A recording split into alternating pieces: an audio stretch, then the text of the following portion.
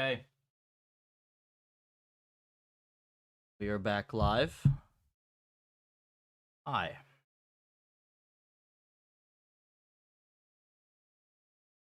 I'm a bit late today. Yeah, it turns out running a 10K 6 days a week and lifting on a cut is kind of tiring. So I slept in a bunch, did my normal routine, and I'm here now. I slept like an hour or whatever, not that bad. Anyways, though. What I'd like to figure out is the best way to get world model stuff working today.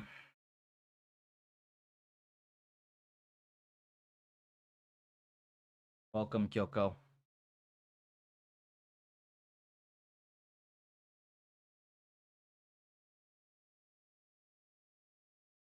This is the original world model paper, right?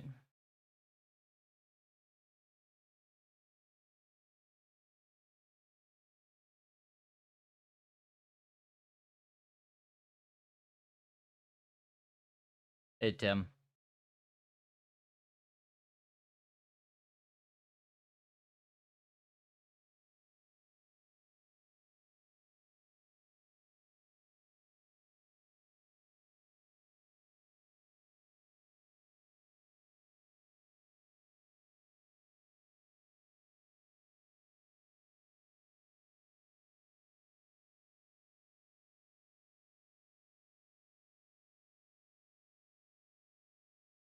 So why? Oh, so this is intentionally low dimensional latent vector. I see.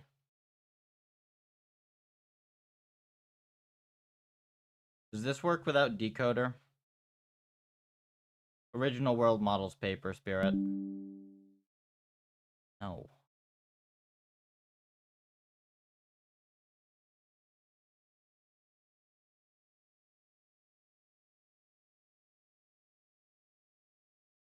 Hey, Jess. Welcome.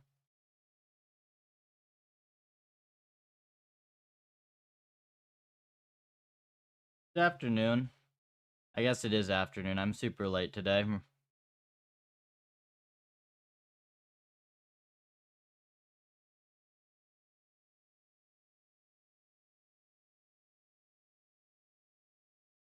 Funny that it is a, wait, we can use the VAE to reconstruct each frame ZT.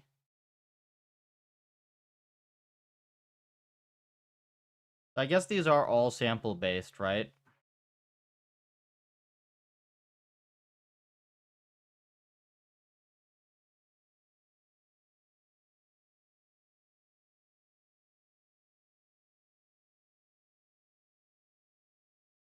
And then they use, they use genetic algs instead of RL on this because David Ha likes genetic algs, not because it actually works better, I guarantee you.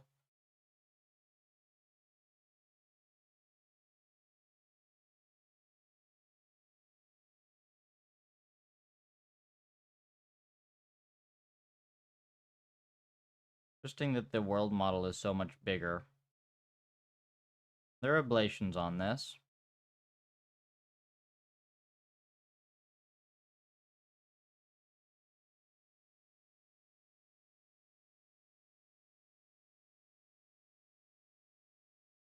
Encoder just reduces the ob size. That's not necessarily the point. The point is that it puts it into, like, you can't just use the observations, right? You need to encode them because otherwise you would need to predict. Well, I guess technically you could do it this way for pixels, but when you roll out the world model several steps, you don't actually have the observations after the first step, right? You have to predict some latent.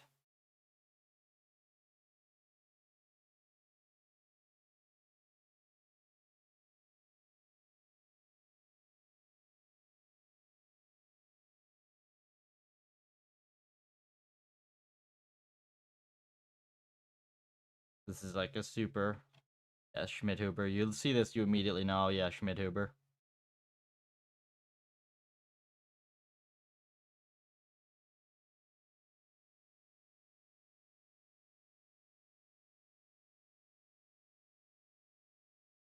Hmm.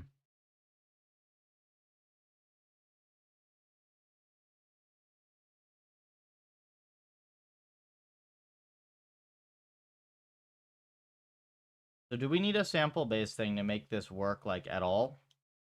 Do we need, like, a big world model as well to make this work at all?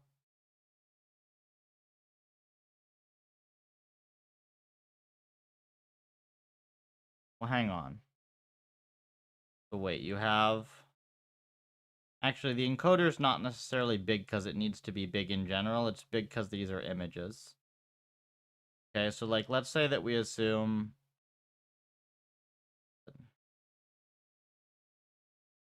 environment...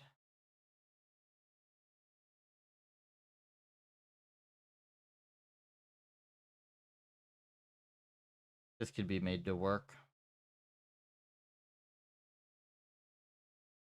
I mean, the goal for today is really just to, like, get some sort of world model formulation that actually does stuff.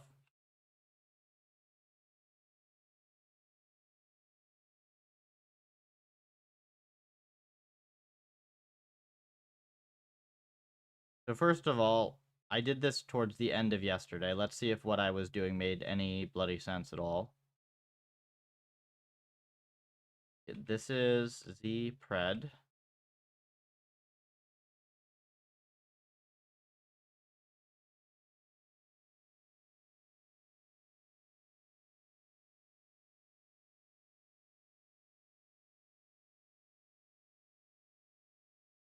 No, this doesn't make sense, does it?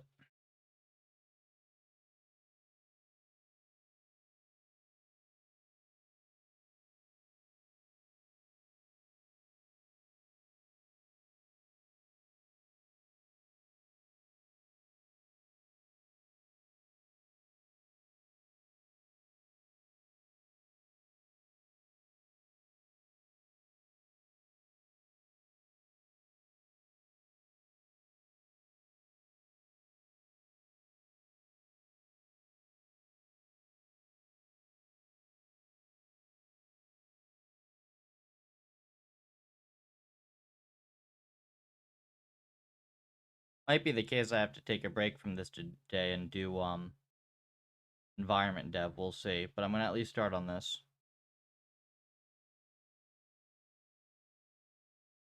Why are you posting the restream message something?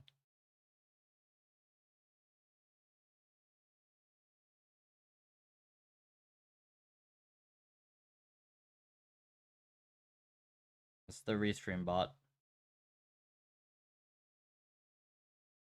I think I just kind of confused myself with how I have this, and this is probably, like, not doing what I think it's doing, right?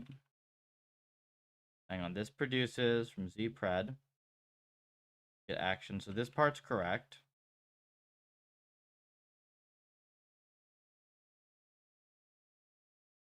State. Okay. And you have z, which is...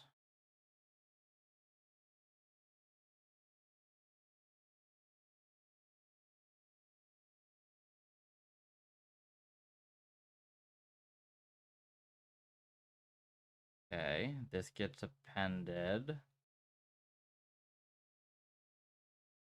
And zpred.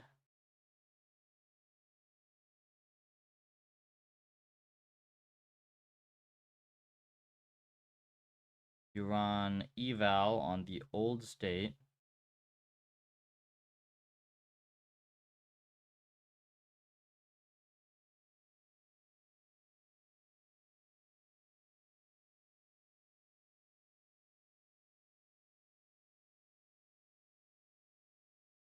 Sure. Hey, how are you today? That is it cutting your messages off and doing that automatically, or are you, like, trolling and posting the restream message? I'm a bit tired, but I'm alright. I've got a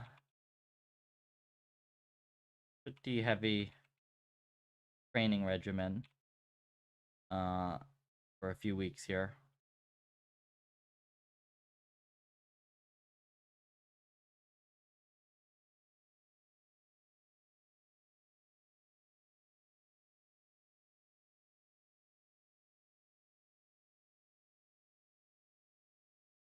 How's the implementation going? Hi, Sacha. I'm working on it. No, I'm trolling. Sorry. Yeah, I figured. How's the implementation going? We have something that kind of looks like a world model, but it's not really training how we would want it to yet. This doesn't train at all right now, right? Make sure.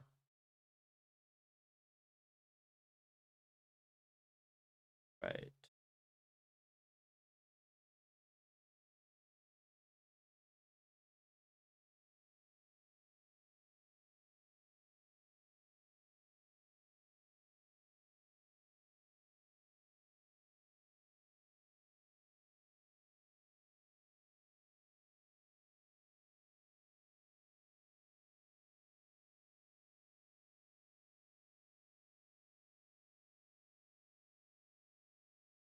I'm trying to think.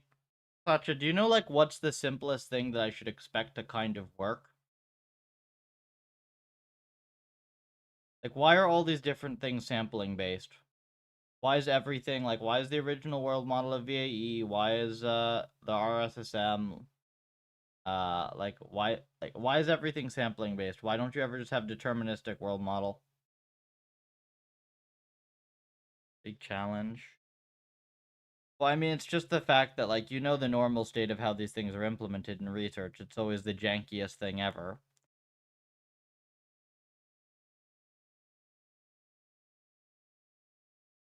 It's never the case that it's just like, ah, there's a clever idea. I implement the clever idea, and now it works and everything is great.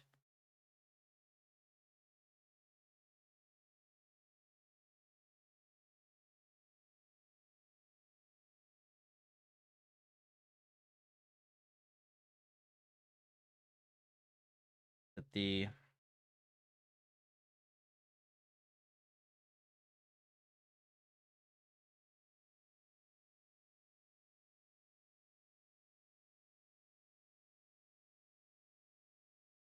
environment has stochastic dynamics, just deterministic part won't work, I reckon.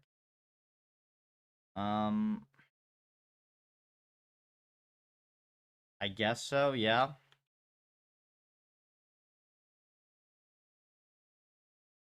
If ideal data of some n limited and you wanted to teach the RL based on that, what would you do?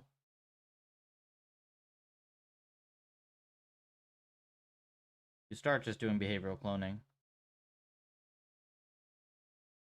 Keep one step back. No, yeah. Mu0, that was initially for only deterministic dynamic.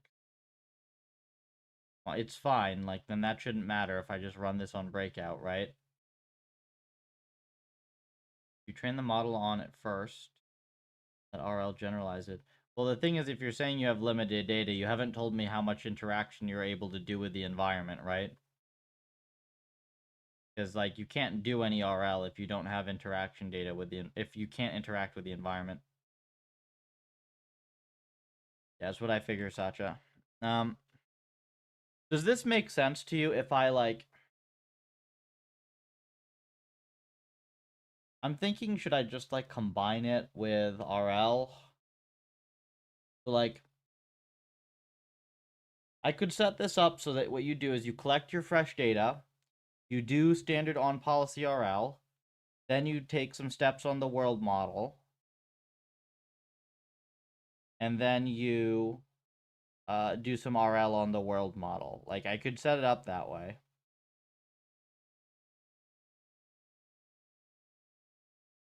Sampling. So, all these architectures that are used in world models are non-deterministic in some way. Like a VAE, the way that this works is you split the output of a VAE into 2 bits, and then half of it is the mean, and half of it is variance or standard deviation, and then you sample from it as a distribution. Like, the output of a VAE is a distribution, it's not just like a hidden state. Or rather, you treat the hidden state that's output like a distribution. As the main thing.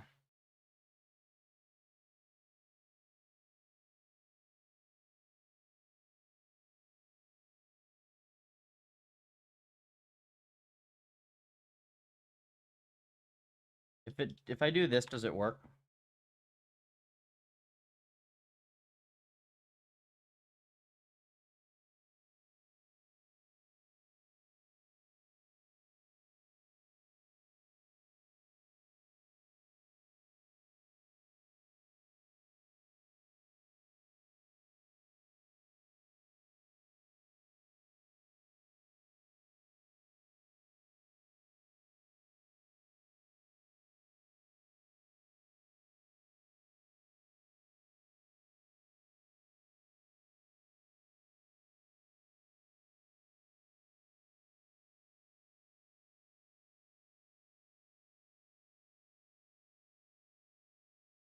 Stop using sampling based. I don't mean stop using them. I'm just wondering, like, could it work on a deterministic environment without it?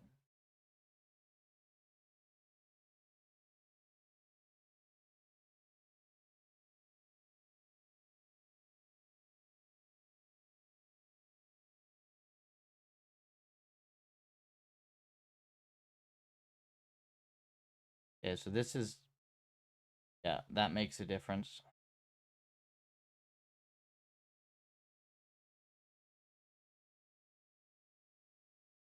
Variance on bad optima. Nope, never ever think about bad optima like that.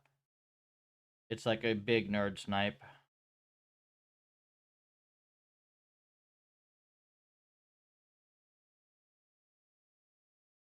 It's like the equivalent of saying bad humors or whatever in medicine.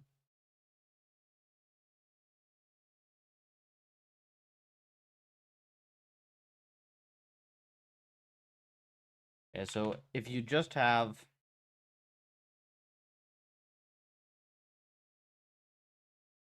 this portion,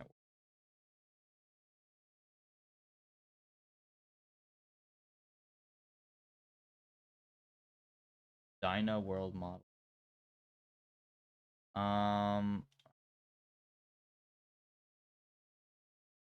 This is like a super old thing.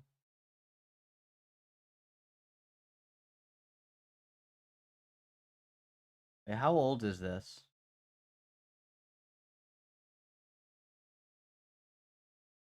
Did this even include a neural net?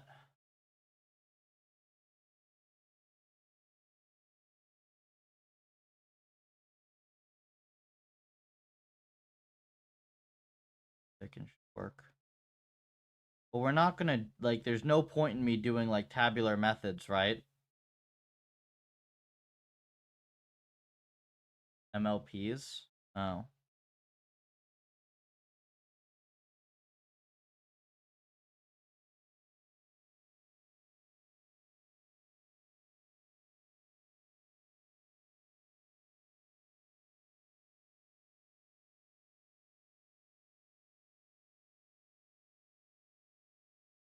Yeah, I mean, I need something that I can, like, transition into the more complex method, and there are a whole bunch of things that would be a problem if I just do this.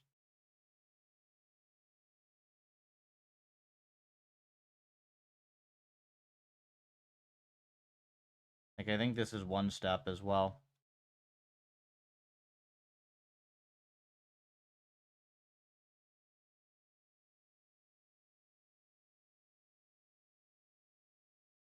I mean, you're basically doing that, right, with... Like, you're not actually really simplifying much. Like, unless I try to do something without using the base setup of Puffer. But, like, if I'm not using the base setup of Puffer, then, like, you literally don't know if a thing should even work. Like, at all. Hey, FBR. Welcome.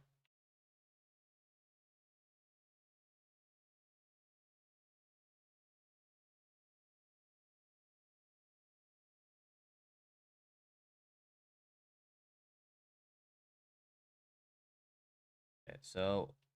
Thing. I do zpred here.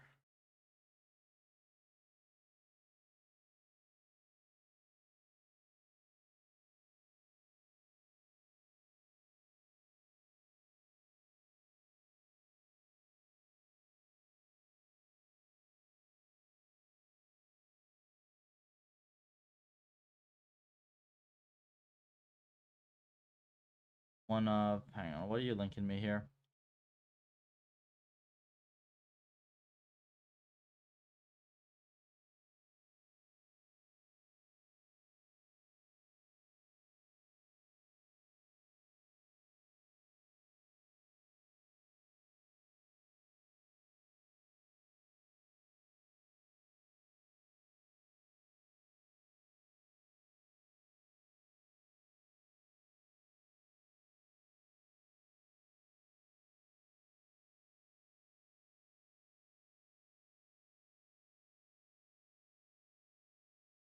Anytime anybody brings up the no free lunch theorem, I always just assume that they're a moron. Like, I don't think I've ever heard this being brought up intelligently in a conversation ever.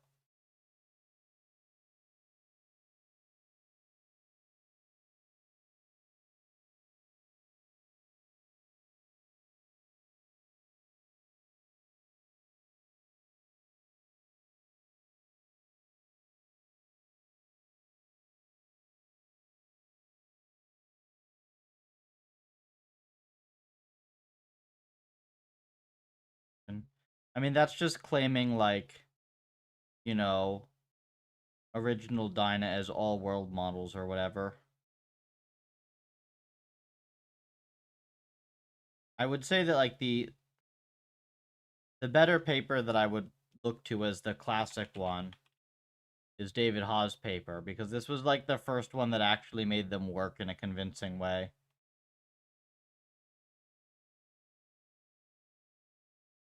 And did I just train this model portion wrong? All preds.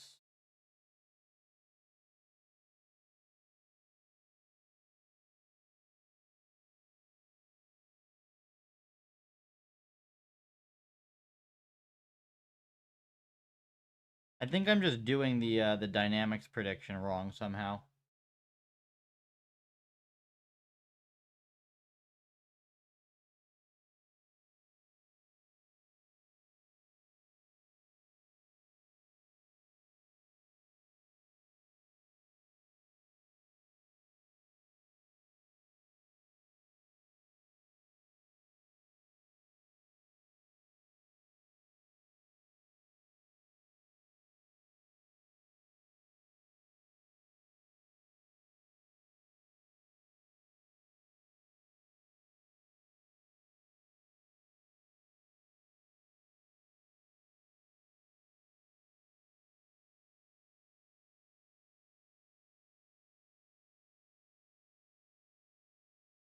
Supposed to be two different things, right?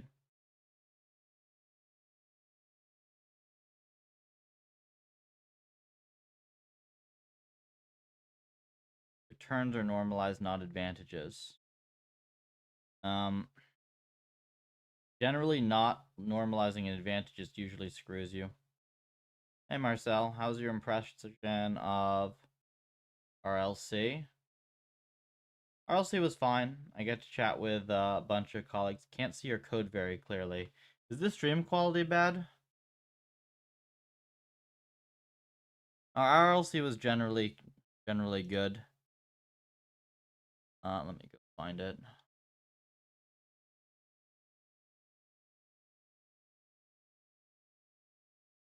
Oh yeah, I literally, people have asked me a million times about this because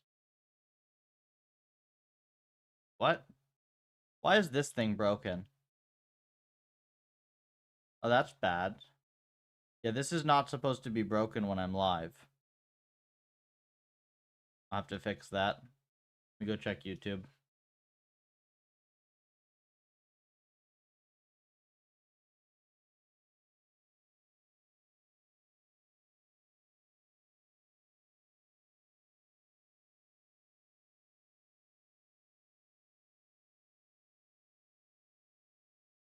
Stream quality looks fine, right? Screen just isn't that large. Okay. Still waiting for the reviews of the profs. But what do you mean still waiting for the reviews of the profs?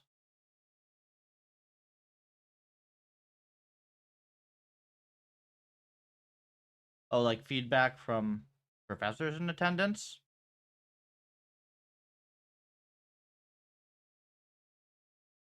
No, I chatted with Eugene, Kathy, and Julian while I was there. Anyone else?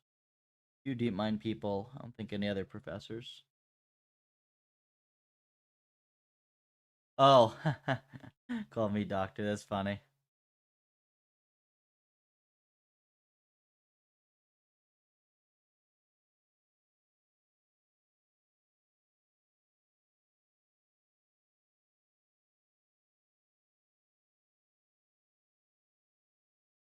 Actually, how the heck are you supposed to train this thing with an RNN state?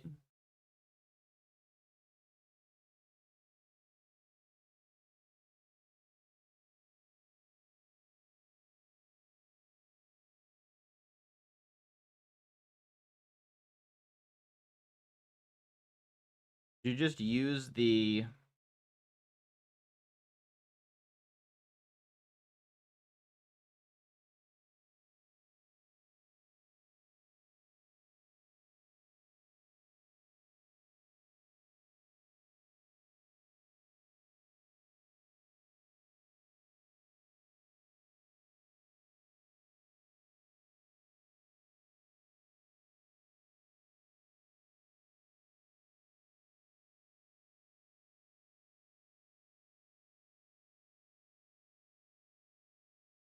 Just a concept for episodic memory.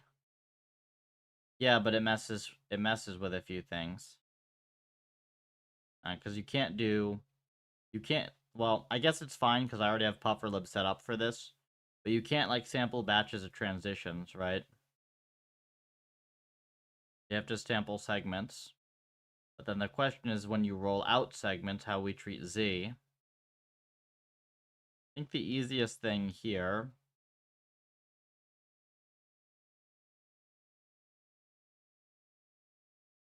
Oh, wait. I guess right now I literally don't have it dependent on... Yeah, I literally don't have it dependent at all on the hidden state. The encoder's not dependent, but then the dynamics will be dependent, right? Because you have to predict...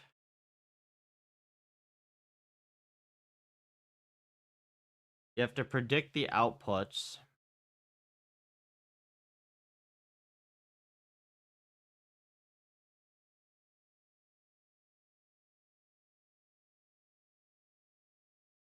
But wait, do you do the...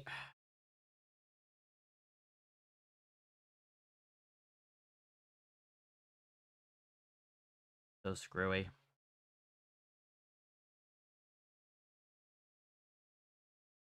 I think the easiest way to do this is to just go through it twice, right? At least initially. Does that help?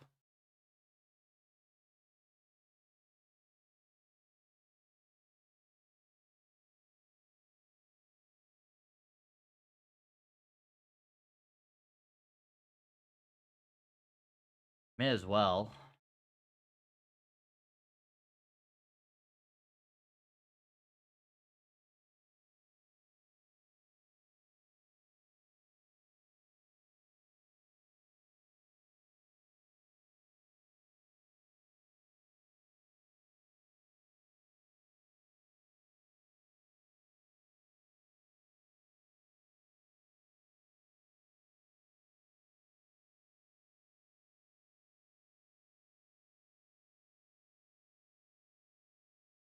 And then we do Z prediction.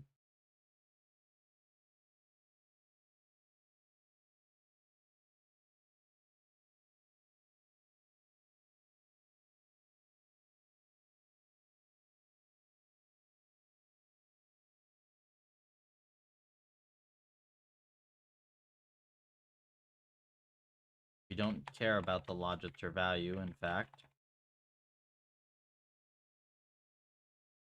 Then we do dynamics.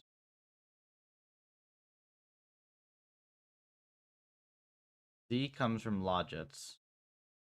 Wait, how does Z come from logic? Z is the encoding of the observations, right?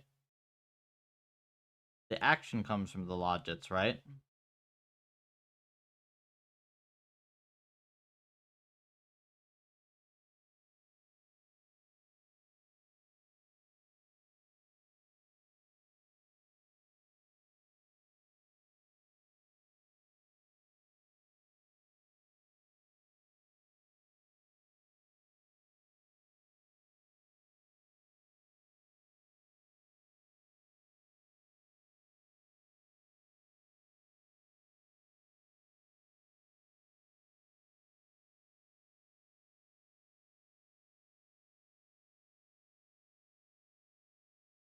Z comes from the prior. What do you mean Z comes from the one? This is the thing that I didn't understand in the Dreamer paper that just, like, made no bloody sense. I mean, of course it doesn't. Paper that gave me a ton of trouble makes no.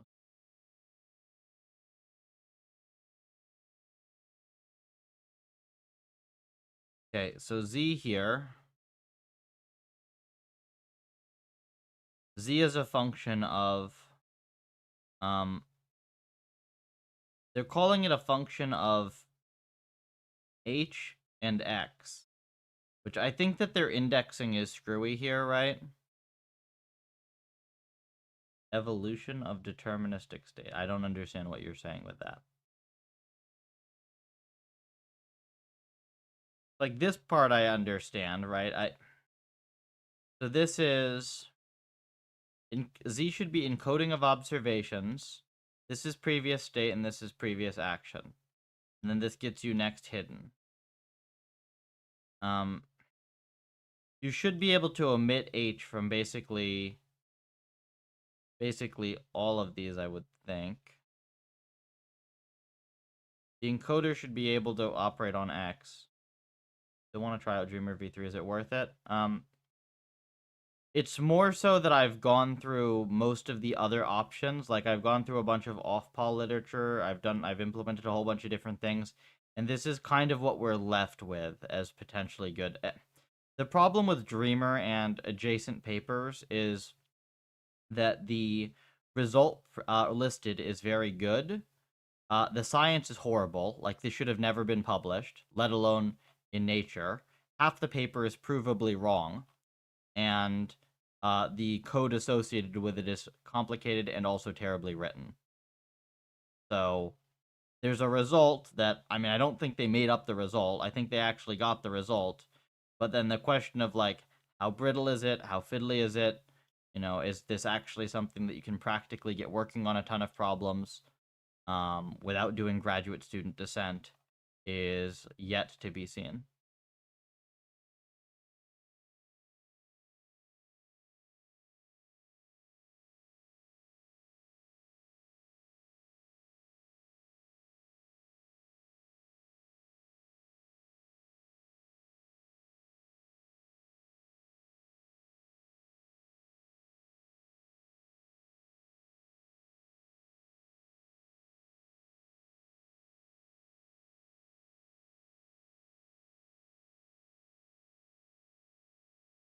Yeah, I probably don't fully understand.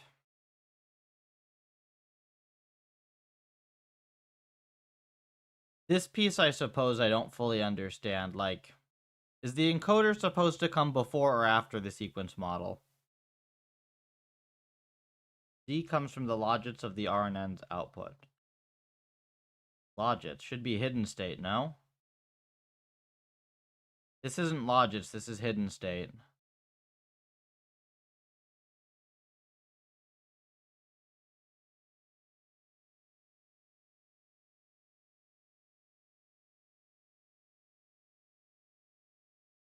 It doesn't make sense to me, though, Sacha. Like, how the heck can... Then it's not set up correctly like an encoder, right? You need an encoder on the observations. Sampling, yes. When training, no. I don't understand that one bit. Like, there needs to be an encoder that just takes the observations in and sticks it into some latent. And for whatever reason, they have HT, not even HT minus 1 here. I don't understand this architecture at all. Like, these formulas as they're written, they just do not make sense to me. These seem circular. Z hat is sampling, Z is training. Z hat is sampling. Why are there two different ones?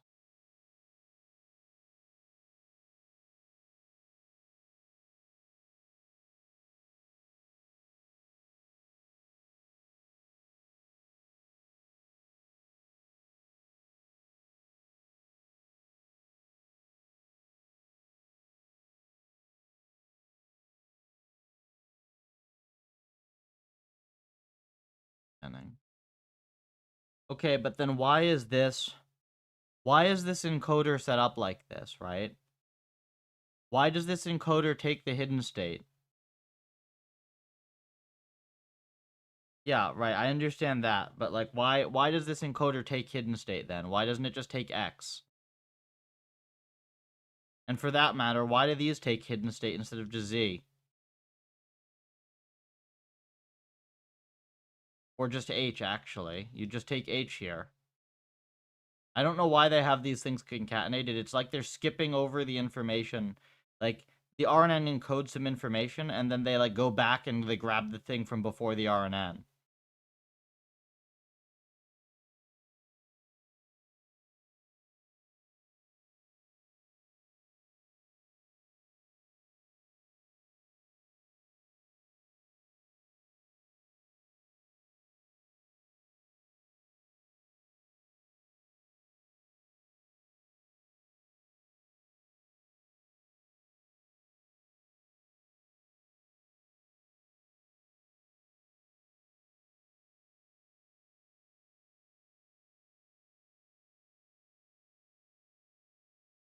They have to get something up here.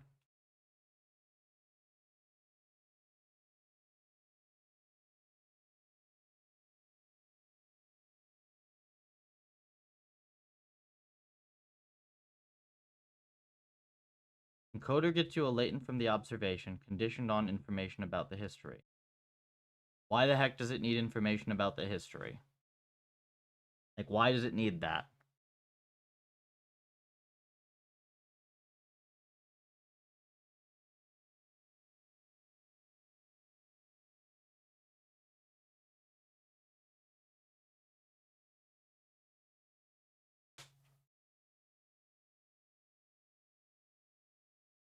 I suppose I can probably modify it to be like something like that. It's the way that they have the time indexing is really screwy. H is encoded from LSTM and OBS. Right, but like why? Because the LSTM already takes the OBS, right? So why did they put the OBS into the like why do they put the OBS into the LSTM and then skip over it and like go grab the original? To approximate transition dynamics. Yeah, you don't need to do that to approximate transition dynamics though. They have extra stuff in these they have extra stuff in some of these networks that you don't strictly need, and I don't understand why, because it's very screwy. Oh, also, like, the difference, I should be clear on this. Because they're using a separate output from the RNN, like, they also will technically end up making it so that I would have to write a custom kernel for this crap.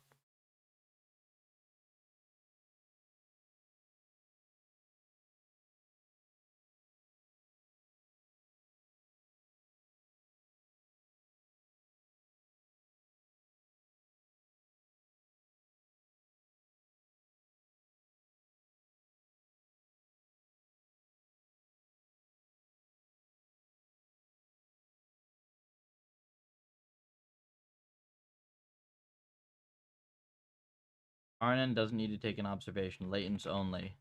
Yeah, but then the latents are like, look. Okay, yeah, so RNN should only take latents, right? So RNN should only take latents because obviously you need to be able to run this in the imagined rollouts, right? But then when I look at what Z is, I'm expecting Z to depend on ht minus 1. And they have ht here. So, like, it looks to me like this component, z, is defined to come after h. It is, right? So why the hell does the encoder come after the sequence model? Like, they have this indexed in just, like, a completely Byzantine weird way where I can't tell what the hell they're actually doing.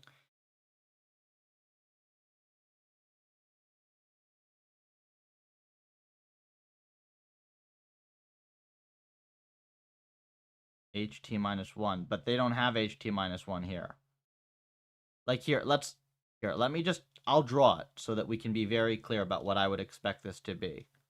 If you do it this way, in my head, it makes sense.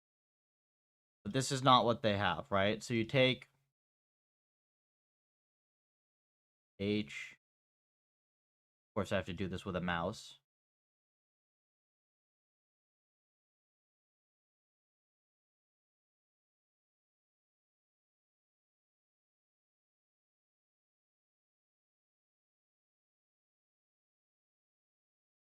T.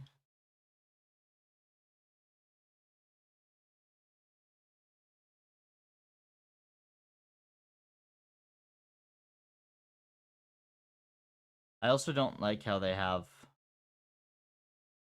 this is like weirdly as hell notated, so I'm going to do it in a way that makes sense. Q, B.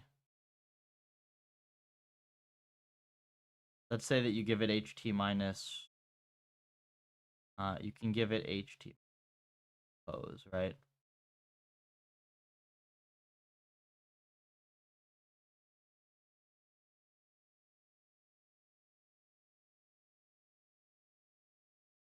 And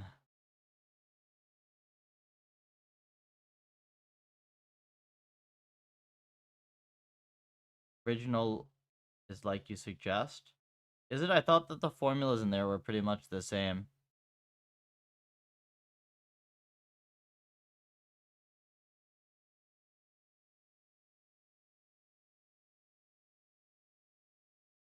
So like something like this. zt depends on h t, but ht depends on zt minus 1. ht minus 1. They want h to be learned from x.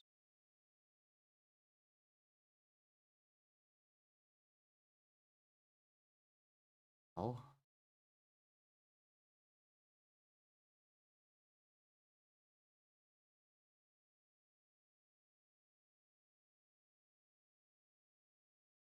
The thing I don't understand is, like, you expect this to work like in RNN, right? You expect to, like, you expect to do, like, x goes to z goes to this, right? But then somehow they're defining z after, they're defining the encoding after the RNN, which doesn't make sense to me.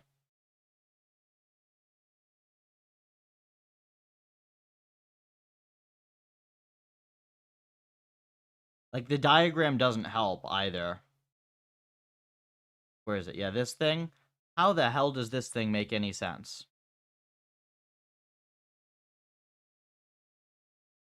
Like, first of all, I don't know what these dashed arrows are.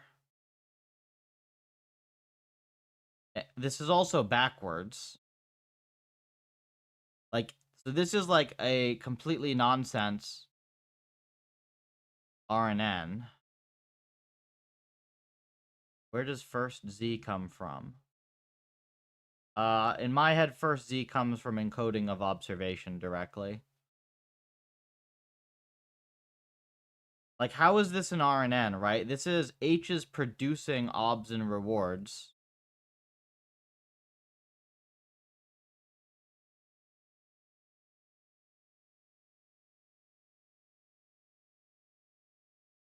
So, like, they just have this drawn in some completely Byzantine way that makes no sense to me at all. When you're planning, there's no observation. When you're planning, there is no observation, right? You're acting on latents. So you should be acting the way that you do this, right? is you don't need X to go in, you just need Z, and you can predict Z. Right? So you can take like output of, where is it? You take like output of this, which is like HT minus 1 action T minus 1, and you can predict ZT, right? That's how you would do it.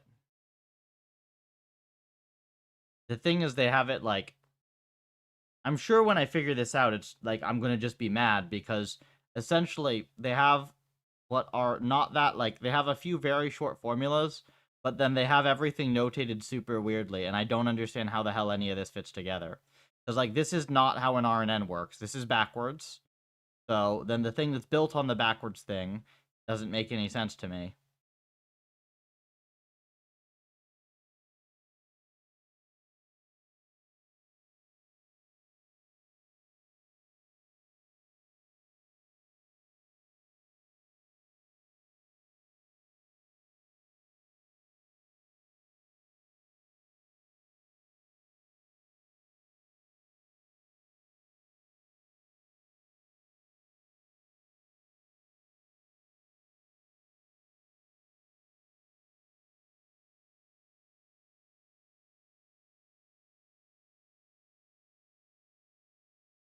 So H0,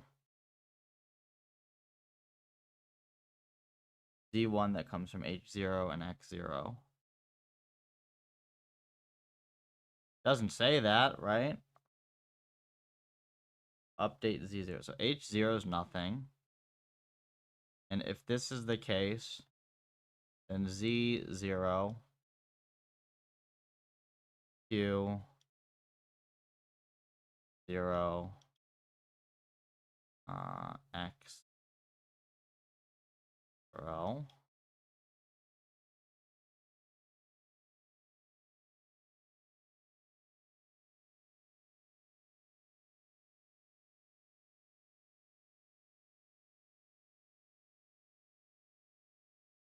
E is discrete and H is...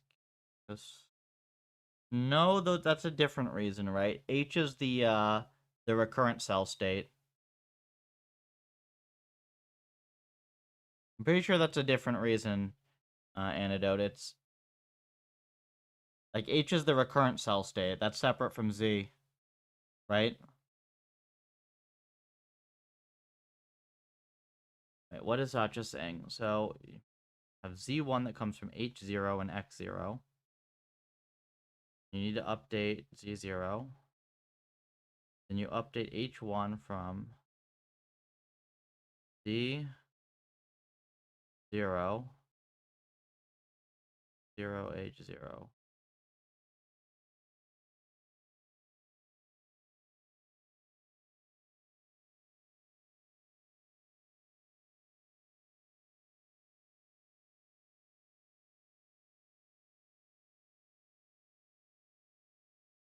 Time to ask Grok to put it in normal language. Well, what happens when Grok gets it wrong and then I spend the next 3 hours thinking I understand but don't?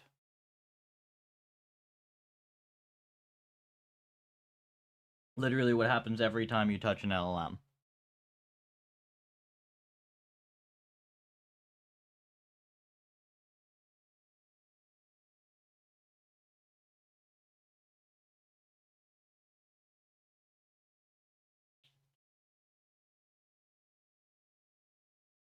Drag the latent from behind. Hang on, maybe there's a way I can understand this thing.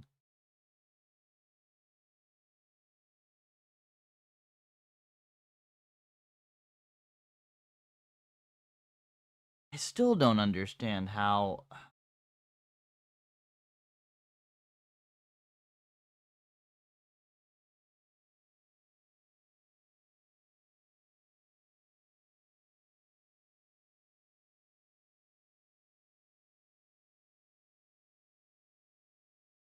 One.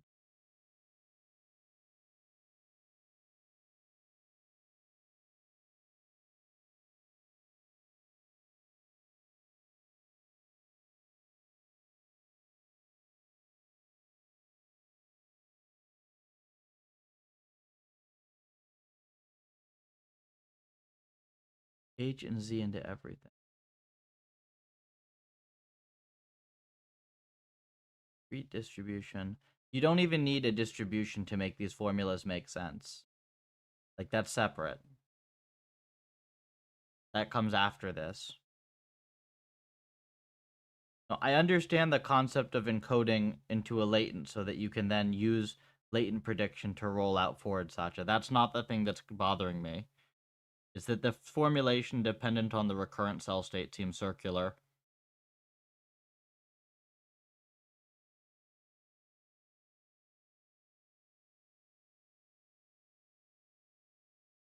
H1 depends on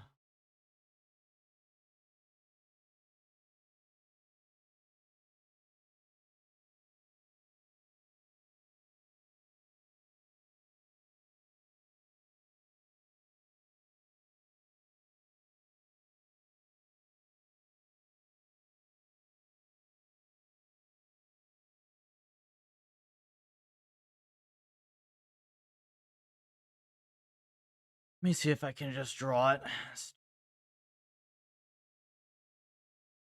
Yeah, it's just backwards. Let me see. I think it's... If we do this, you have H0.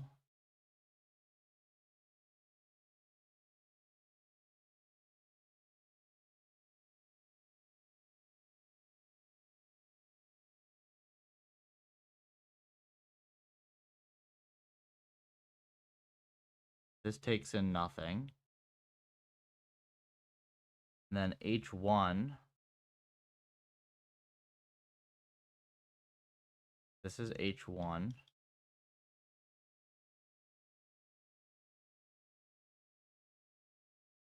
H1 needs HT minus 1. And then ZT minus 1.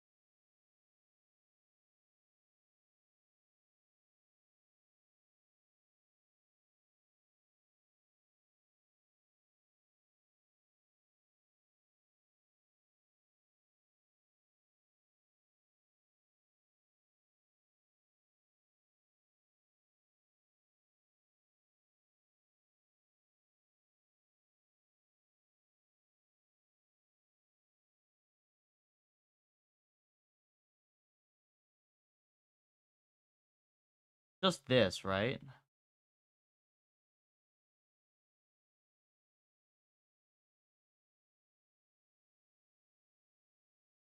Isn't it just this?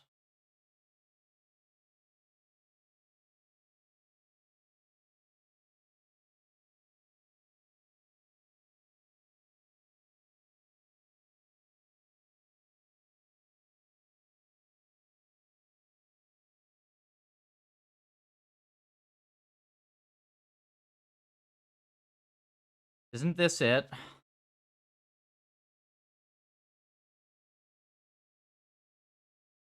Z0, there shouldn't be X0.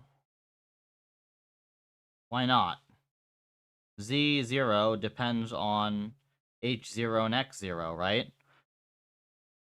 The encoder has it right there in the formula, no?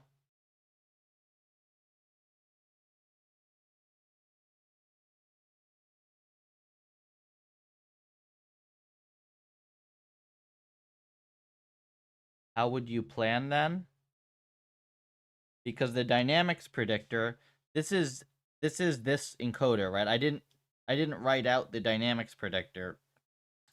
The dynamics predictor would be like you take this and then you do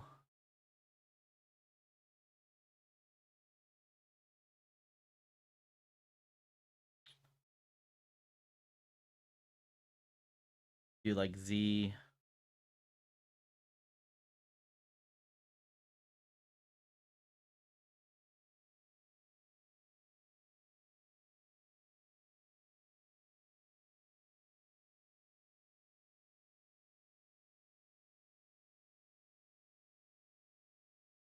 But I think in practice you don't want to do you don't want to sample the first observation, right? You use real data for the first observation you imagine, no?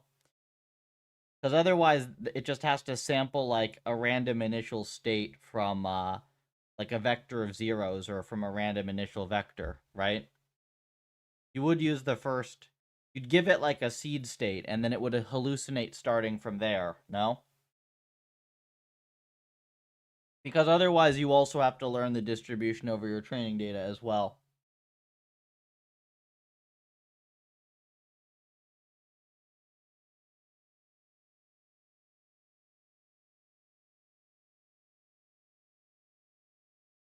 Paper uses seed state, yeah. So here's my question. Why the hell do they do this?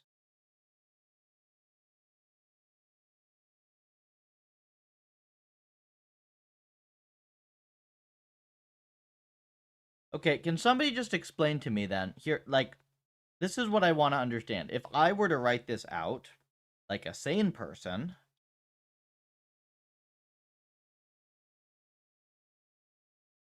in my head, you do like this. X0, 1,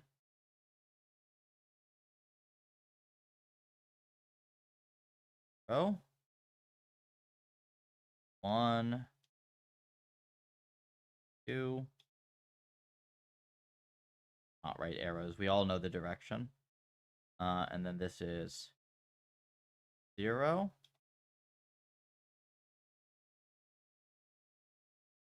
I would just train from here. I just do like this. Hat. Right? A. You also get A out of this, right? Need the action. You get Z2, Z1 hat. Get like 2 hat. Why would you not just do it like this?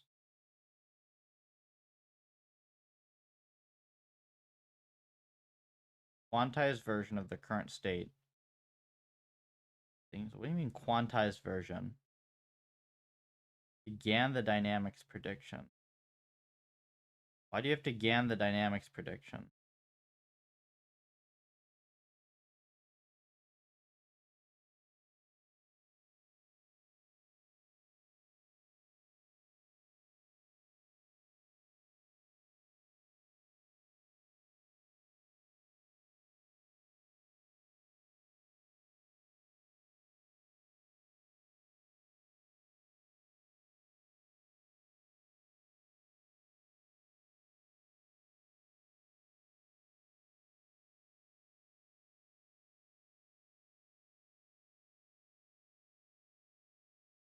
Wait, are these not equivalent?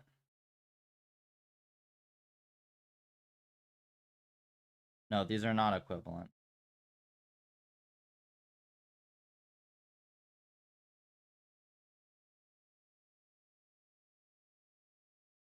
RNNs, what do you mean RNNs regress to the mean otherwise?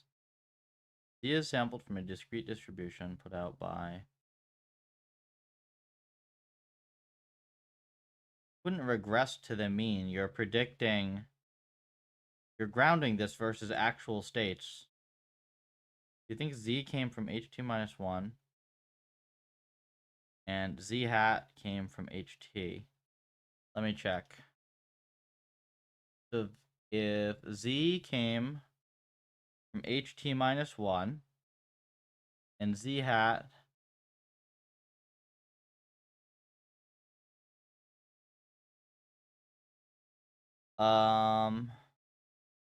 Z hat would come from HT minus 1 as well, wouldn't it?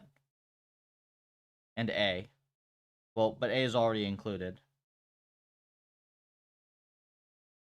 Well, hang on. It depends how you write the syntax.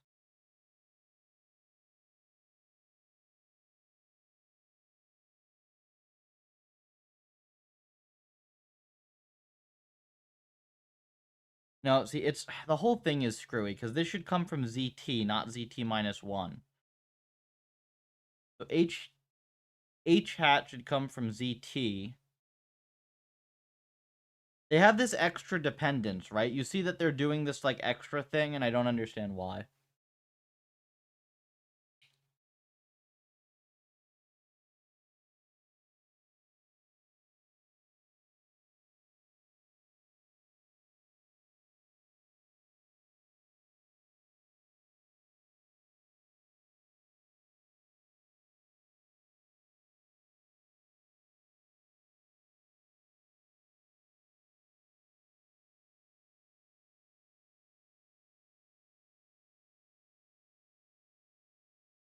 Okay. Need sampling to keep things coherent. Probably. Has anybody actually tried this? Like, why did all these papers use sampling? You could imagine you can write down a deterministic form of this where none of these are just, these are all just standard layers with no sampling, right?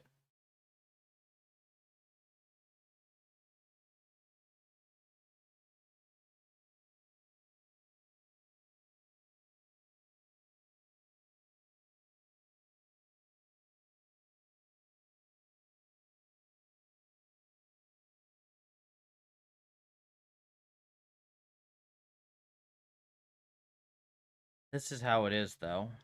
At least we figured out, I think, what this thing does. Somewhat.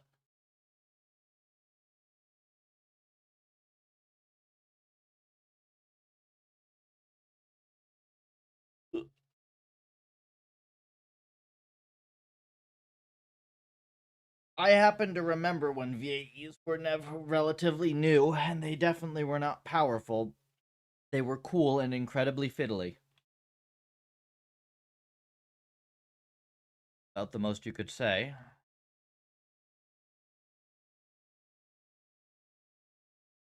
Heck, you could say that of RL up until the puffer. Dramatically less fiddly now.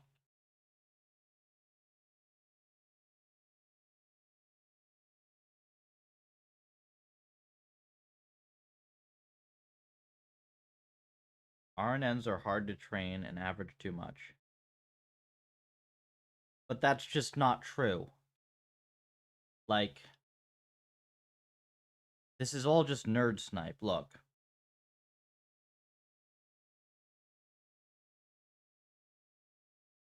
This is a fucking one layer RNN, okay? This is a one layer RNN beating Dota. This, like, smokes every other single result in the field. By a mile, at least in my view. Like, all this hierarchical stuff has way, way, way less evidence behind it than just this.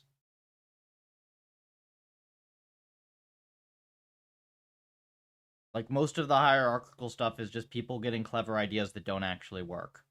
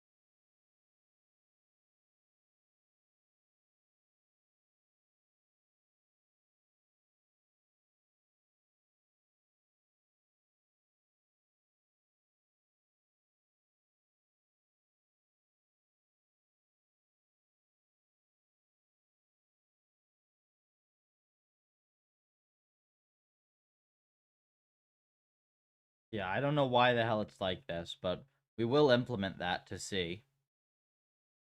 In some sense, when I've actually written it out reasonably, it's not that hard of an ablation to do, right? It's just you give it the previous state or you don't.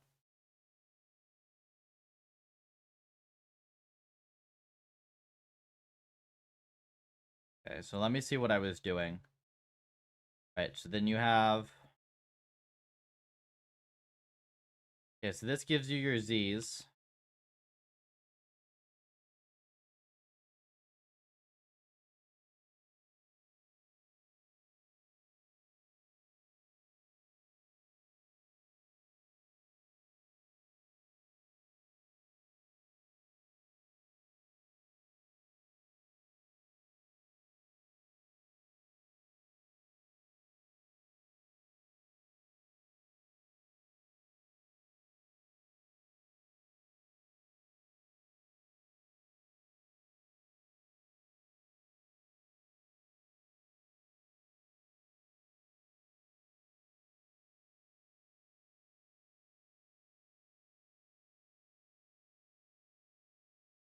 Dreamer had a better diagram. Did they? I thought they kind of just reused everything.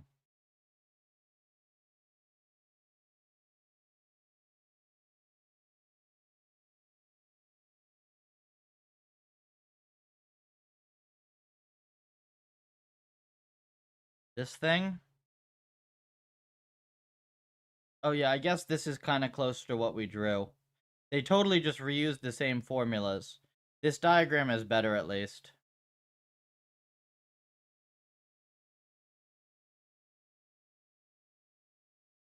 Right.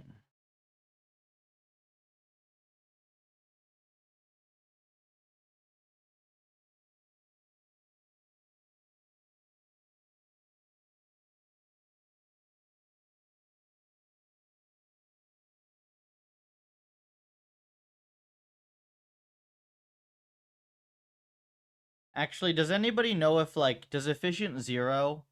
If anybody looks at efficient 0 too, do they do this stuff?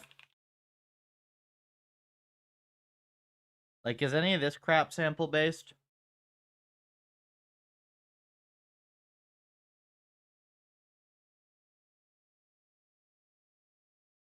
This doesn't look like it, right? This looks like it's a deterministic model with search.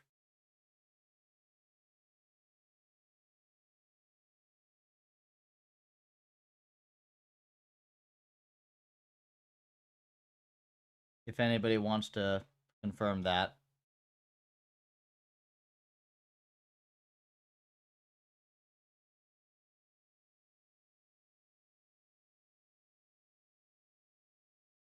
The third is some scaling and improvements to the RL. The third is just some scaling and a bunch of improvements to the RL that are wrong.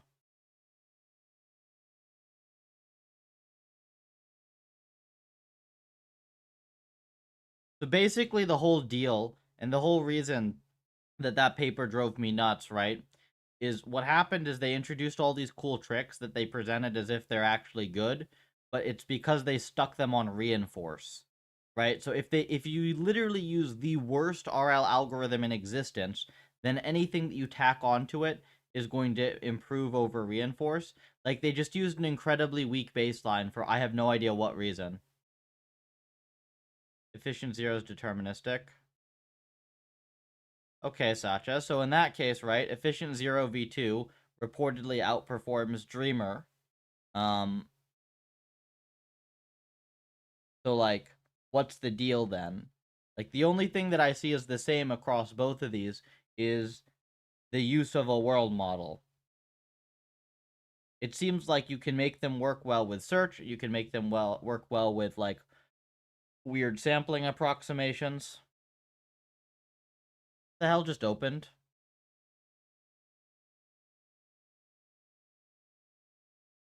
Something just opened in the background, that was weird.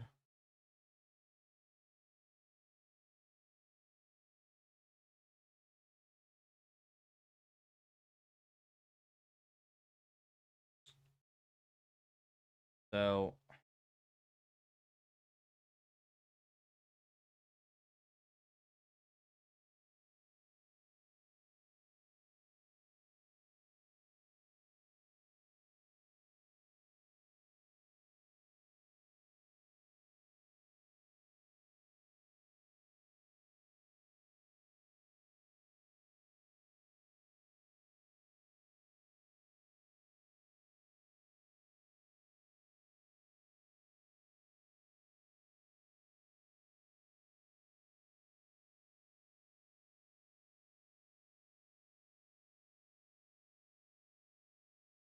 For stochastic stuff, they have sampling.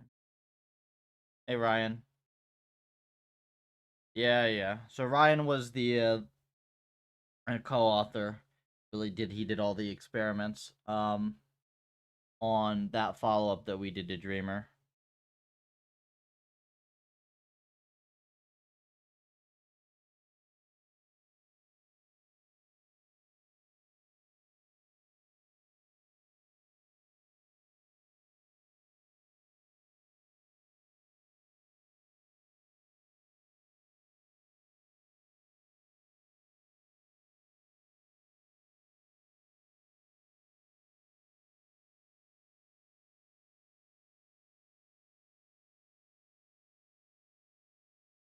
This is good enough to train the world model, right? And then we can do separately, we can do the RL. Hang on, maybe it's easier to do it this way. Fishing for shadows, just like shit talking that paper, as do I. Which, if you remember, when I started that project with you, I think we were both super excited about like this awesome new piece of research and how it was like this big thing for the field where we really hadn't had, any major breakthroughs in a while. And then it sort of came out of left field, and it was just all bullshit. Why reinforce? That's the thing. It's a major oversight.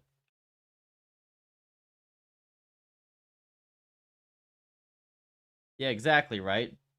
And the thing is, they presented it as if it was, or as if it were, and it was like completely. I mean, it's like blatant scientific misconduct.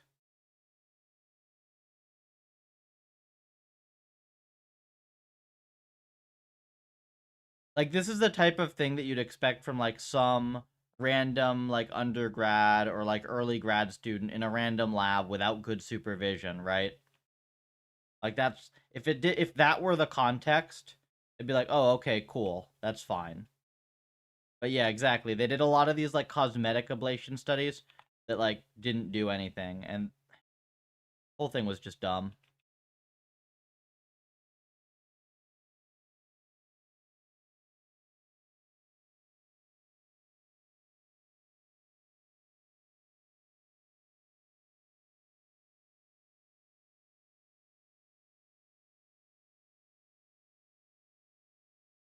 With an inefficient on policy algorithm.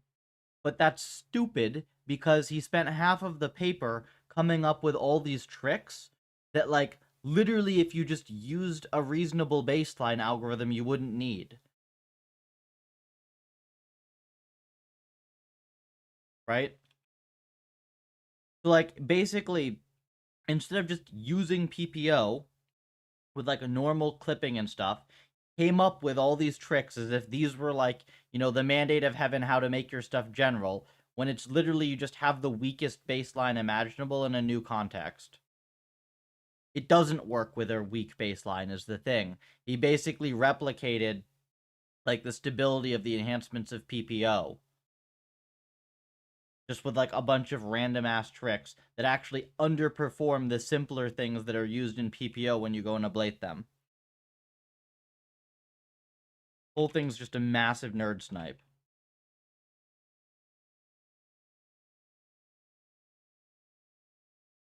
That's why we don't like that paper around here.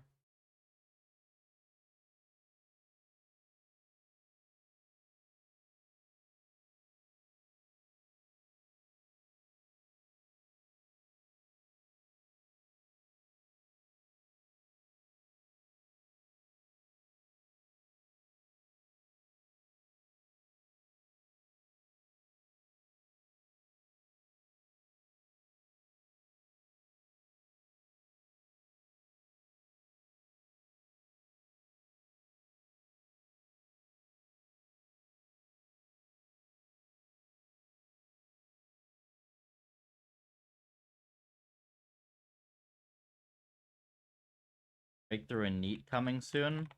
I will be very surprised. There is.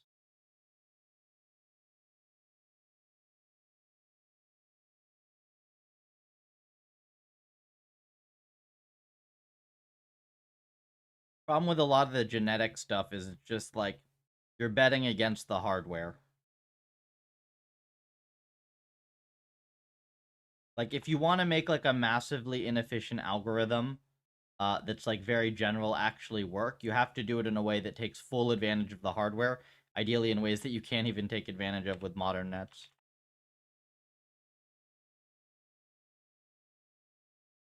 Names.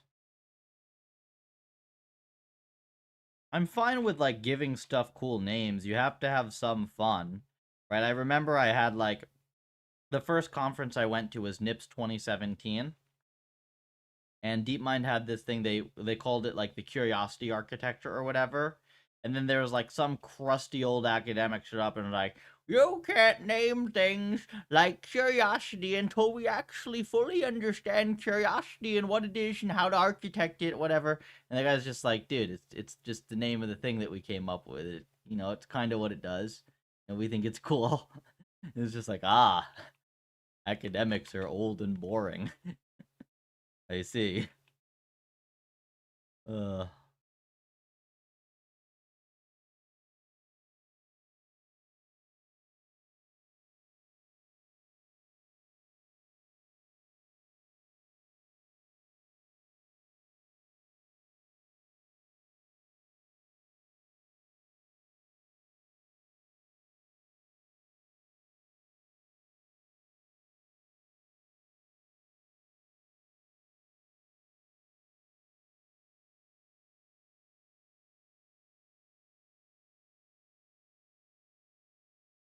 Popping up PPO. Tired of reading the 50th all you need paper. Yeah, I mean, it's the current implementation we have of PPO is very good for what it is, right? The thing is, there's just really not any good way to, like, take what we have and make it sample efficient without making it massively slow. So, see, the problem is, like, you actually can match some of the off-pol algorithms with PPO in sample F, but you have to go to these stupidly small batch sizes that are just completely antagonistic to the hardware, right? Like, there's just no way to make batch size 32 PPO sample efficient or efficient on the hardware at all. That's why, like, all of RL is just so bloody slow.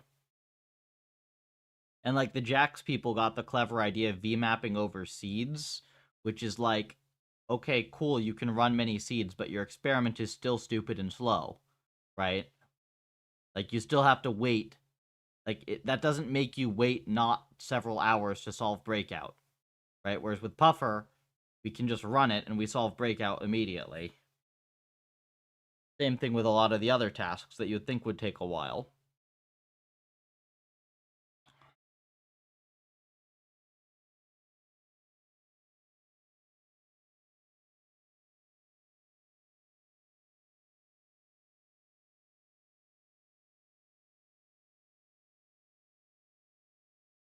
Formers, wrong move.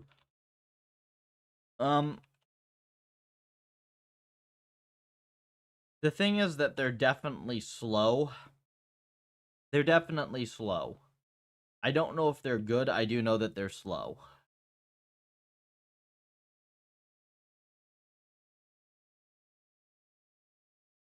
Like, I don't really think... Has anybody done good comparisons of transformer-based architectures? Like, actually good comparisons to recurrent architectures for small model sizes?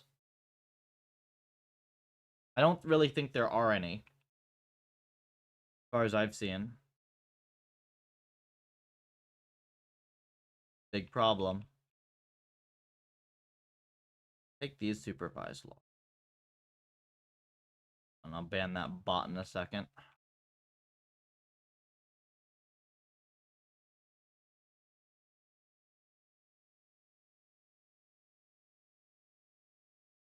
Isn't a thing like transformer architect. Well, but you get what he means, right? Like, just the idea of swapping from a recurrent based architecture to an attention based architecture.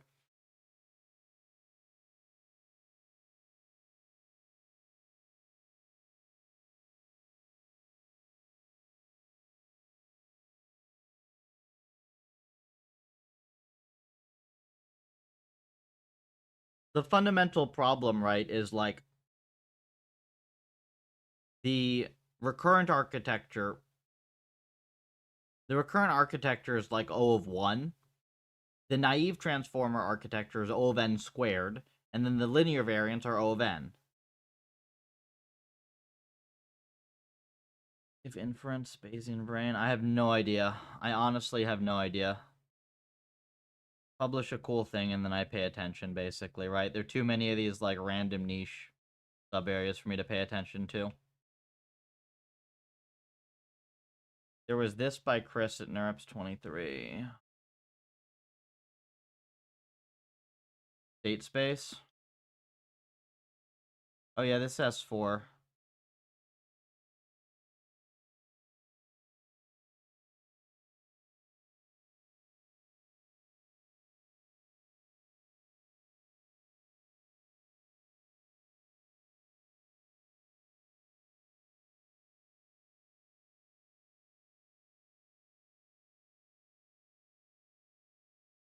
Yeah, I should probably actually read this, right, Ryan?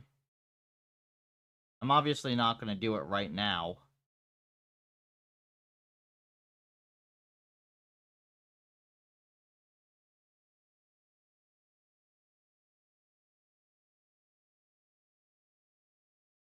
This would be good. I honestly wish I could just, like, pause all the crap I have to do with the business side. Just do this for a few months and come out with Puffer, Puffer 4, Puffer 5, and just, like, have the damn field solved already. But I have to split my time a little bit.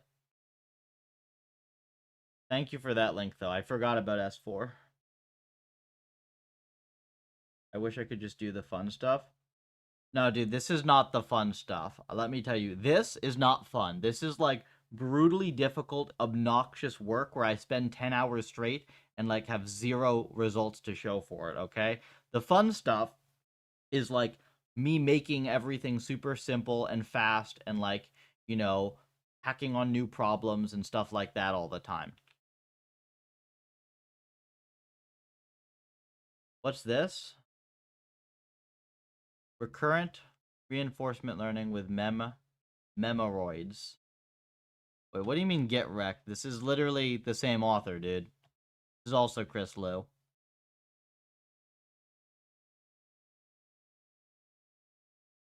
Is he still at OpenAI? It'd probably go... He's probably an SF, right? Probably could go find him, take him to dinner, and be like, hey, what if this shit actually works?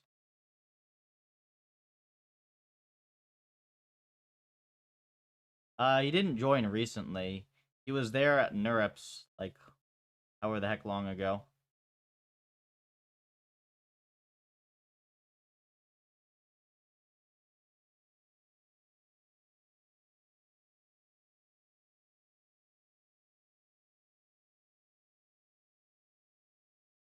Monoid-based framework. What the hell?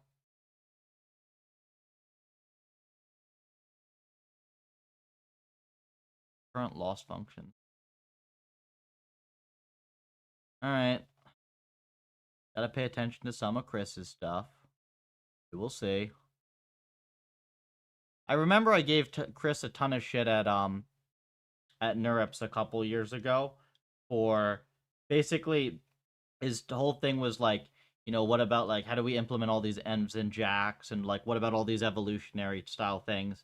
And I basically told him, one, it's impossible to implement, like, increasingly complex and interesting envs and jacks because that's not how GPUs work. And two, the evolutionary stuff is interesting, but you get stuck on, like, how do I build interpretably complex environments and keep scaling that side of things. And at least, Chris has done way, way better algorithmic side work than I have. But I think on the environment side stuff with Neural MMO3 and what I've done with Puffer, I think that that's been shown to be right.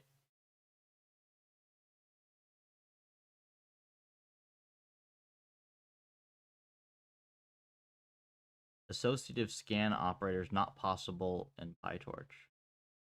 Well, Ryan, if I implement it and it's slow, but it's good, I'll write a fucking kernel, right? It's not possible in this, like, make up imaginary land where, like, you can't write new kernels.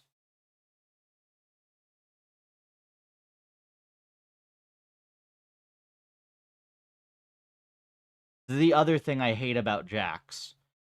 It like abstracts you away from like write a fucking kernel. No, it could totally be impossible, right? Like for instance, literally just something as simple in PyTorch as what if I want to reset the LSTM state on done? That's impossible to do with PyTorch operations. You actually have to do it. Um, you'd have to write a kernel to do that fast.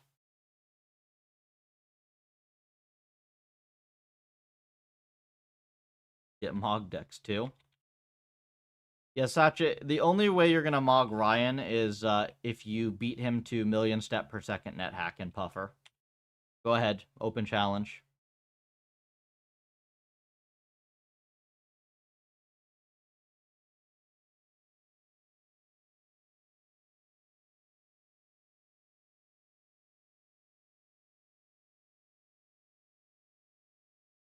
Solve net hack perform exactly. And if you want to do the same with me, you have to both beat me to the Puffer algorithm and outdo my fitness regimen.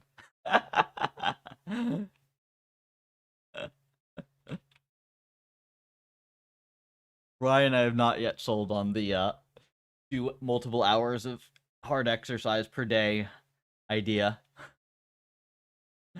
I wanted to organize the Buff Puff gym meetup at RLC, but I didn't end up having time to do that.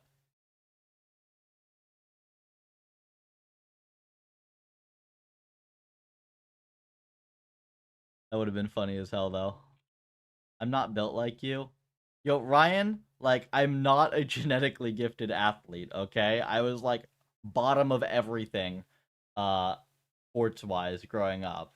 It's literally just like just have to put in effort.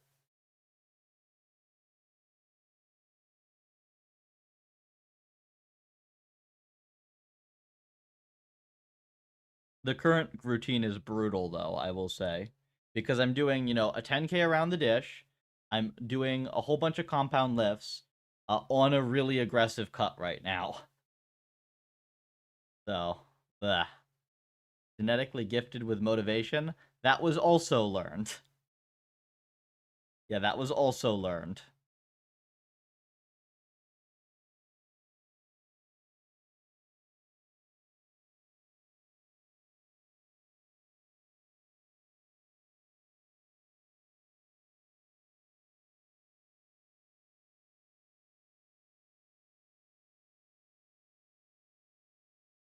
Curriculum and recurrent Genma.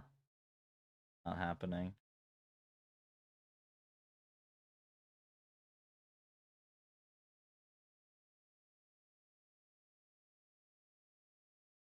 And let me figure out real quick, guys, what the heck I was actually doing here, because before I forget and distracted here. Because I did actually have something to do on this. Then to get your level, I'll get closer. More exercise each year is good. Honestly, like having your own basic setup helps a lot. Because actually, right now, the running is way harder than the lifting routine. So right now, without really any dedicated warm up, I'm doing like I just have everything pre-weighted in my garage. I do a set of bench, a set of deadlifts, a set of skull crushers, a set of dumbbell shoulder presses. What is it? Set of easy bar curls. A set of weighted pull-ups. A set of weighted crunches, and I think that's it. So like, just 7 sets at the moment. And that's like decent. Like that's already like decent maintenance plus scoring up a couple weak spots. The running is way harder. At the moment, I'm literally just doing that exact thing 5 days a week. And the only thing that's like remotely sketchy in there is the fact that I'm doing like a set of 5 relatively heavy deadlifts cold. It's not even that heavy. I've got like 335, I think, on the bar at the moment. So I'm doing that cold for 5. Definitely could go a little bit heavier than that. Like I could go a little bit heavier than that, but I'm on a cut, so it's like, we just do that.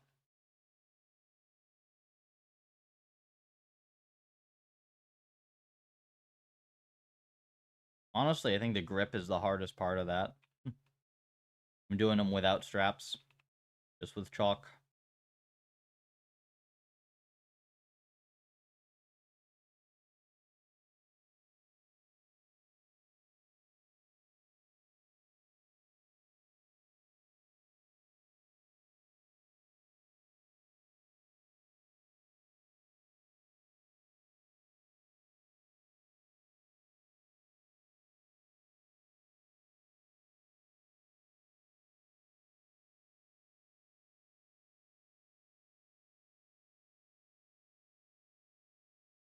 Actually make a little progress on this.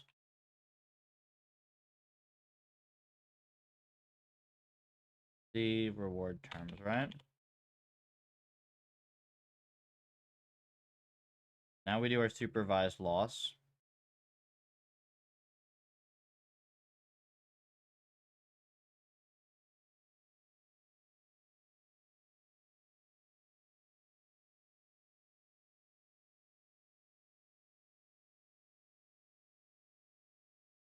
And we do this exact same thing here now, right?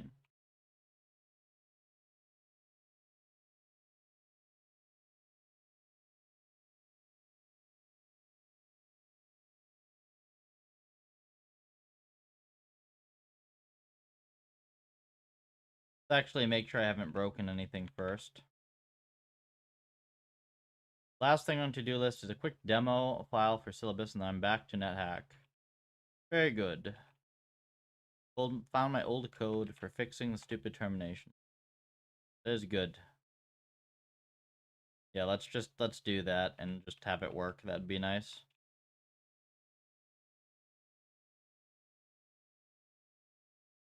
So this is supposed to just be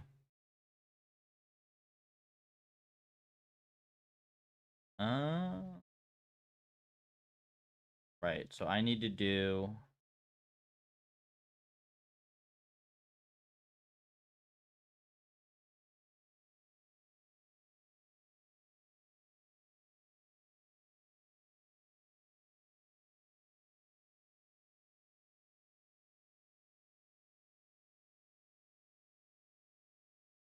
this.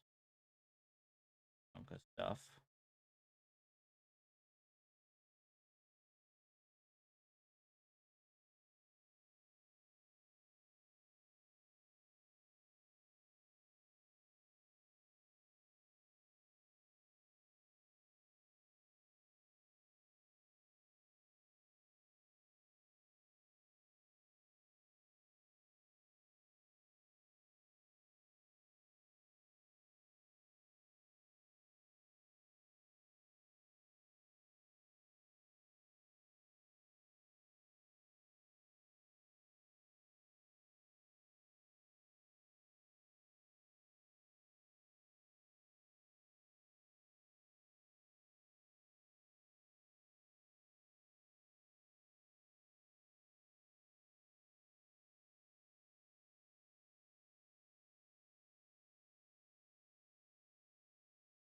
I definitely don't feel like I have the same energy today as yesterday. Freaking research is just brutal.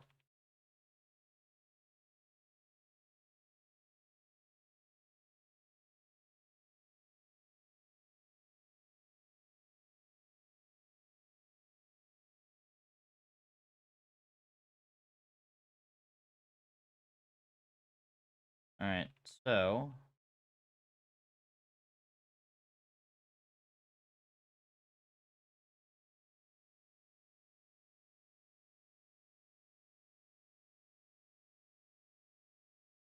I'm gonna say that we do Z like this for now.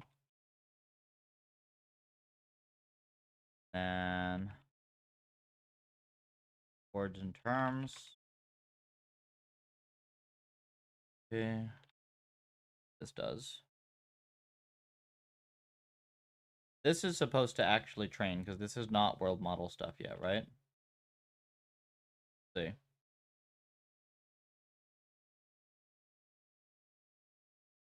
Yeah, so this actually does... Yeah, okay, this does train. Note we're using the predicted rewards instead of the actual rewards. Oh no, actually we're not. My bad.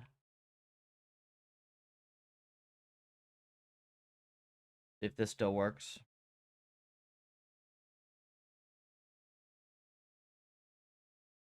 This is predicted rewards and predicted terminals instead of real rewards, real terminals.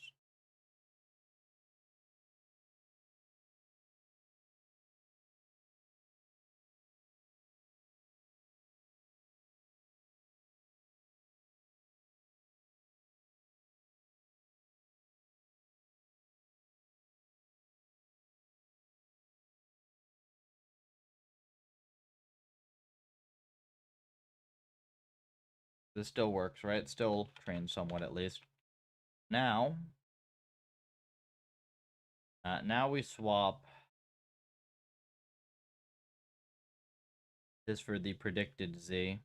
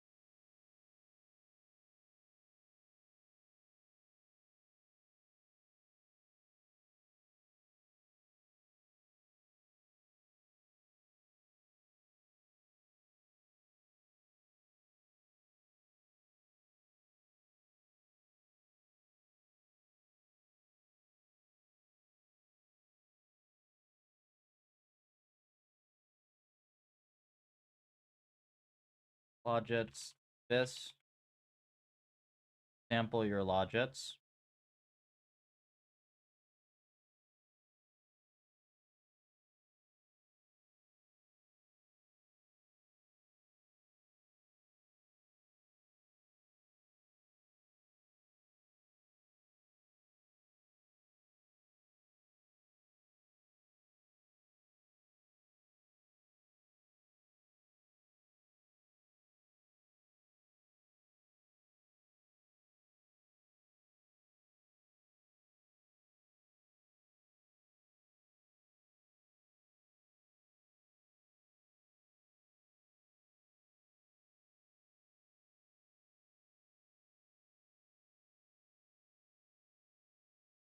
Okay, so this still runs, but probably doesn't train, right?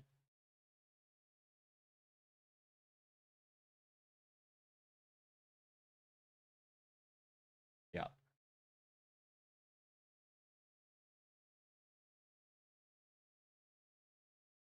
So what we need is we need to have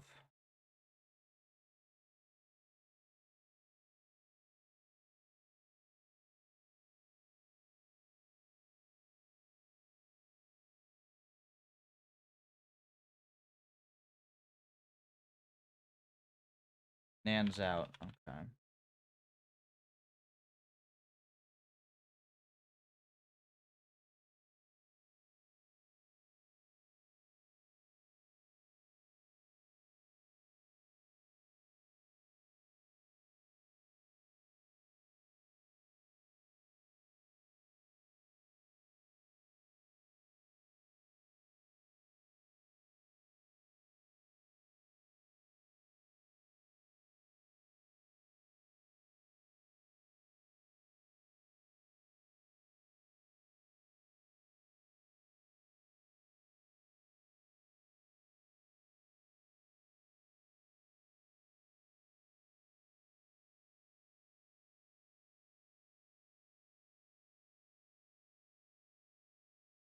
We need to adapt the architecture and such, but it's like something roughly like this.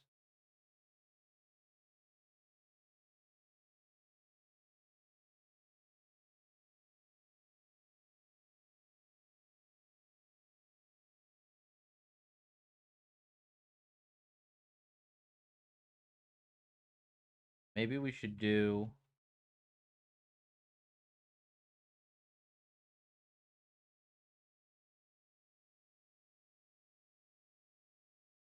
We can always try the easier task, right?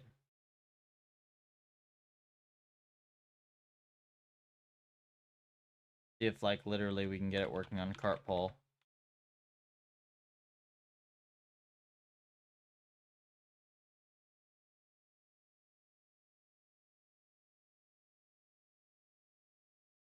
Okay, but we need to do a few changes, I think.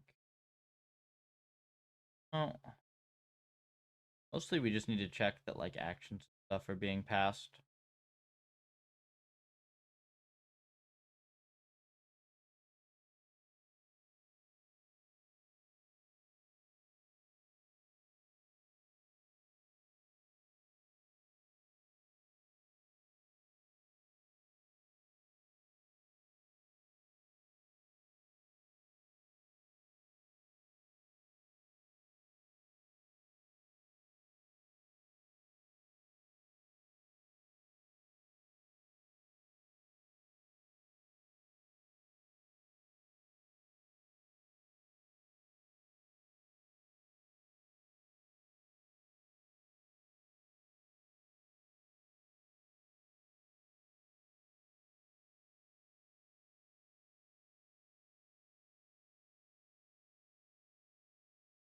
Do forward eval, state,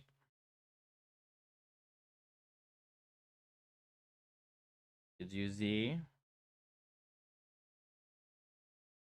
Oh yeah, we don't have action in here, do we? Why do we not use the action that's needed?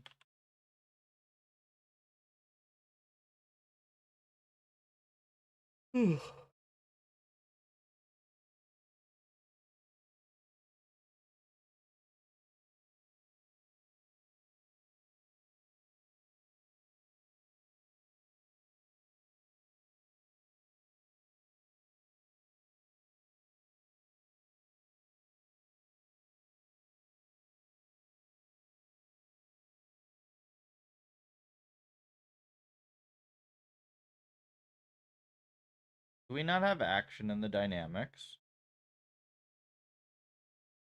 Have it in the sequence model.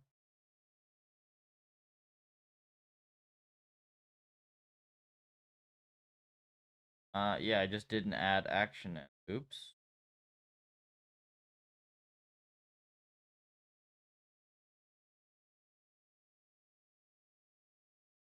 Yeah, this thing needs to take action, right?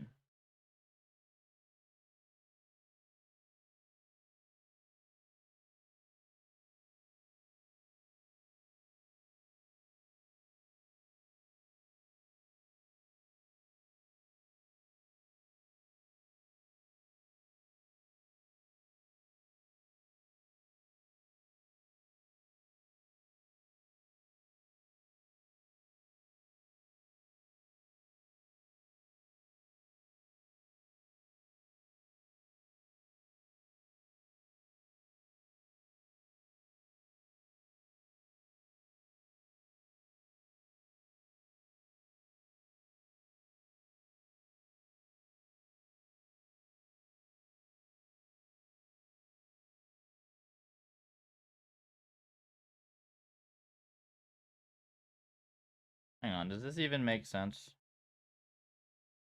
Yeah. You know it does. Well, I could easily make the dynamics function just take the action, right? Hidden action, like this.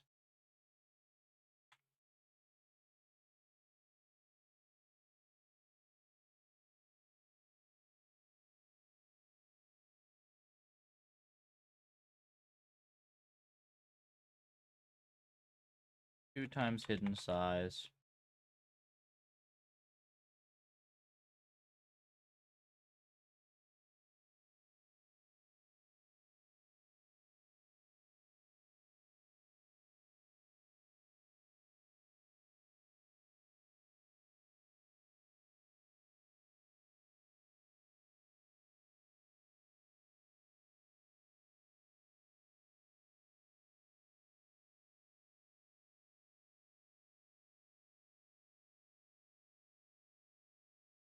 Galaxy of LLMs. Those are just words. That doesn't mean anything.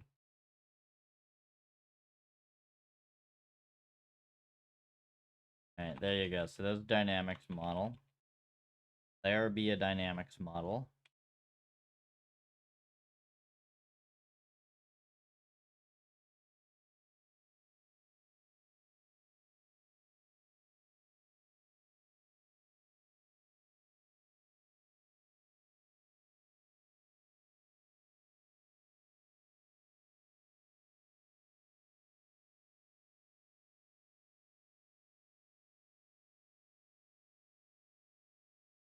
Okay, so now it actually has the action. So this is technically the minimum thing that we should expect to potentially be able to learn something.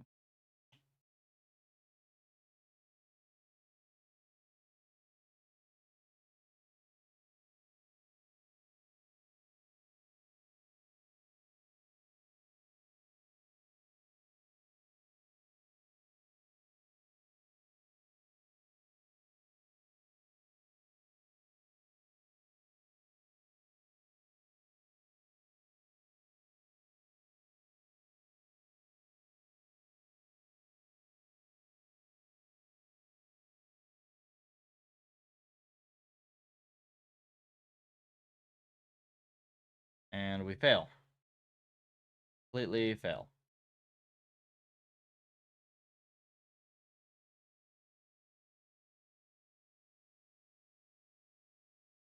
Okay.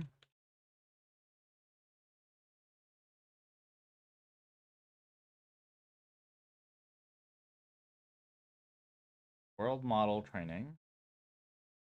Get your losses and get your RL.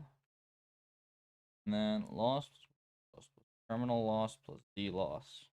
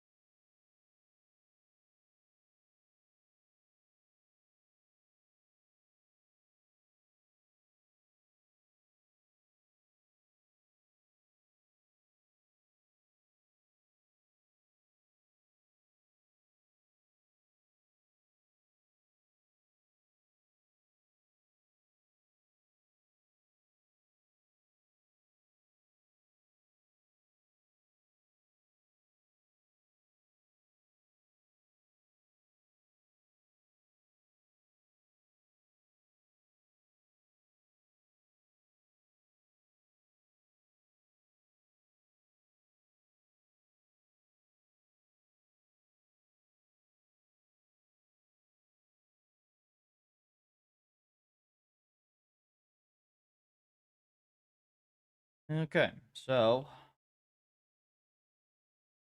now we can attempt to figure out what the heck is wrong.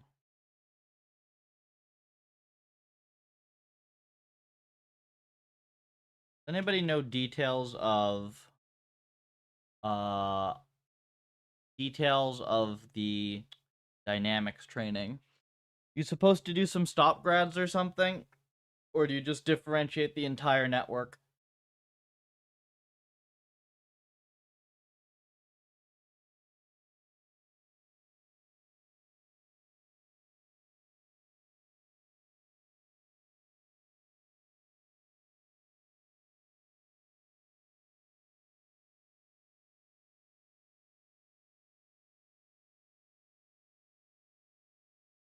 If the entire network. So then I do have this vaguely set up correctly, right? Like, you run your Ford evaluation, which is going to get you... Well, that takes Z. The first Z comes from time step 0 of the observations. And then you run Ford eval to get logits and value. You sample logits.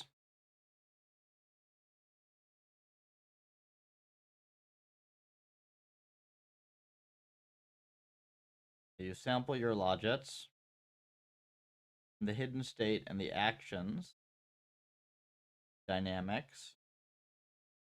So I try to constrain this to be I could try to constrain this to produce the real trajectories. So like, what happens if I just do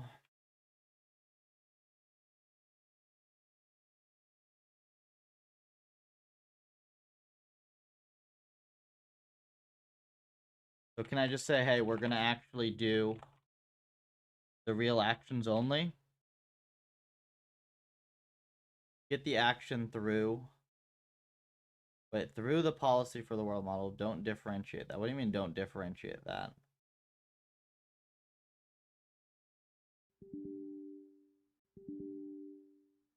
You can't differentiate that. That's the RL portion, no?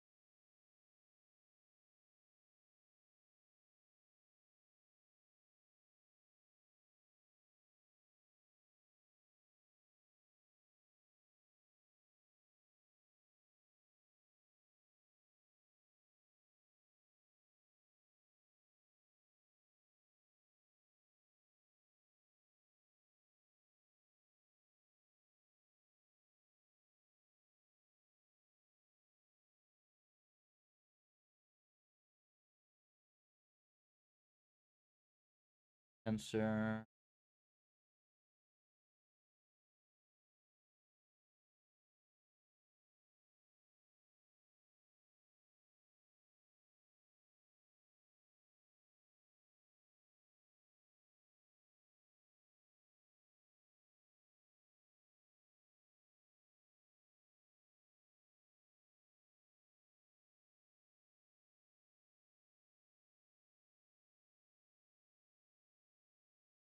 Oh, it's not sampling actions correctly. Okay, that'll do it. We'll see if it even works afterward.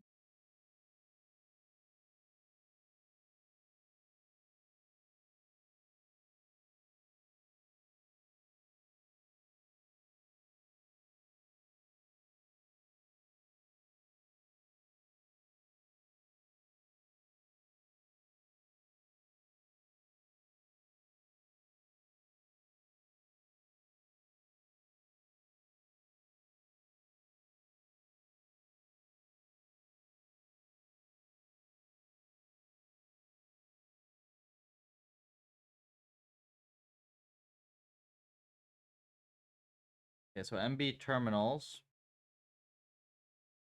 I see how that worked before.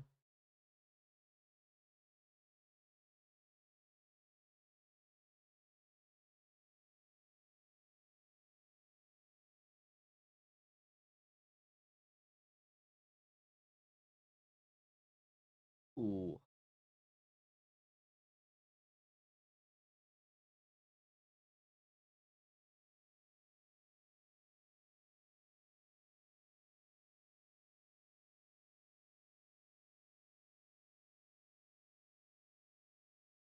Is this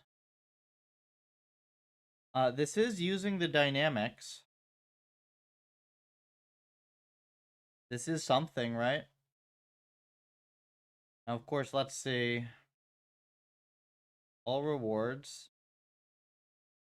Okay, predicted rewards, predicted terminals, predicted values.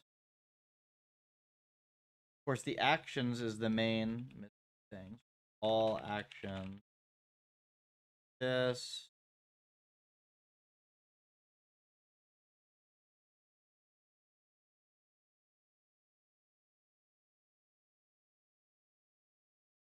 This should be the same as before. Yeah, so this still trains. And now the question, right, is just the difference of what happens when you do this. Go off of the data.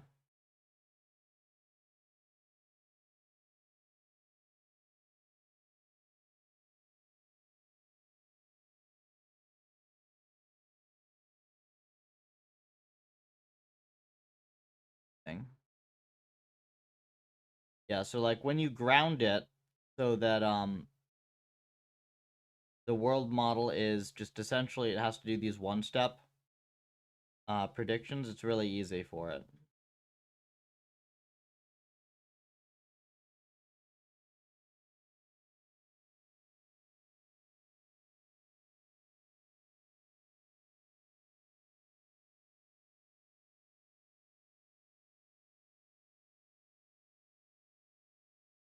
Yeah, if you do it this way though,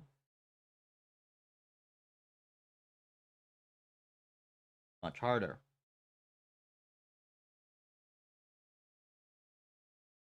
The interesting bit though with this, it's only getting the first observation, right?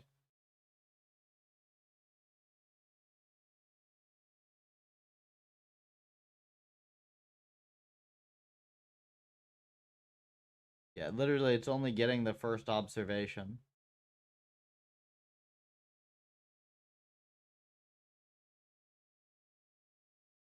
Okay, so that is at least something. Also look at predictors if they're planning, right? Yeah, so what I did here, right, is I can force it to take the real actions. So you hallucinate everything, except that I force you to take the real actions. And then the way that you're training the world model, right, the supervised loss, you're training it directly on those one-step differences. So that means that the hallucinated trajectories are constrained to take the same actions, which means you can't get far off of the data, right? And that actually, like, under this setting, it learns. And then under no changes other than uh like not forcing the action, it doesn't learn.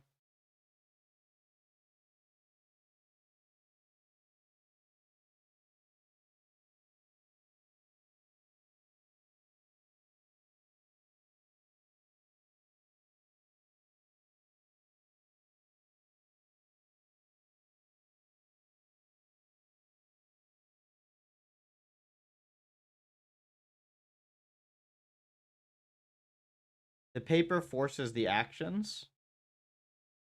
It can't, right? The paper forces the actions. Actions come from trajectories. Really? But then you're not hallucinating. You're not like hallucinating new episodes, right? You're only hallucinating like the exact data that you were trained on. Where did you get that? Actually, if you can show me that, that would be a major difference. I'll have to like rethink a whole bunch of things if that is the case.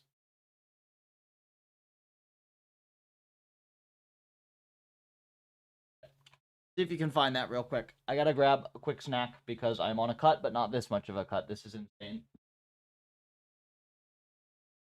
Ah.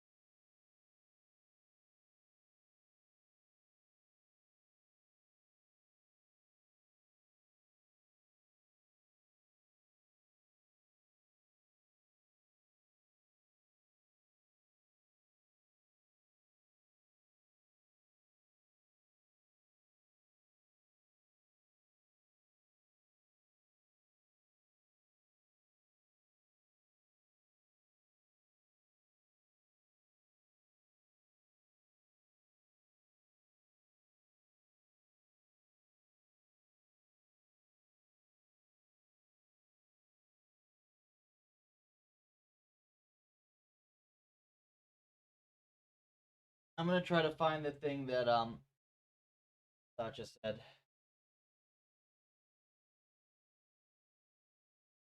Well, I'm pretty sure in Dreamer you don't force the actions to come from the trajectory, right?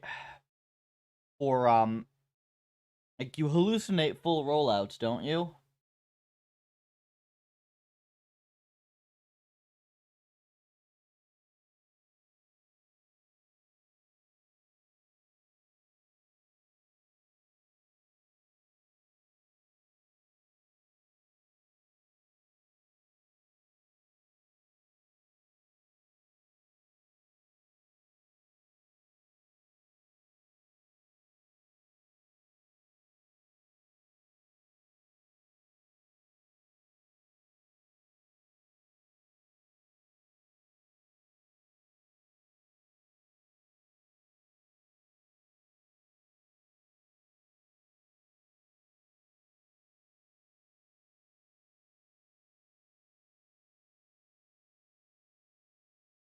Citation from the paper. Where? Seeing if what happens if I only let it have the last few steps.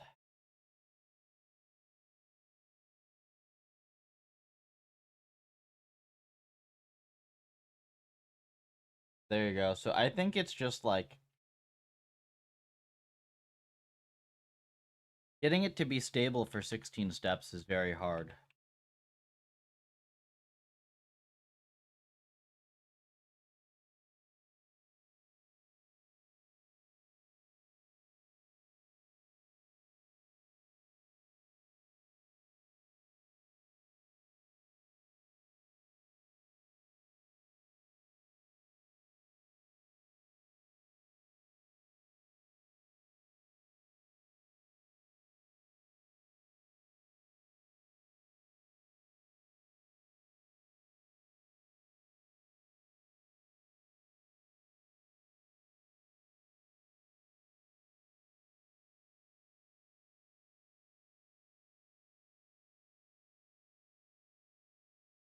This is for training the world model, though, not for the RL component, right?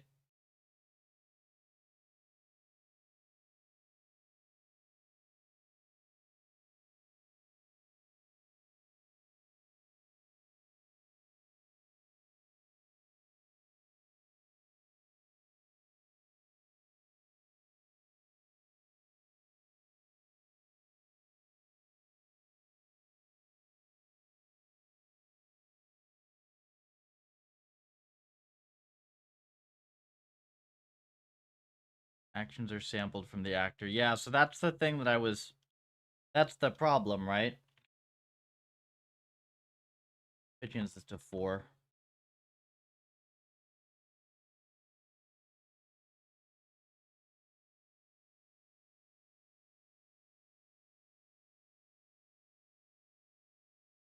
Still trains. Okay.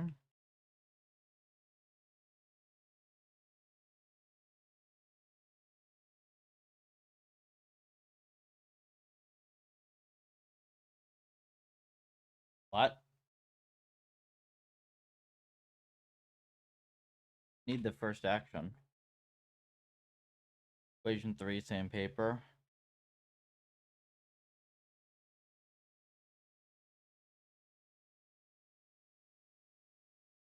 Wait, why does it literally need...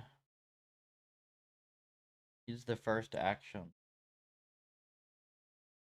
Huh? Something screwy there.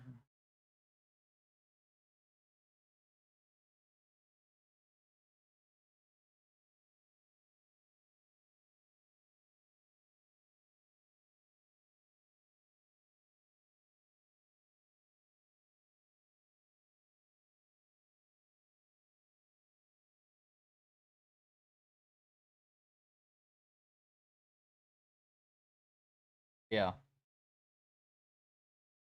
First action is needed for the RNN. Is it? I mean, the first action is needed.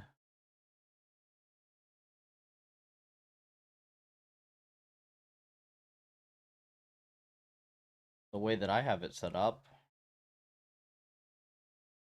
Because I just stuck the action into the dynamics.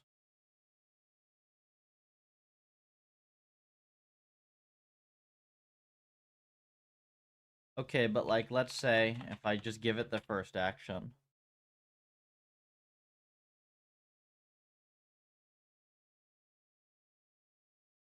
That actually trains. Yeah, I don't think our indexing is the same, but whatever, like it's also possible it's literally just doing like the on policy RL on the first two actions because cart pull, it's super easy.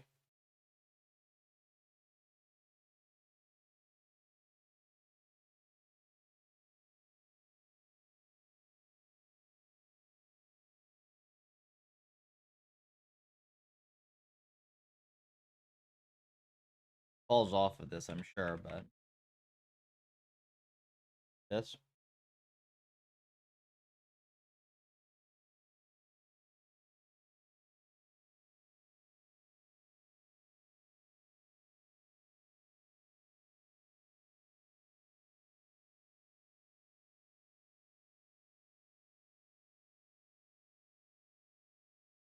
This one doesn't learn.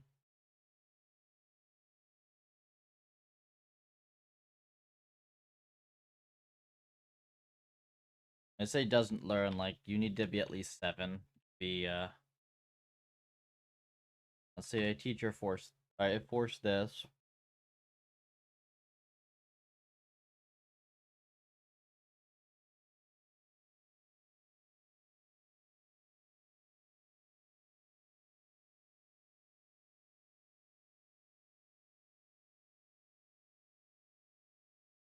Interestingly, this also doesn't seem to do much on the harder problem of breakout.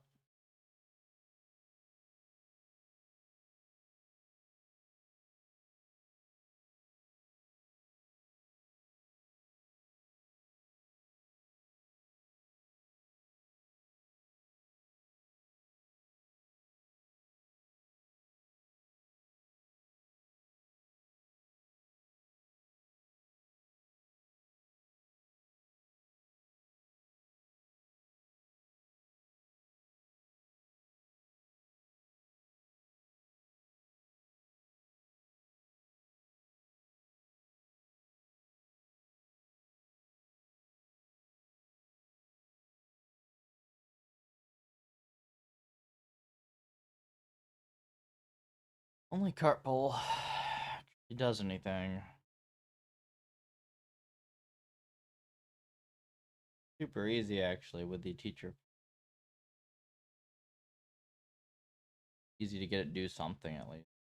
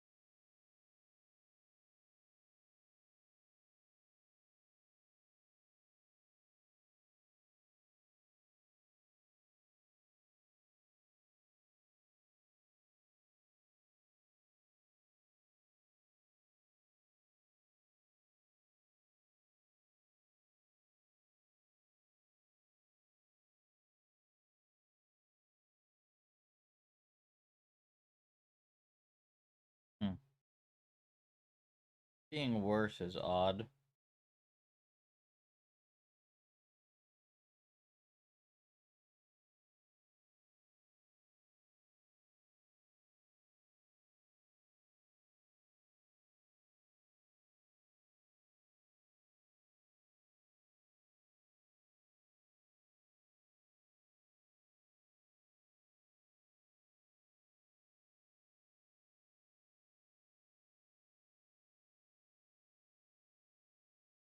Oh, we've nanned out. That's why.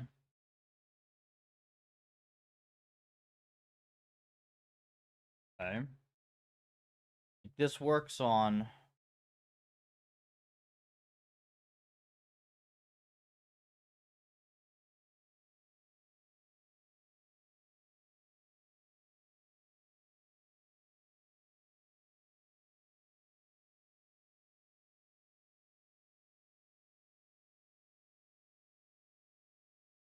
the most stable thing in the world.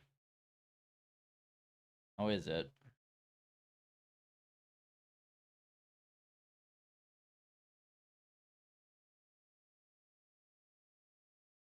It does train though.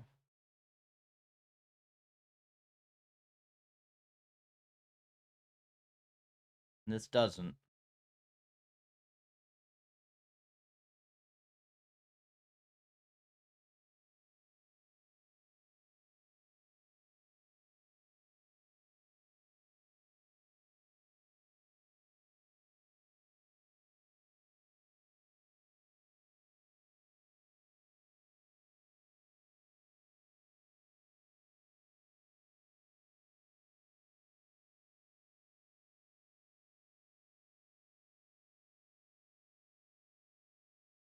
Stochastic, you can't check it on one seed.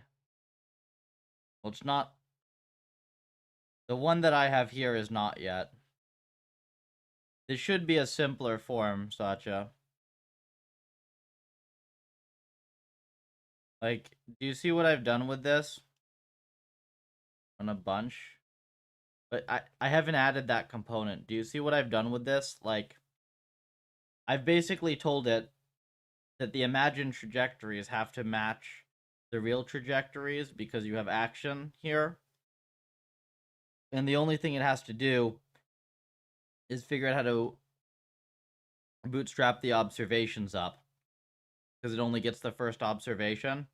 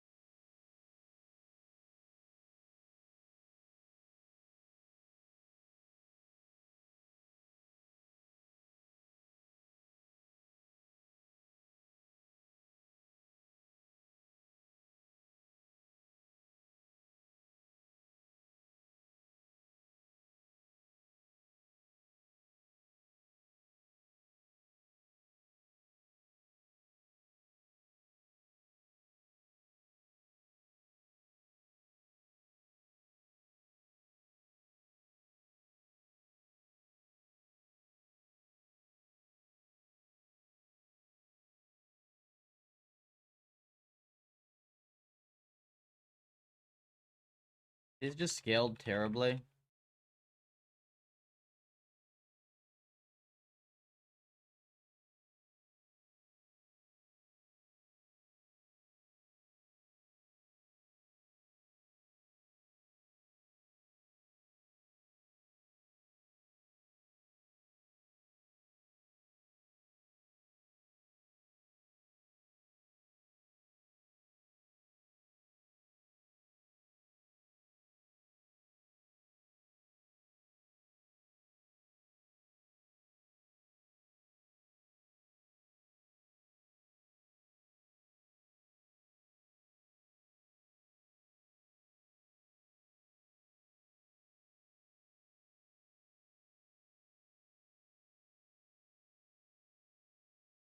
the loss starts exploding.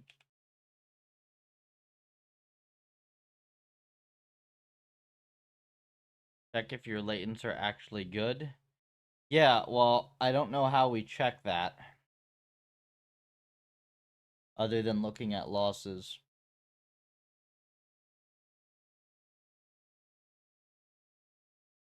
Like, technically, I could put the optimization step separate, right? So I could do it so that you optimize the latents first, and then you try to do RL on the policy. I think you need two do you need two optimizers for that? No, you don't, right? Uh,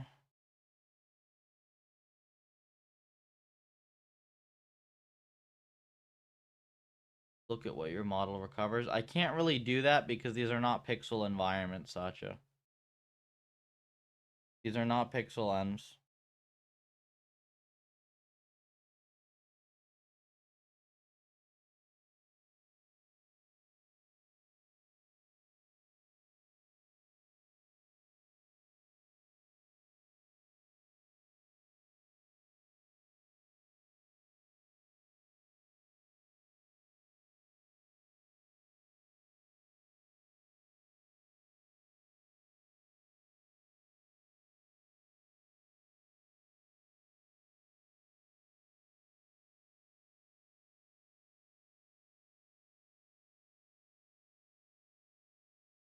It's like so close to being something, but it's just not yet.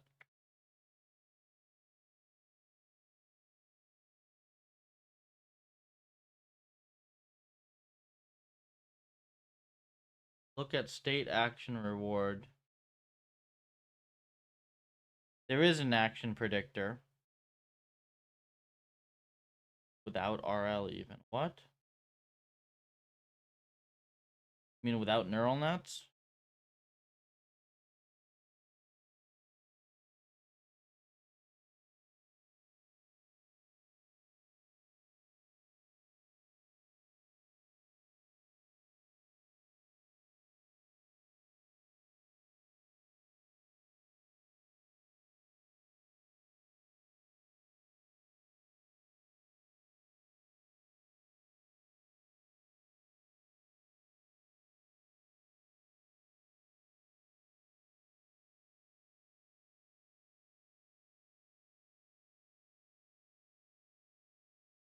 I mean, you have to be right, right? Like, it has to be. Because if the latents were good, then this would be the same as the original problem, right?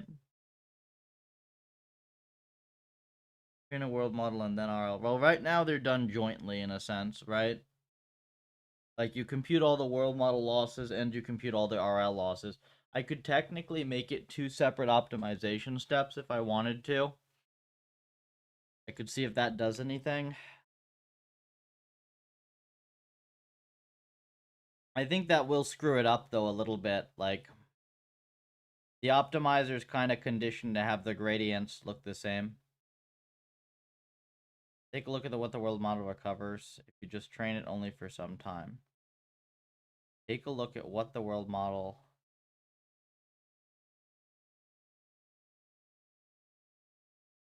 Well, that's the only thing that can be wrong, right? Is that it's not recovering good latents.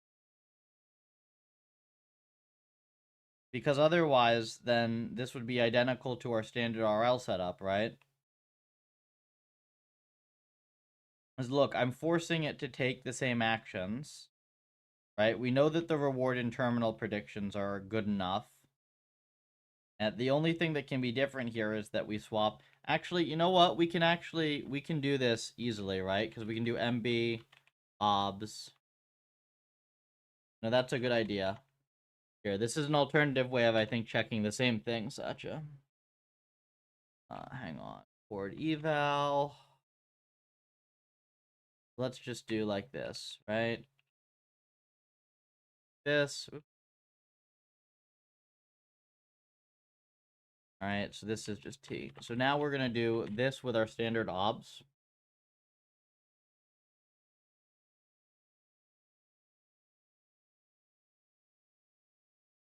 If this doesn't work, then there's a big problem.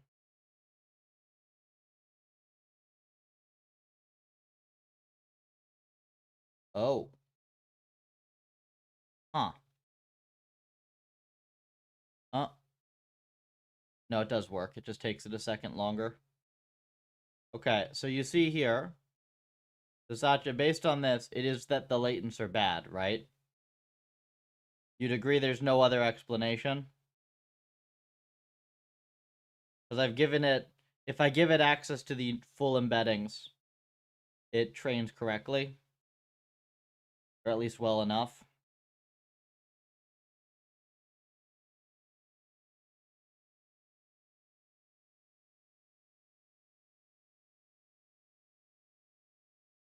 Okay, let's try one other thing. Because it can technically be the horizon being screwy, right? Let's see, if I do 8 horizon, does it still learn anything?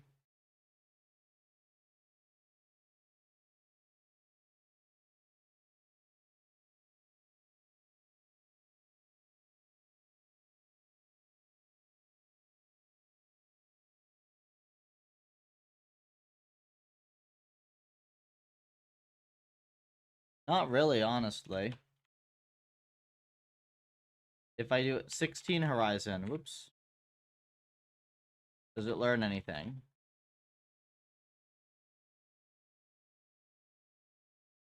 Different update ratios. Yeah, so like basically separate them, right?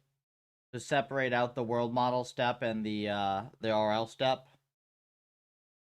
Not just the coefficients, right? Takes one step of RL. Yep. That'll be the next thing I have to try. For one other thing. So this is 16. Okay, so with 16 you can still learn a decent breakout model. So 16 is the minimum here. If I uncomment this.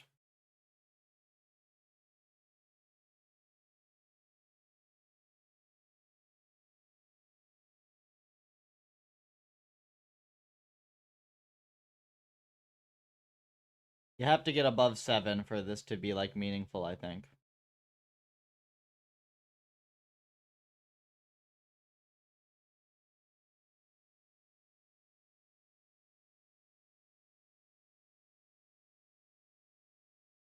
Okay, so let's try it this other way. Do I have to mess with my optimizer now though? Because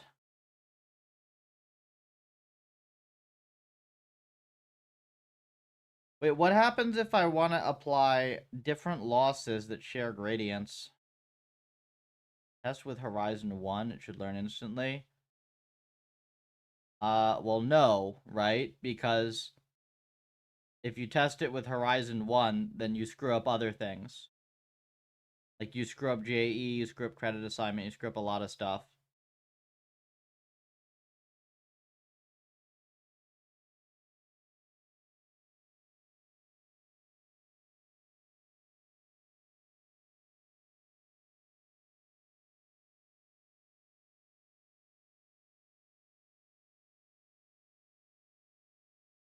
Different settings.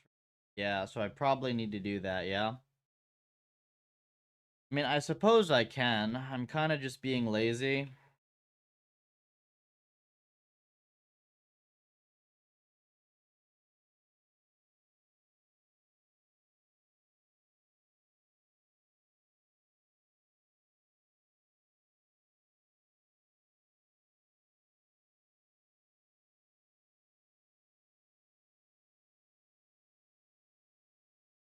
Yeah, probably correct.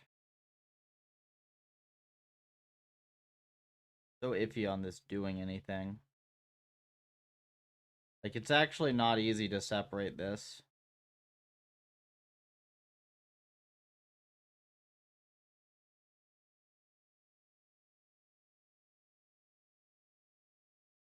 I mean, I guess I can just do...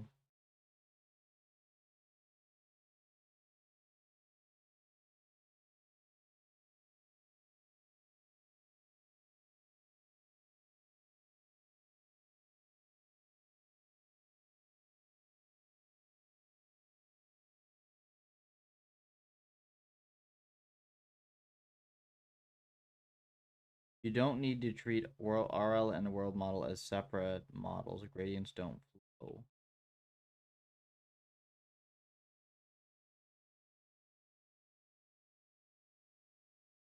Let me think. Right, but the dynamics model will backprop into the rest of the model, right? You need to treat RL as separate models.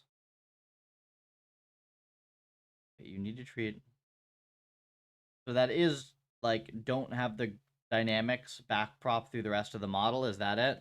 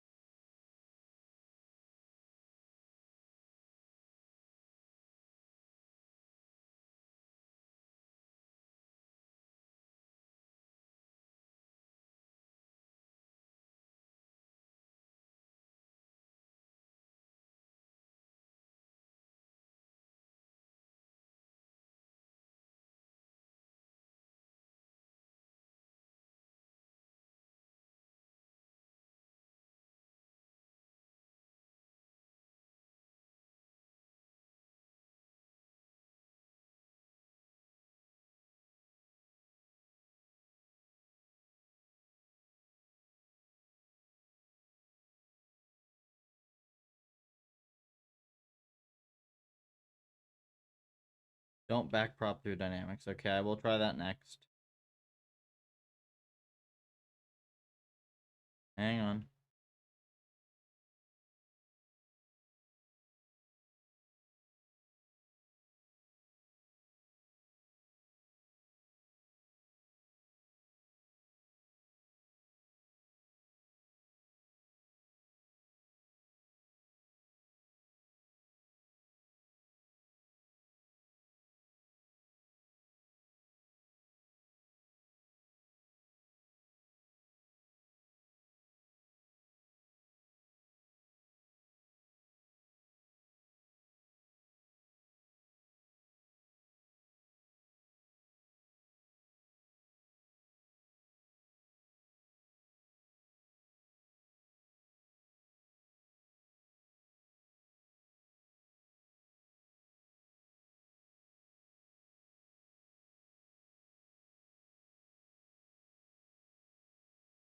See if we've broken our RL optimizer. Check like this.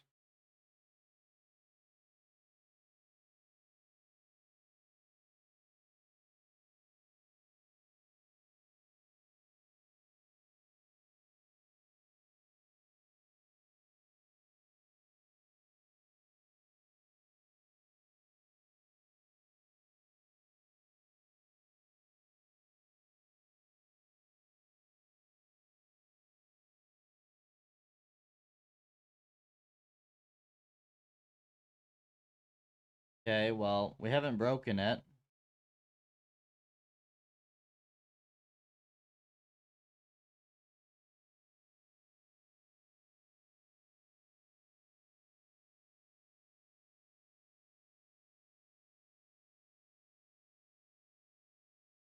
Let's just do additional world model training.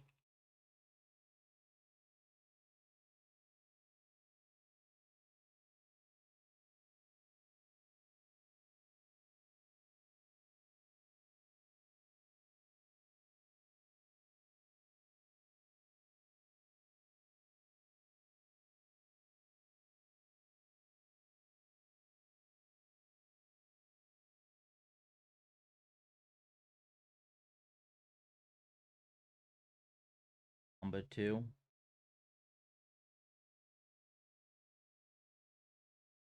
If you have stuff to link me that should actually, like, work, go ahead.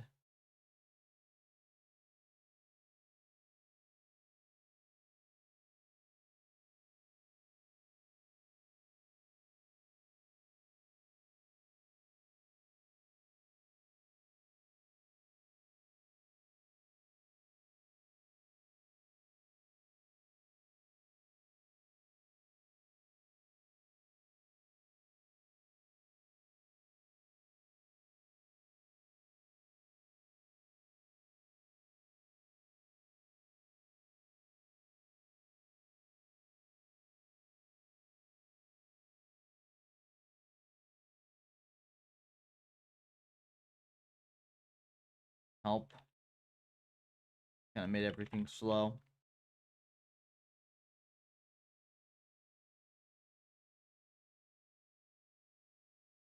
Linked you a GitHub yesterday. Yeah, I should probably look at that. Hang on. Sorry, it's not for me. What? No, I needed to look at that. Hang on. I think I still have the tab from yesterday. Let me try one last thing here, because you also told me a different thing, which I should try. Which is right here. So, of course, like you said that I should detach the hidden. Oh, and this is supposed to work because you get ground truth obs right now, so this is expected to work.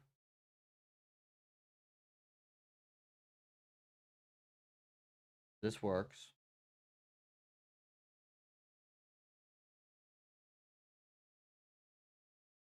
Now, comment this thing.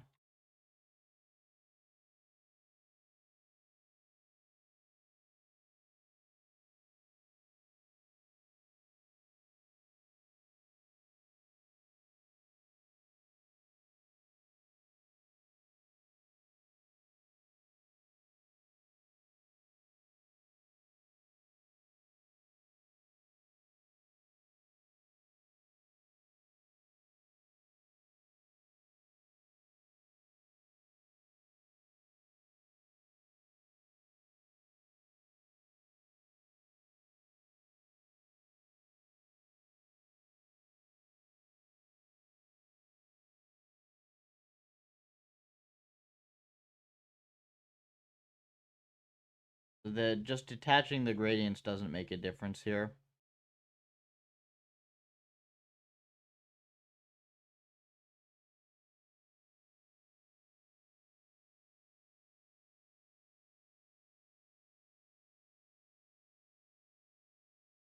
This thing, yeah?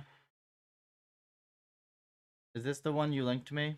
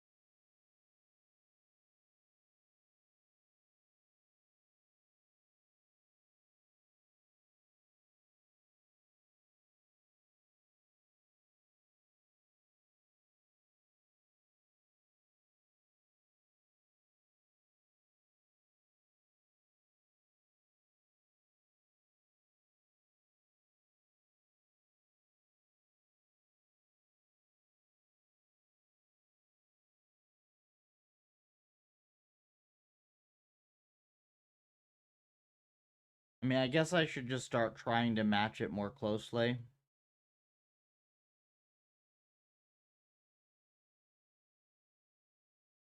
Rather than, like, sitting here having it not working at all.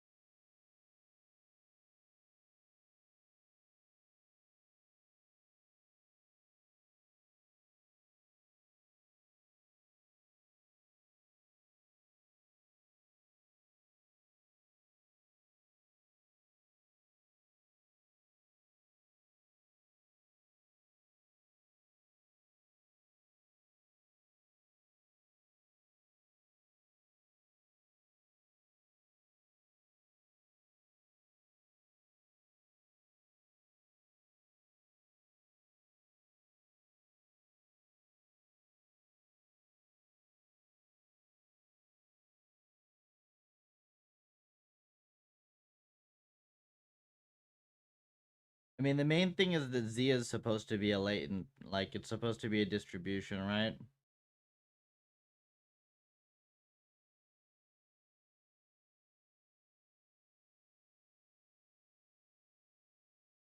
Yeah, like the main thing is that Z is supposed to be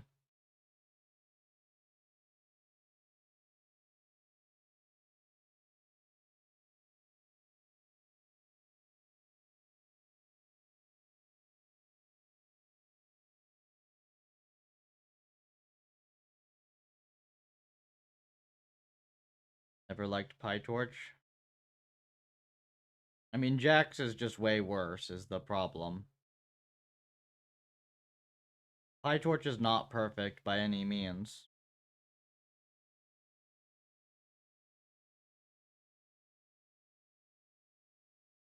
Too hot distribution. Oh god, freaking too hot. That was one of the techniques that we tested, by the way, that too hot absolutely doesn't do anything.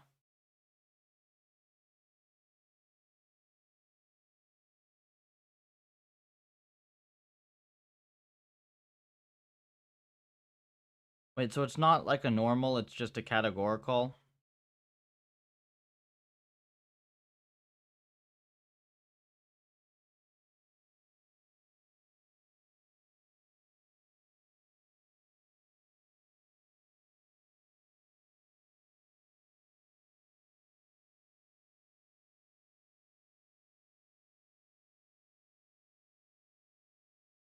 Replace it with continuous Gaussian and that's it? Real help, don't write it all in x86 assembly.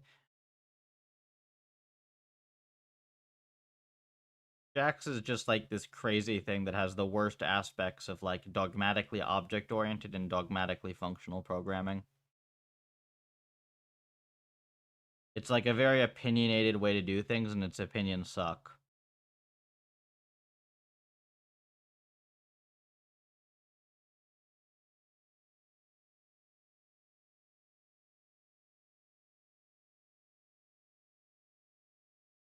PF1 V1 and Jax is quite similar. Well, you're coming from an absolutely horrible library, right? Like at the very least, PyTorch is like it's lightly object oriented for the most part, and you can like write normal sane code.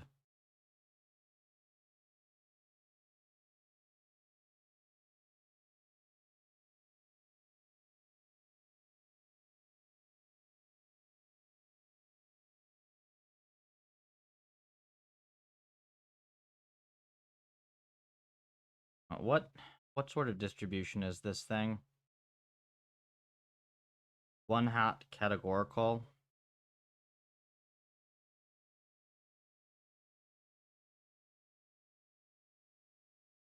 I don't understand how these logits work.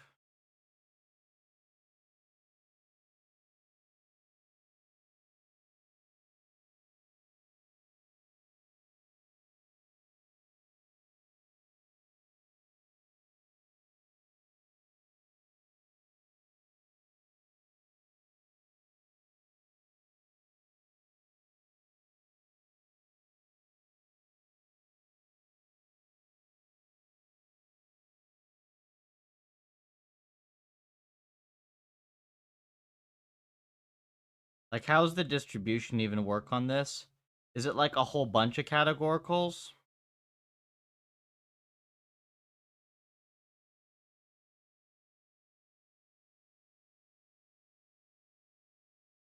Torch distributions 1-to-1? Yeah, but I don't understand what the hell it is. Because look, they have this Z1 thing, and it looks to me like it's a whole bunch. Like, this looks like it's a 2D representation, no?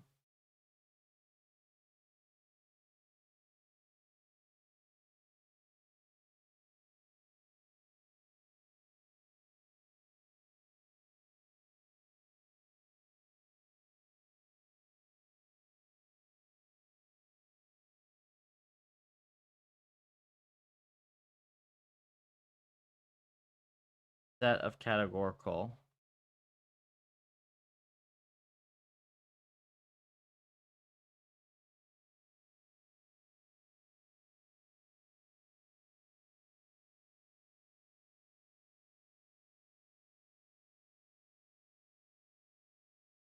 Was it one of them per obs, or is it a whole bunch of them per obs?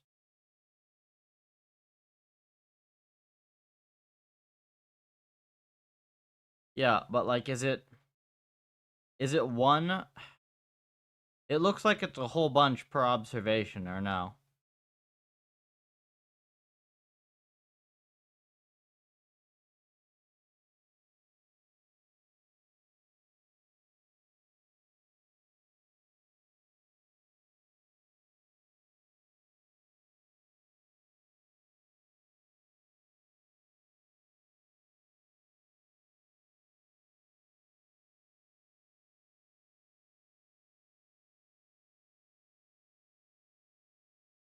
Right. No, I understand what it is, but is it? You're not doing one categorical per observation, right? It's like a whole bunch of them, isn't it? You're not representing the state as like a single too hot, right? It's like a whole bunch of them, isn't it?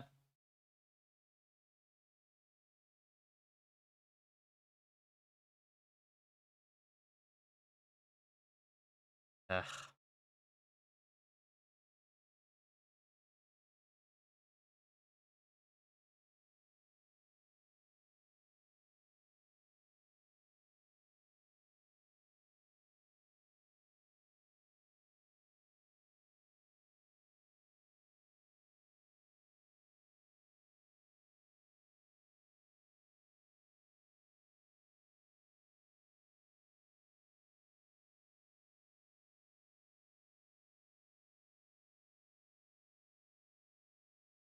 The heck is that even remotely necessary? Hang on, I'm like, it's driving me kind of crazy that this doesn't.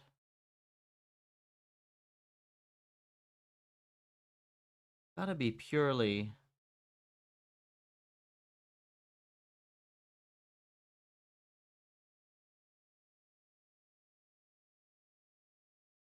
You go through this. We do this. Continuous latency. Okay, but like, this is.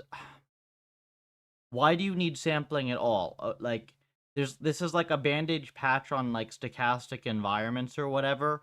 Like, this shouldn't be relevant.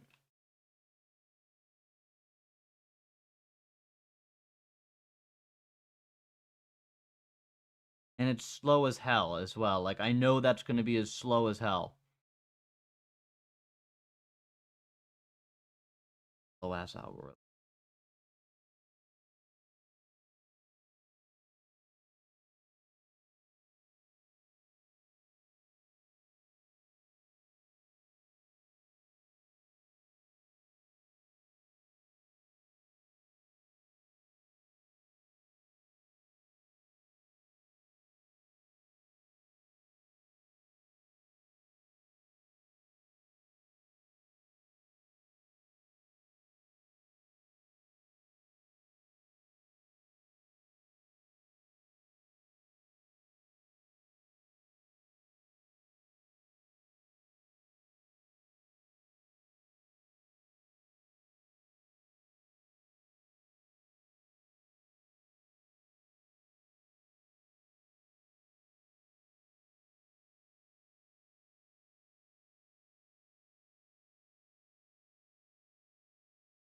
Yeah, that should not be the thing that's preventing us from getting above random return, though.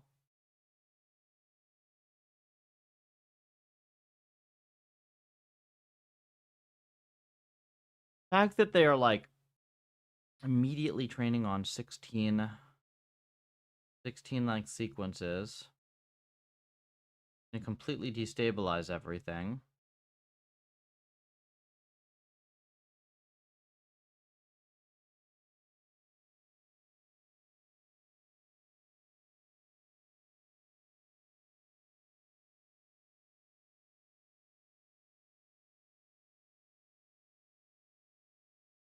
What?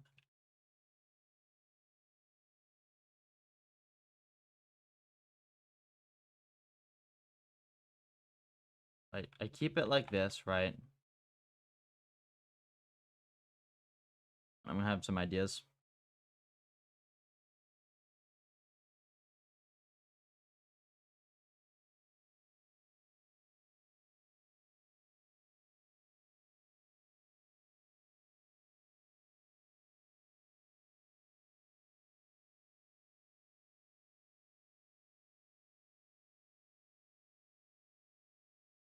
I know what we'll do.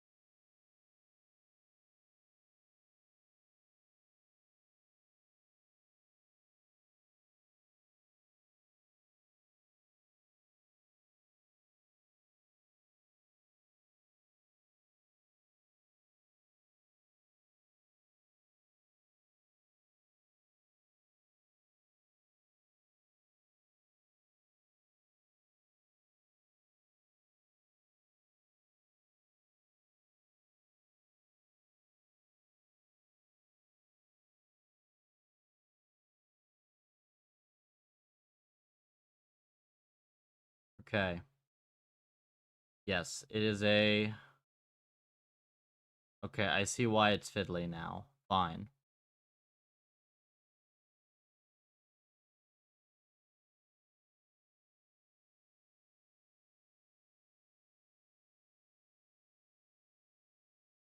I can work with this. Yeah, I can work with this.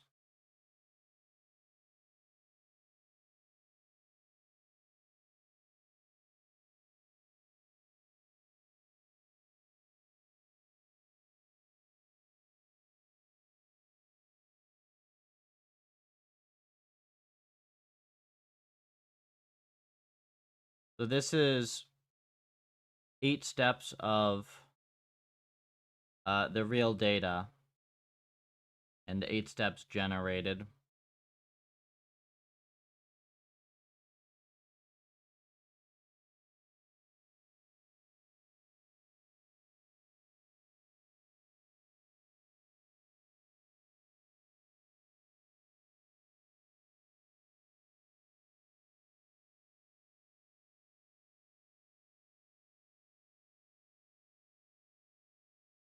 Yeah, this is the tricky thing, I think, is that it's gonna go super far off the data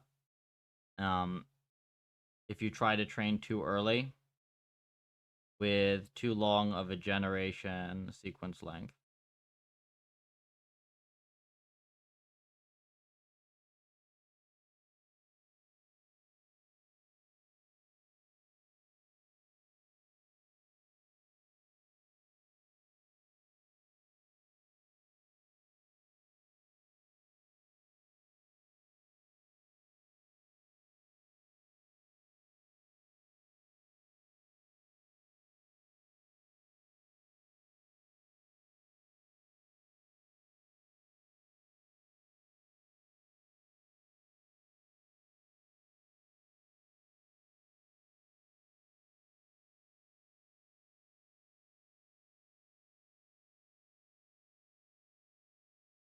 It's not just a training ratio balance, I don't think. I mean, you can technically do it that way as well.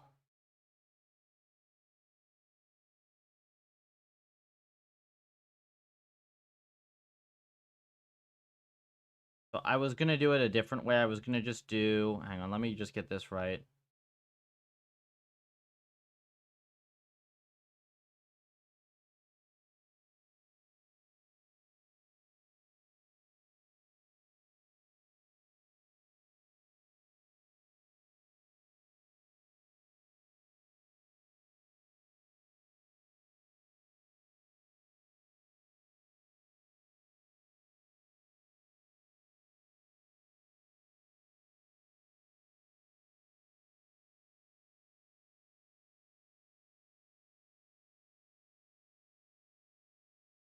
What happens if I anneal it?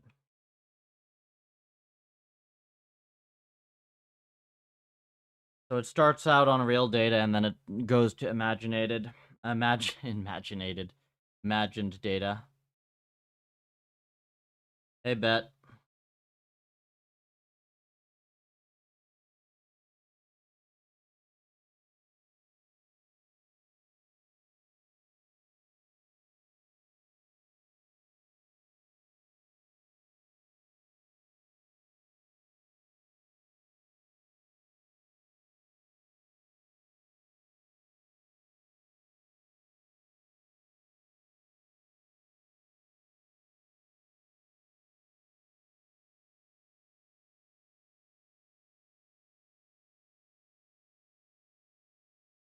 I can tell right away how your day has been. Just a bunch of tiring exercise, bet.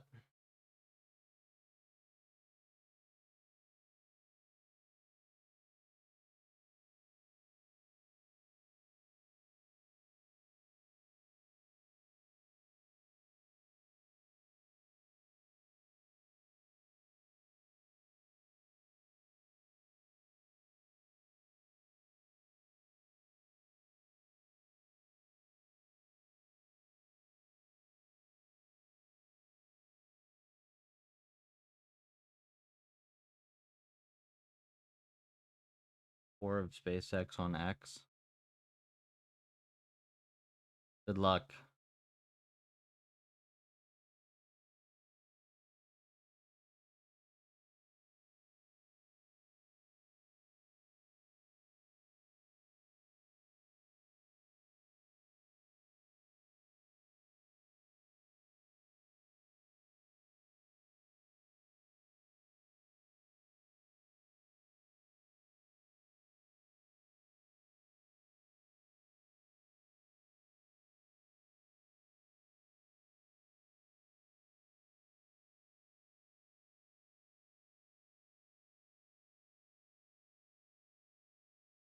It actually destabilizes towards the end. It's like trying to predict out too far, which is interesting.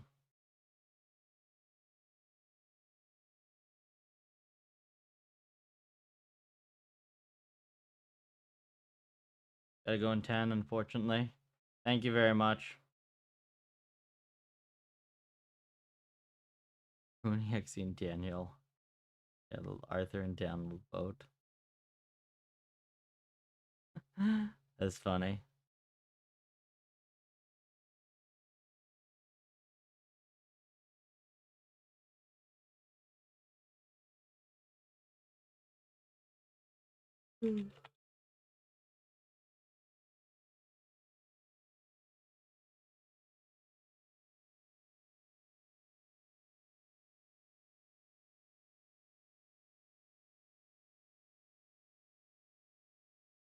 Think how we go about this, right?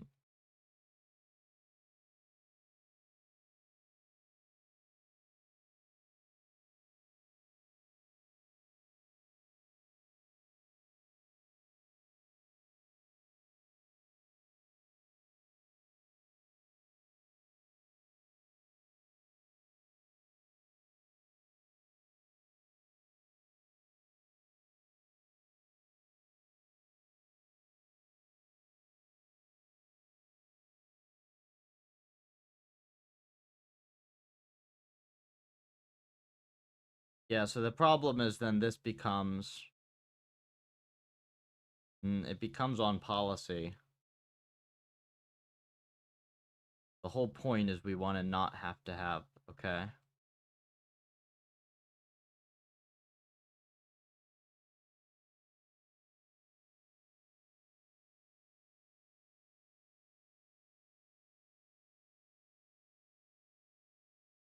But then this needs to be stable out to like 8 steps or whatever.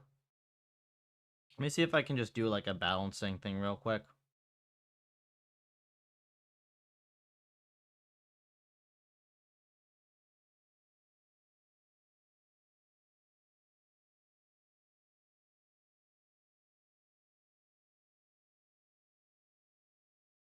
The representation loss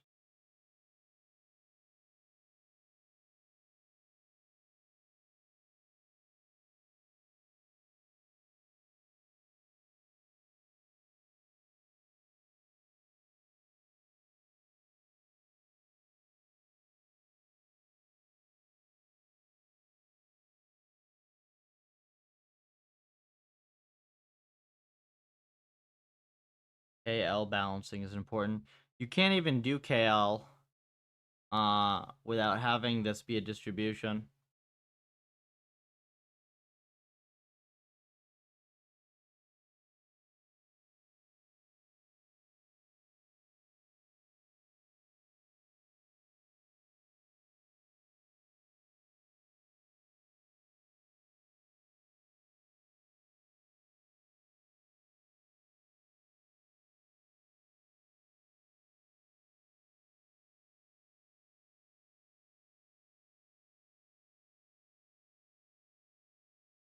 L prediction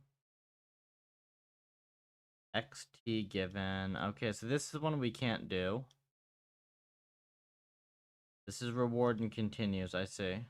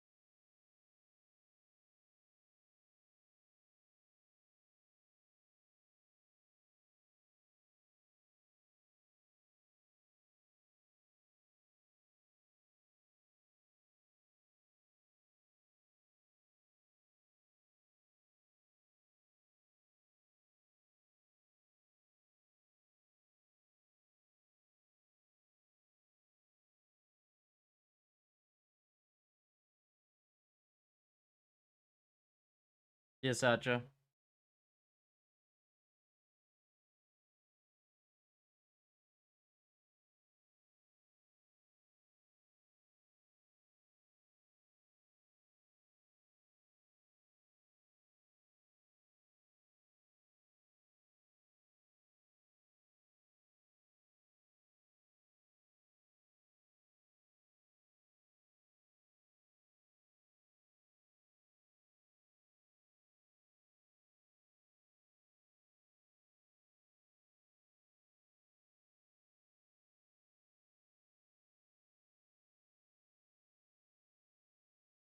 Works.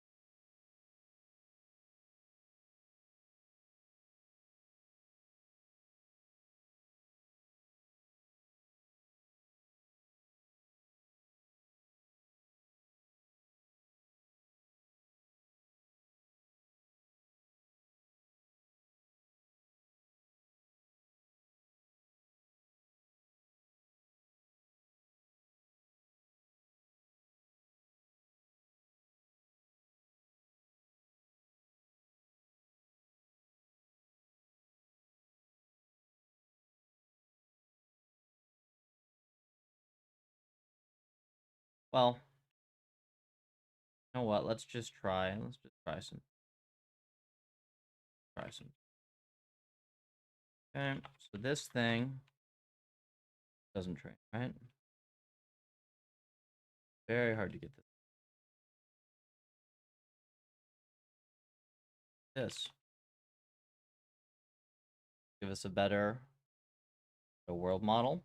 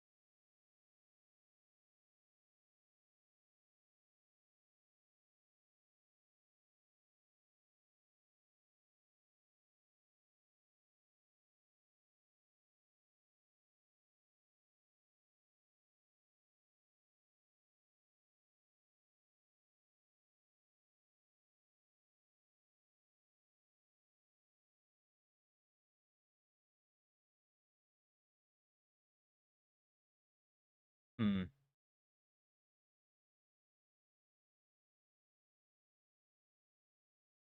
Very odd.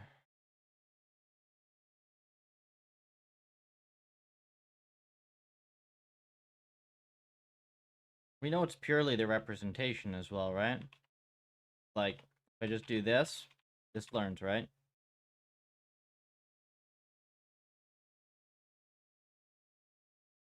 Ooh. What do I do? That ought to learn.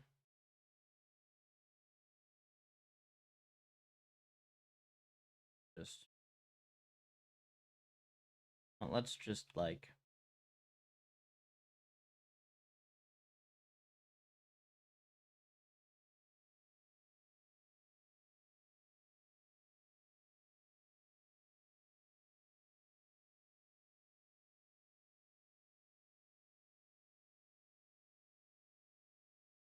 learn them join, right? Better learn them join anyways.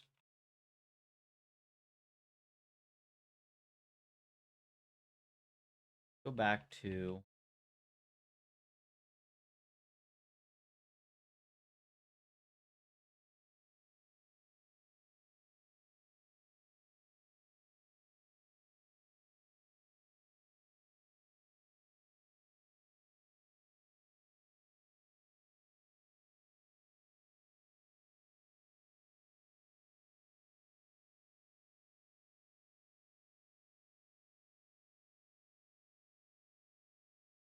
to here.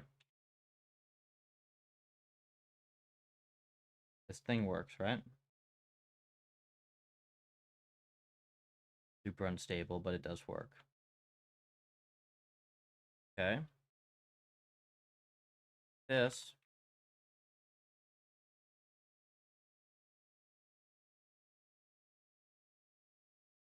Does still work? Does this still work? Yes, this does still work, right? I forgot. Cool. Then, this is if we go off the path.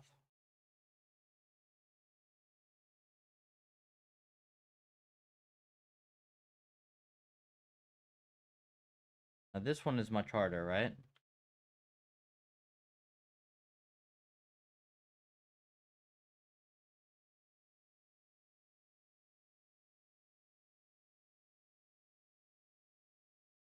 Much harder.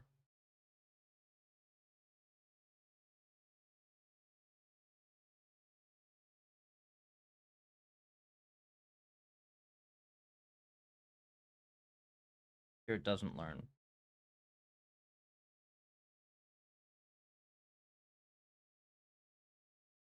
Possibly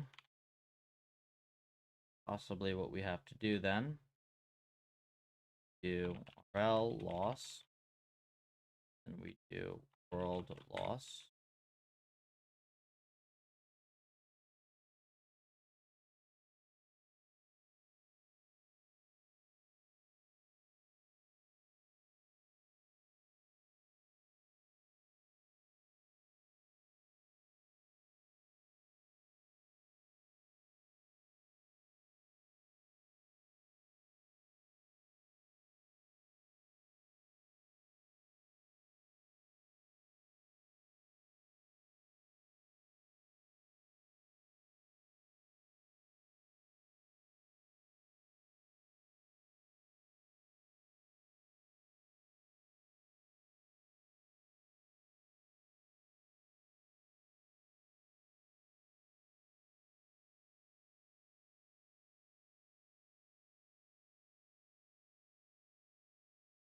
I mean, this should be such an easy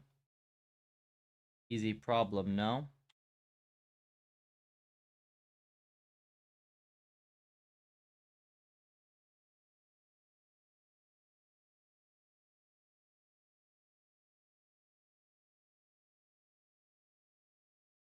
It all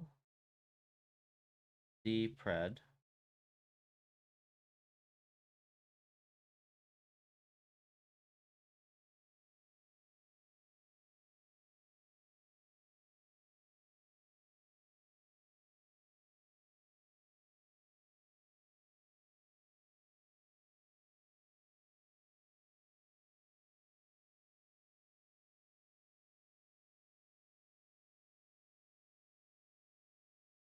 have your actions here. This does train, right? That trains instant. Okay.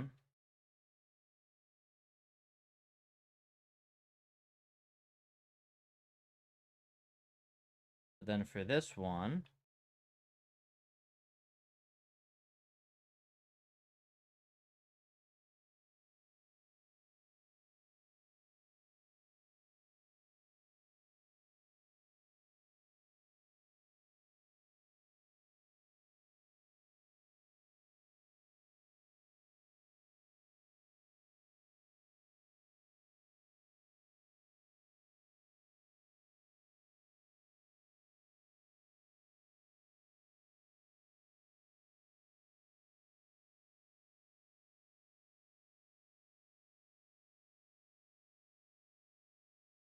okay.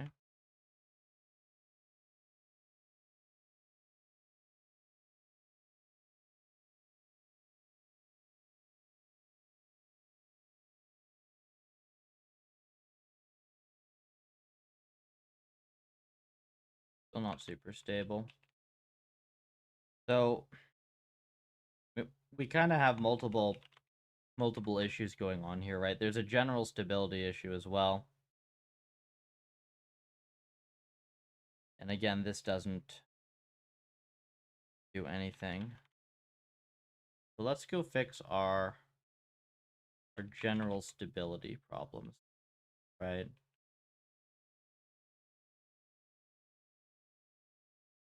The way we should fix our general stability problems, I'm going to give you Z.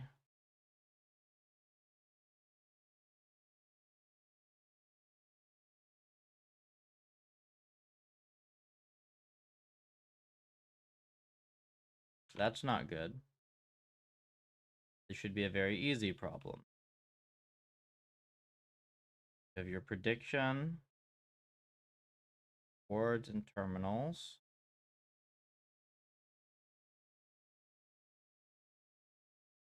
We're going to do this briefly.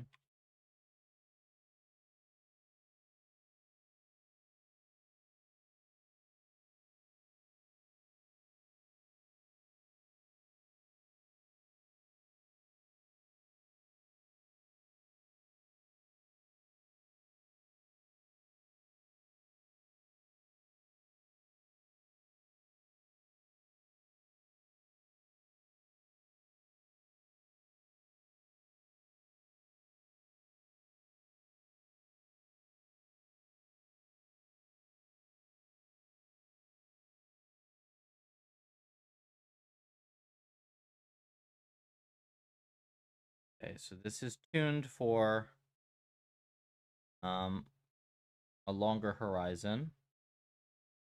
And we have our defaults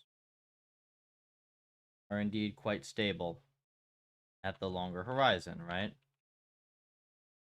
This horizon's 8. We have to do like this. Stable, who knows?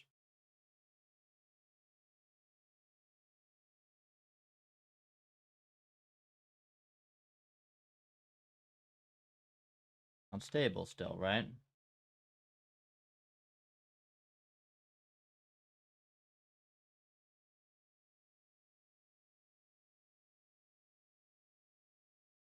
Interesting. Well, I mean, that does kind of cover one thing here, at least. But how does this help us? Horizon.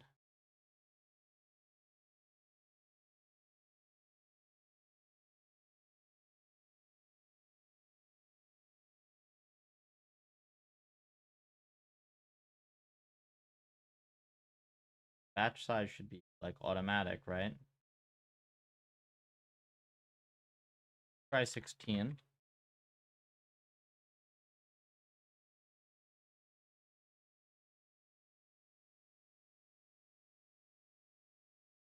Not stable at 16 either. Like, more stable. Adjust our learn rate and stuff.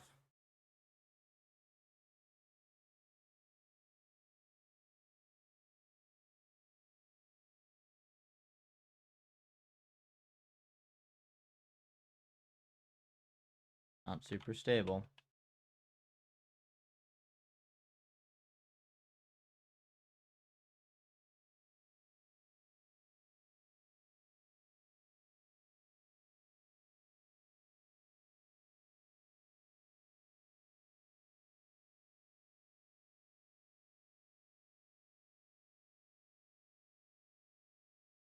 Okay, like, this is a problem.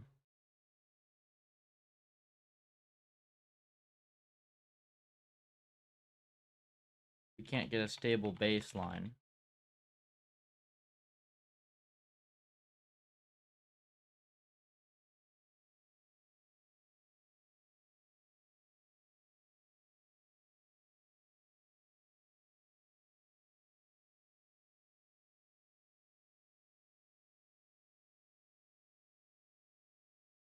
Okay, there. We'll use this.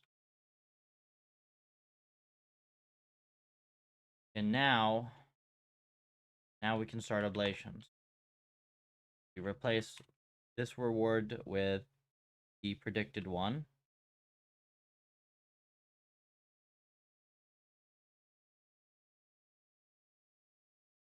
Still works. Okay. Predict. We replace our observations. Predicted obs.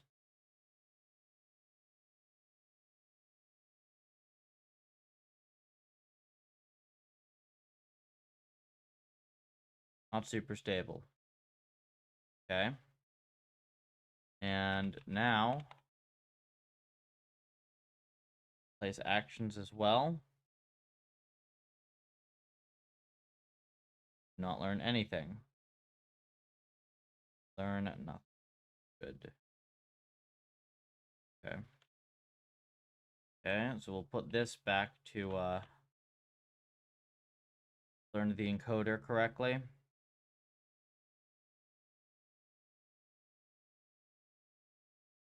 So this is completely an encoder failure, right? Improve this. 5x world loss. Does this make a difference?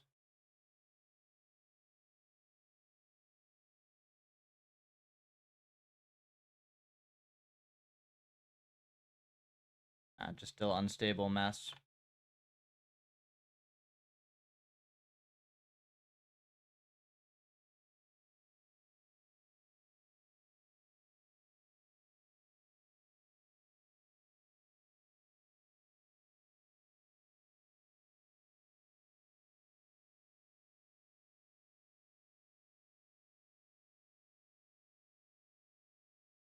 This is now the learning of the world model here, right?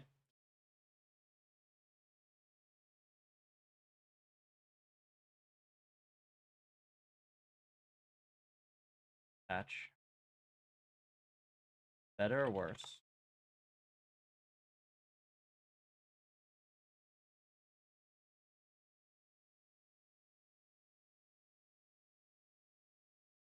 Much more stable. Okay.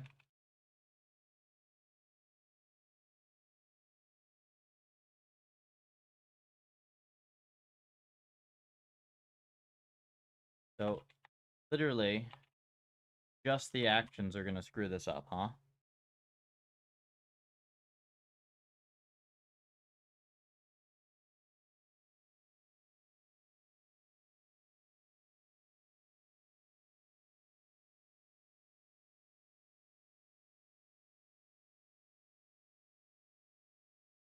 If you have a single action, then it works.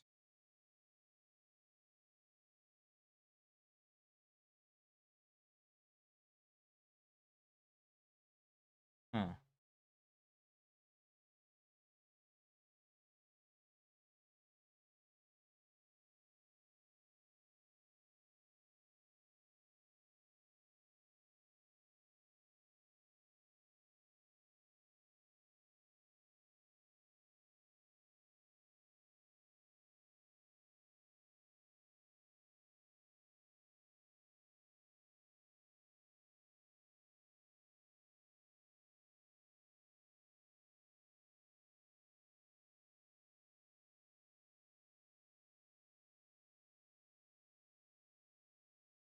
fully work.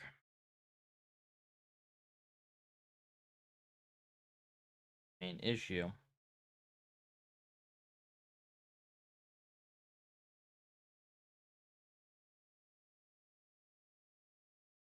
Don't give it any of the same actions, it just breaks completely.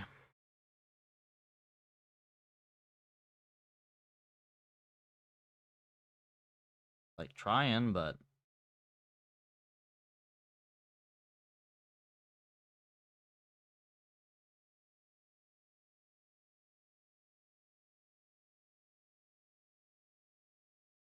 can do like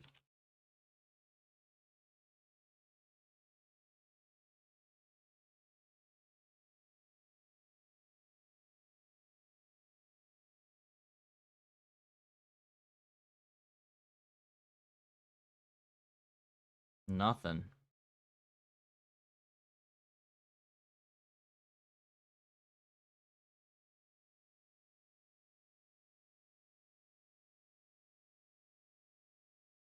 I fundamentally just go. Say we give you your normal. This is easy, right?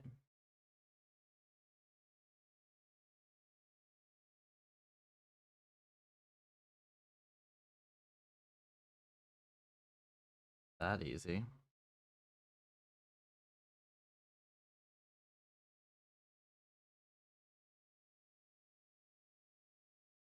Be able to roll out end steps, no?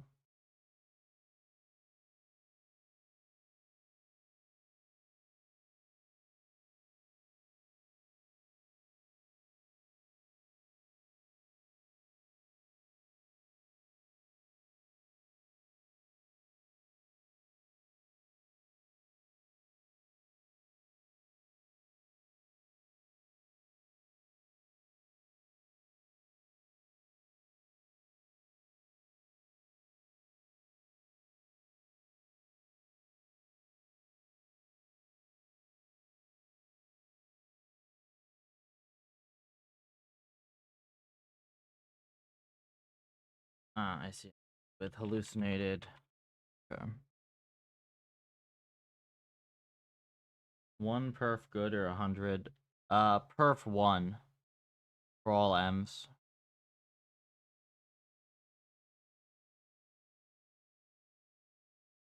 8. It's weird because, like, when you give it... When you try to let it fully imagine its own segments, I've not gotten a single thing above random so far.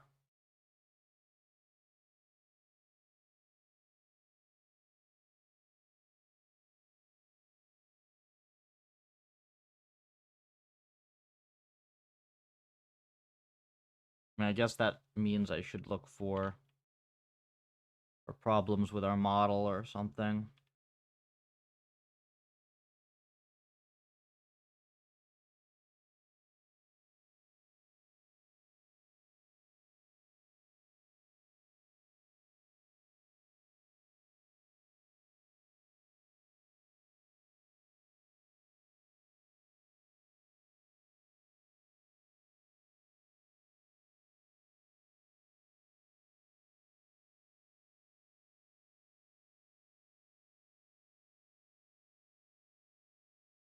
Table. No, so any, like, I can get the world models to run, but if I try to train it on...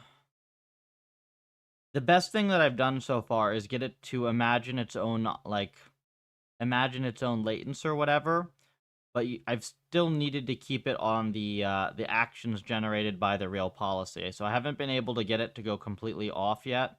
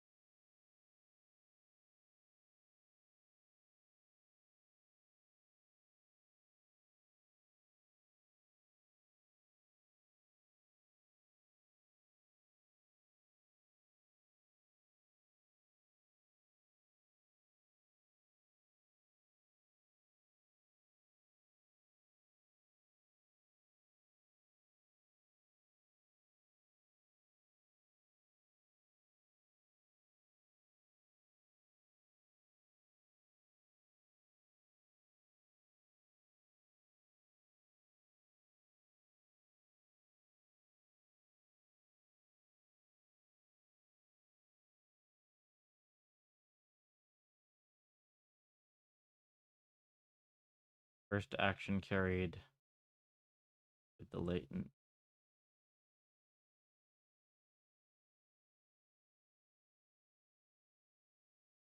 Action. Yeah, but the thing is I'm suspicious of this because, like, I'm wondering if it's just, like, RLing the on-pol data and then ignoring everything else because cartpol's so easy. It really, it shouldn't need any actions from the real policy.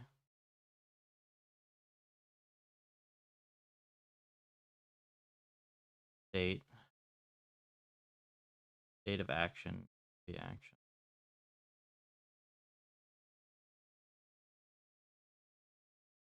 State of action. Does this actually use the state of actions thing?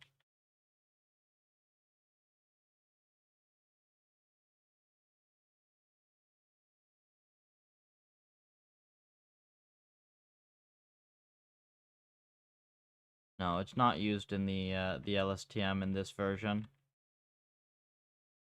Okay, so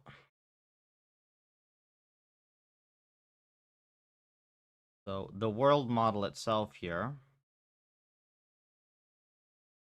Actions. Is this the right thing? Observation. Takes the action. Try on something more sparse. It barely works on this. We're not stress testing anything yet. We're just trying to get the most rudimentary, simple as possible thing.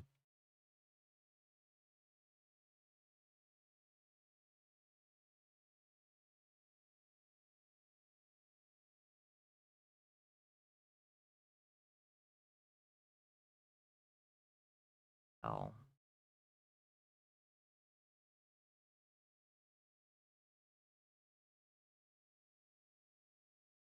Hang on. So we get state.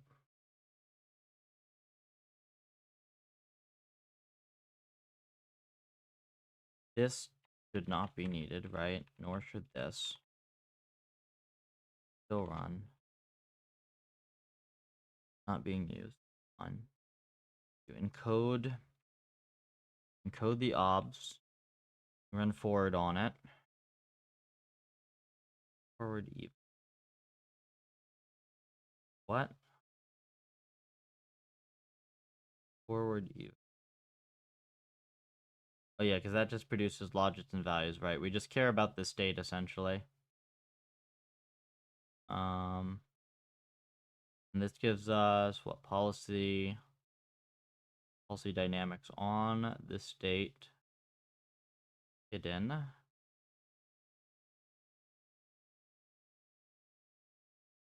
This takes the given action, fine, and then it gives you reward terminal.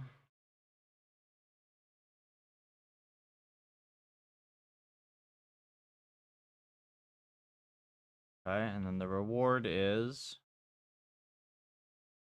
you predicting.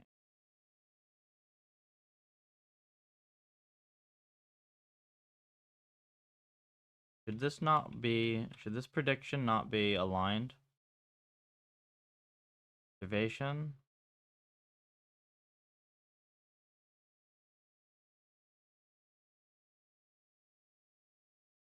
How do I store the rewards? I think I have this wrong.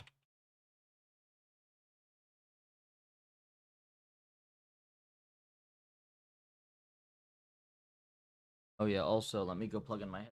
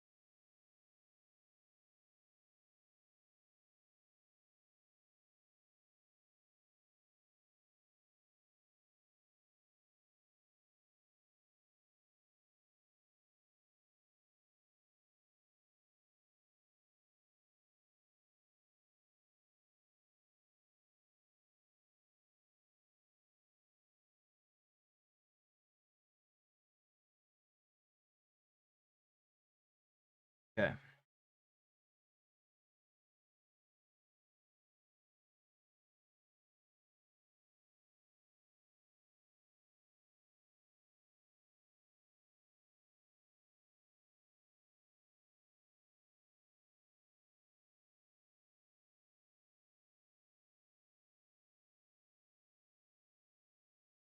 Patience. No, the reward goes to the first.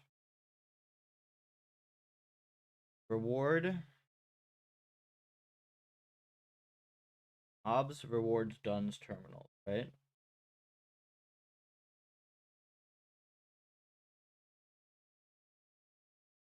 I do have it right, I think.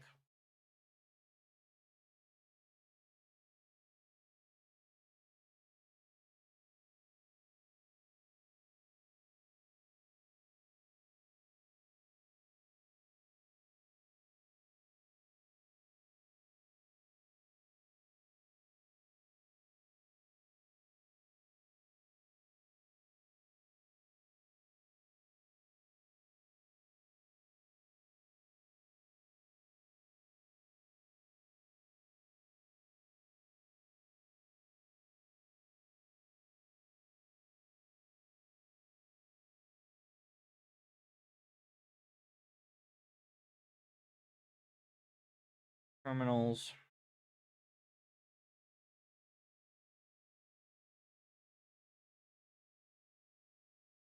Wait.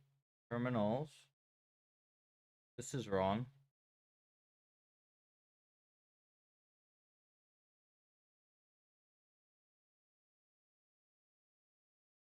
The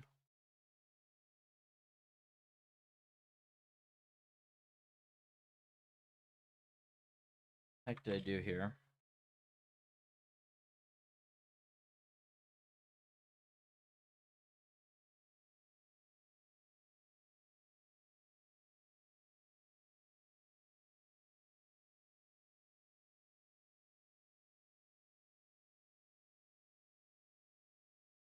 This.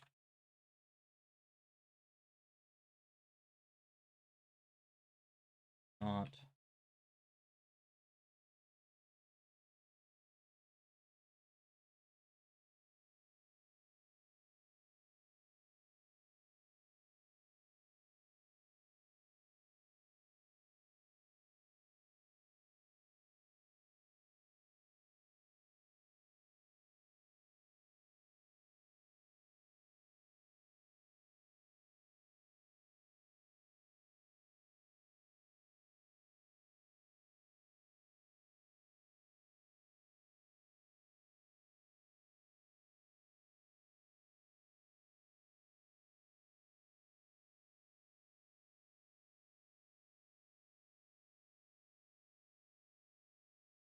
Okay.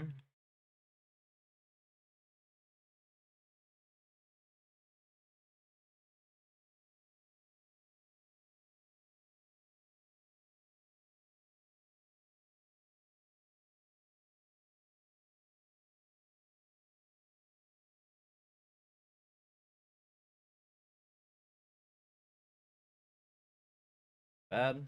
Okay.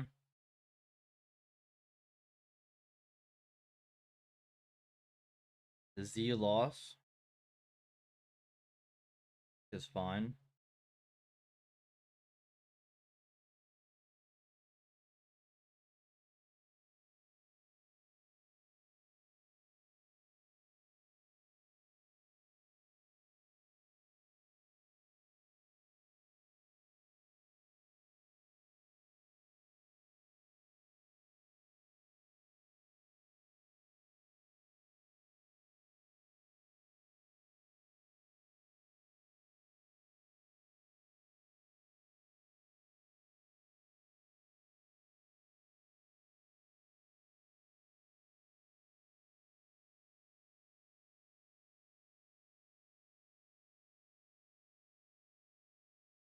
So odd to me.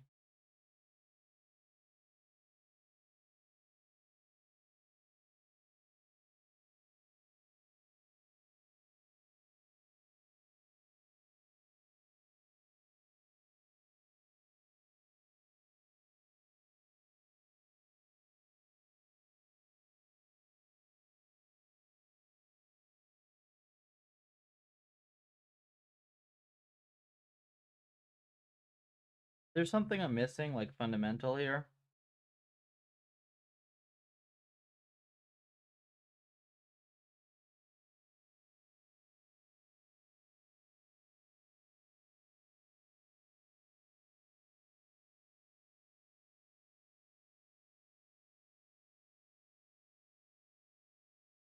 Log prob. Oh, wait.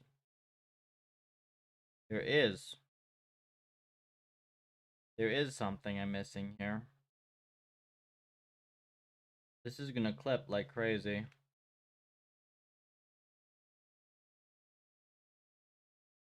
Hmm.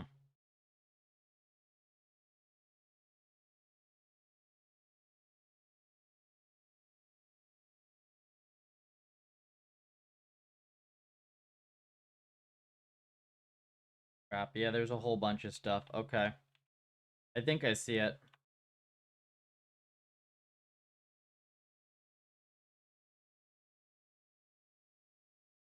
Make sure that this actually...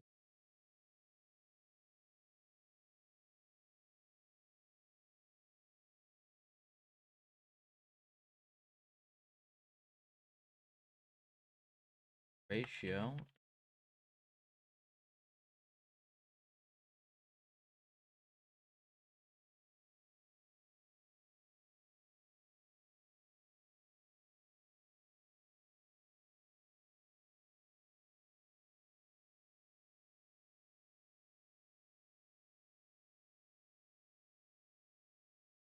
Yeah, this is gonna be tricky business, I think.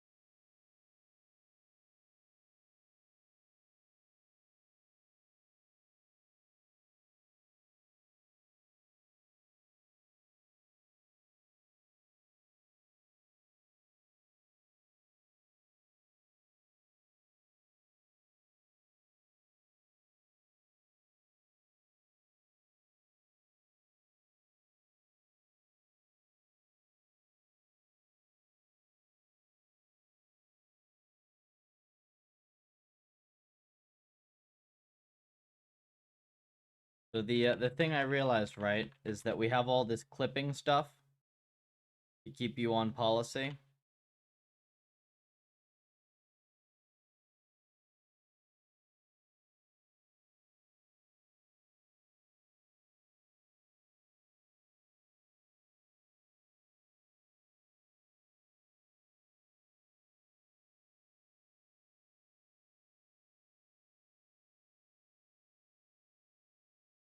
Yeah, shoot.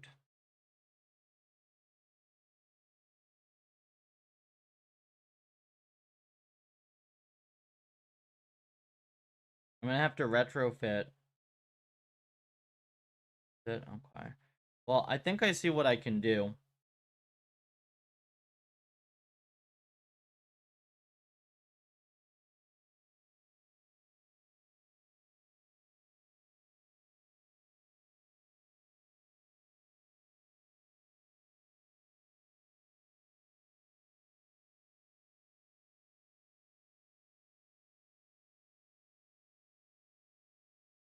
Advantage still.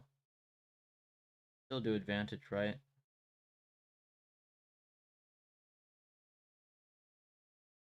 Do you even have a clipping term? Don't, right?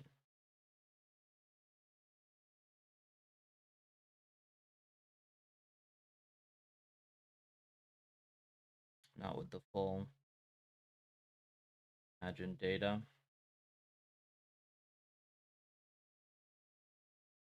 What you need, right? This is going to be kind of screwy.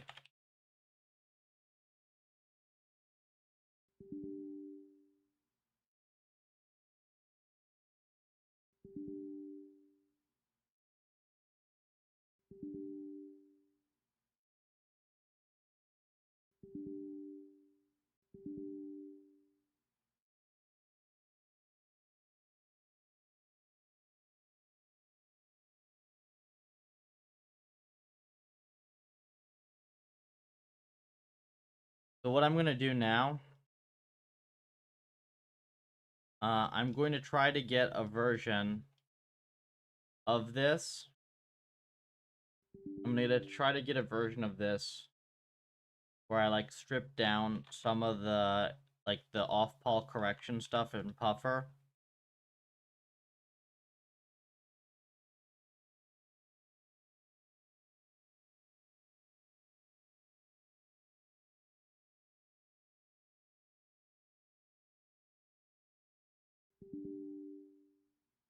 Do I need to even...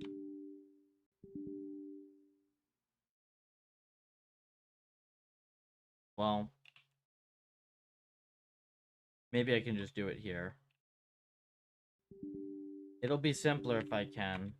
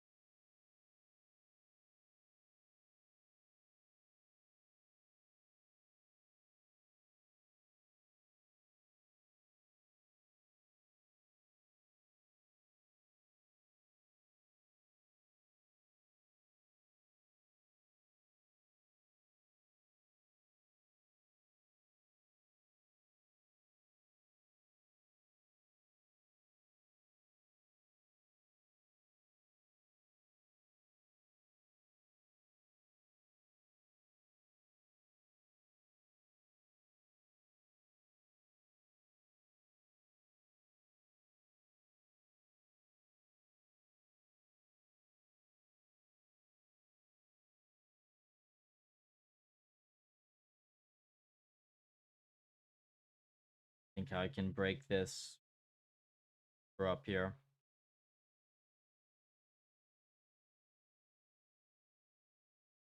Need this clipping with the way it is. Not like I'm going to be able to just do this, have it suddenly work, even though it theoretically should.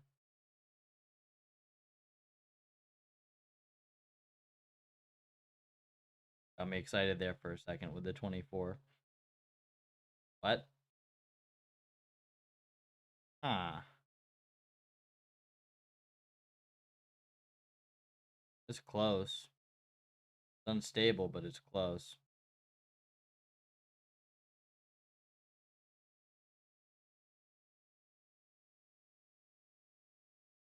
Okay.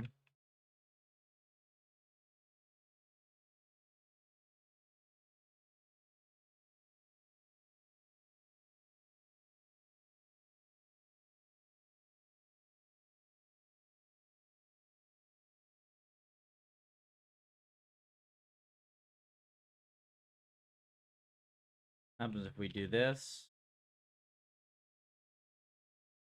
Get us anything? Not really, right?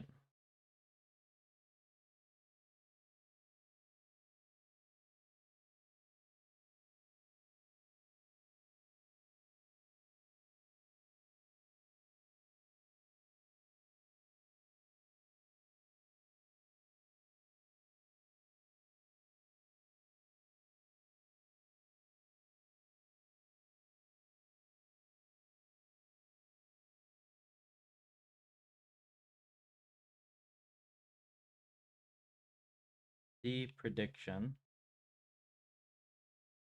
I don't need this. It's all fine. Here. Oh, wait, you've been completely... This is the same thing.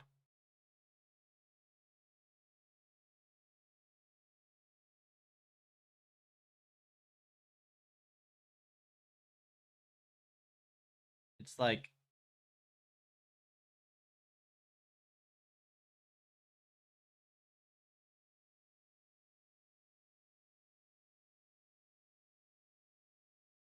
Flipping have affected the IL you were doing the other day. I think when I was doing IL, I fully rewrote the losses. The problem here is that I kept the RL loss.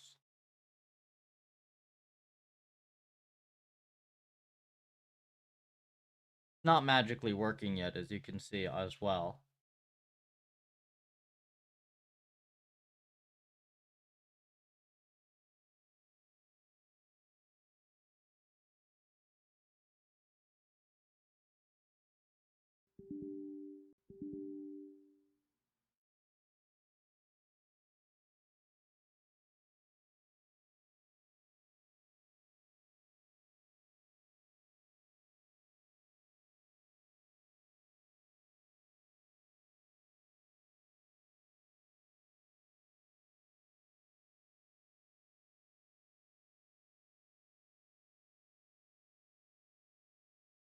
Okay, so now this is the defaults, yeah. Trains instantly.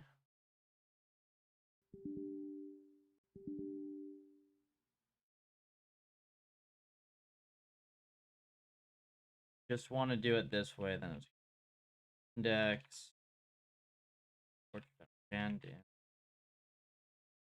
Get rid of prioritization completely. This crap.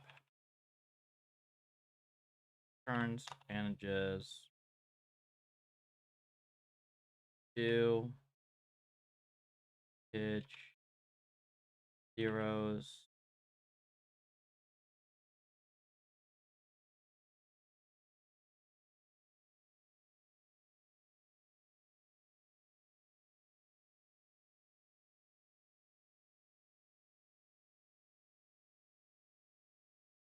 Get like this.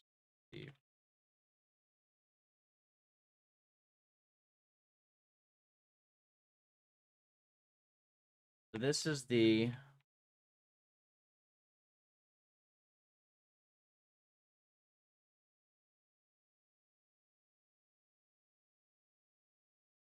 crap. So this is the full-on policy version.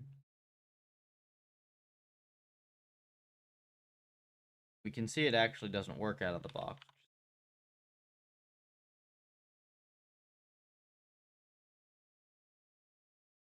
96 ends. 4096 times 8. 8. That.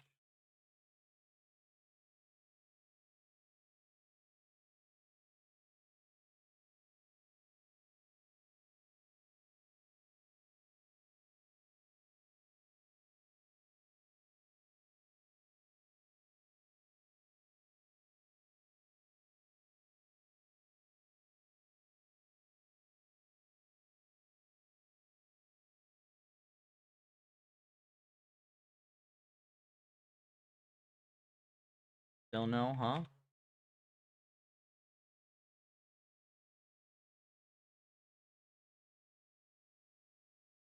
Oh, hang on. There's another bit.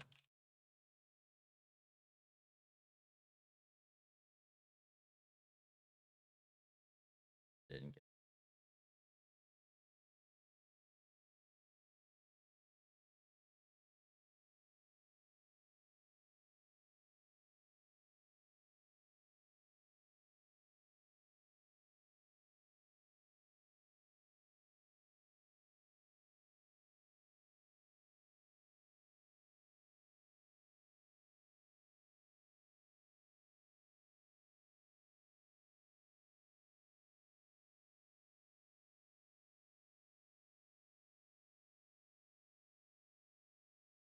At least we have like a plausible pause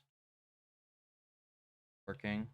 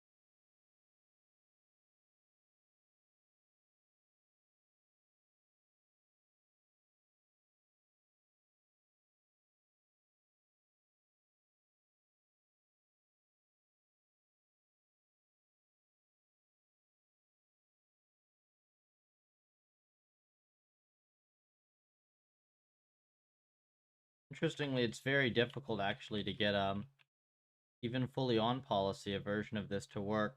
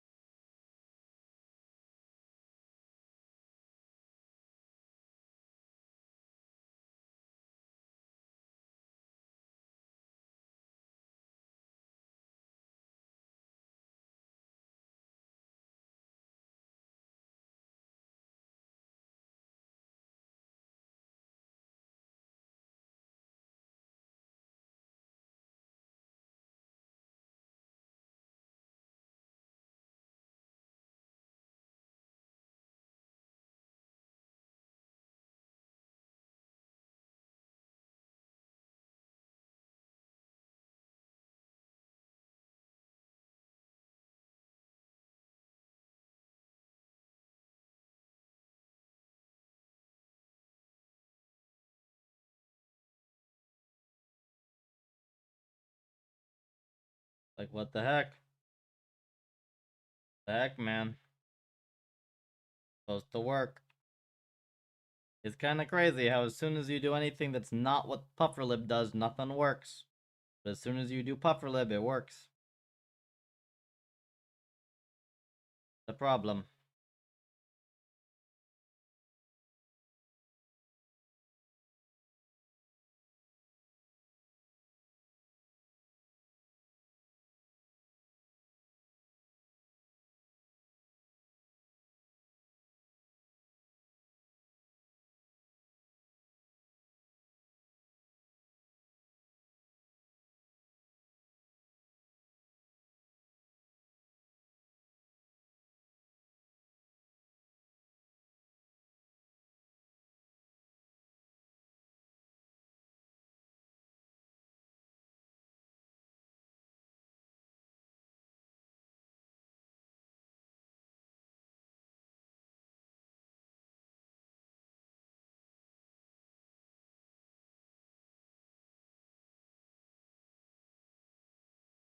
Well,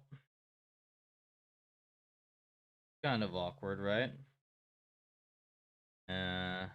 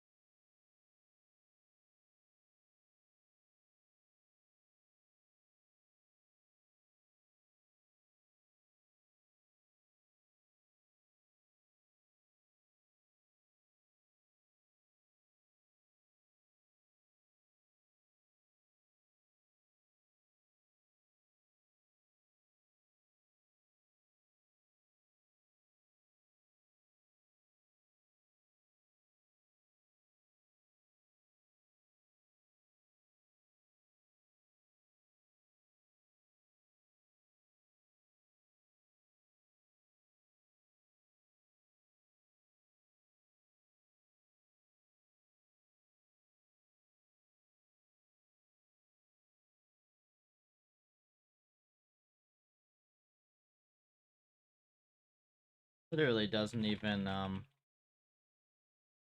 hmm,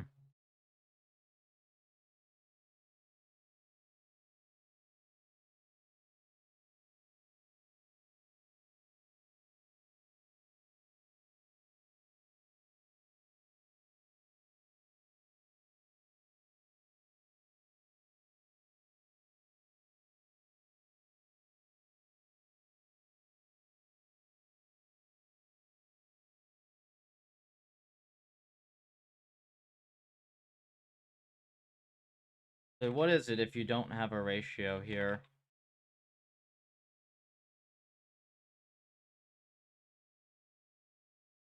It should just be uh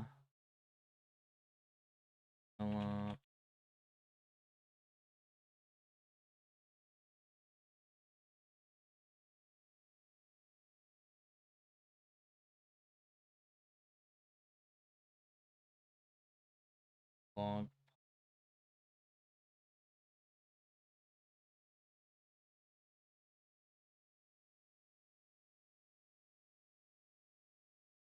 do like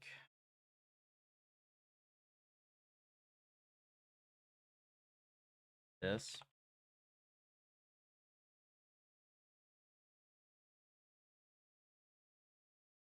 So apparently not.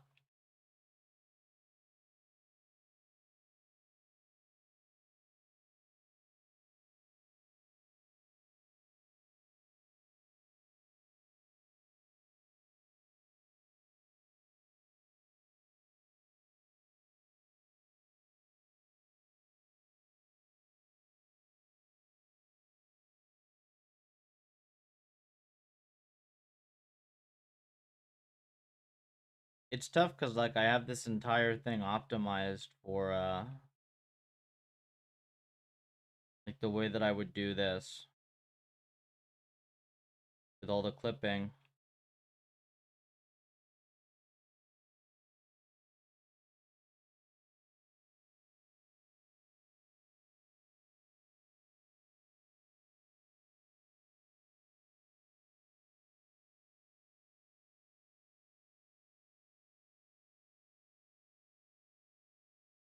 If I just try this again and be more careful.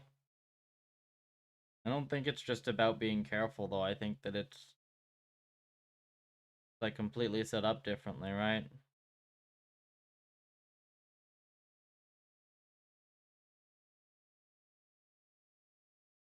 Yeah, that's a problem.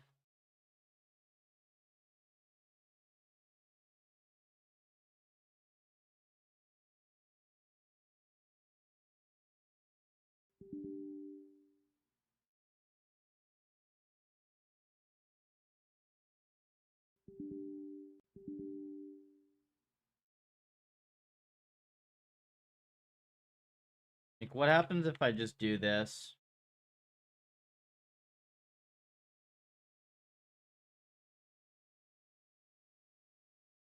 hate that my editor does this.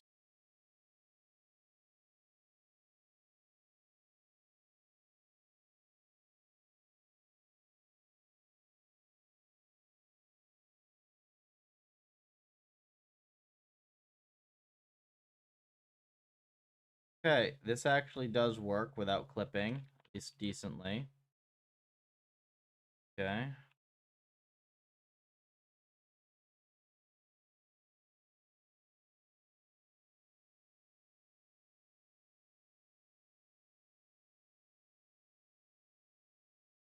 This, right?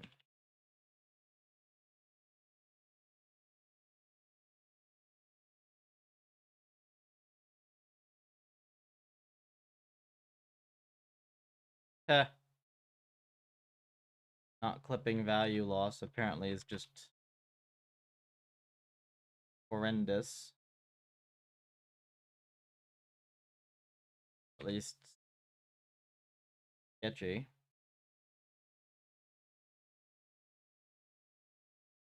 Right? And what else?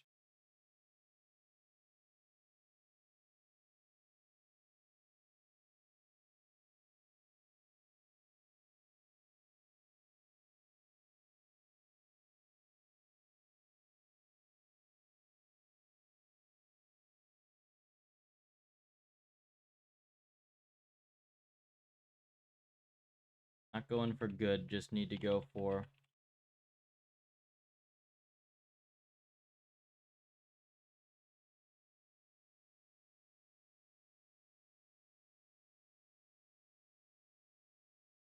working on it, FBR. This is not world model though, this is me. I have to do this in order to make that stuff work.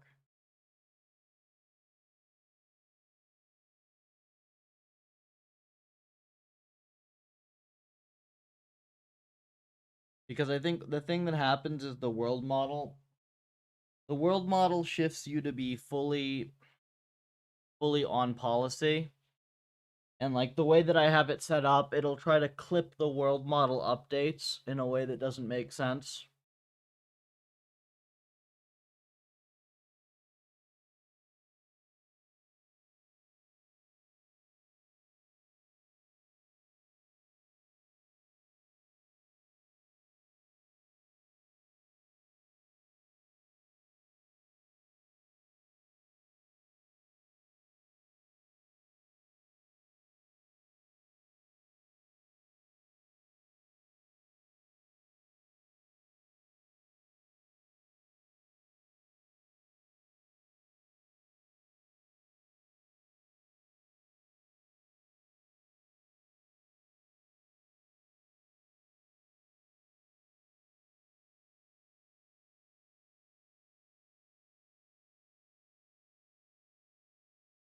Can't do it that way, hang on.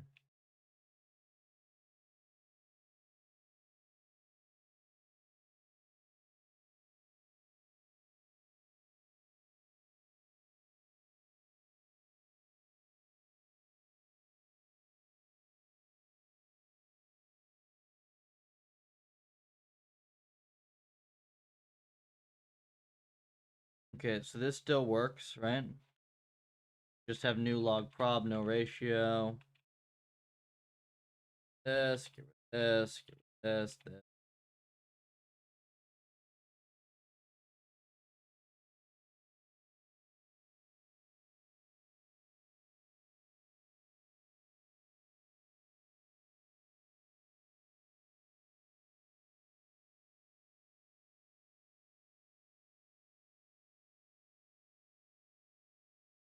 Not stable, does train though.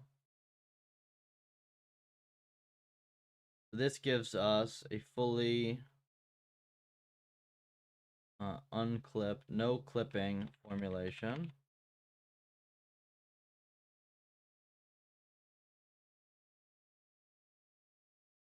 And then for this to be like remotely justified, check.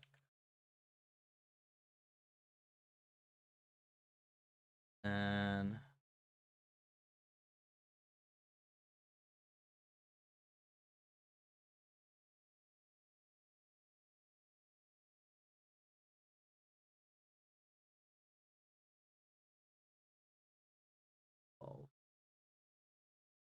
512 ends.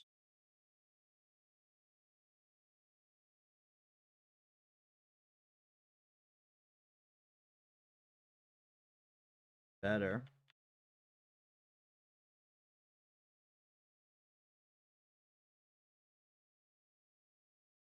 Any batch of this and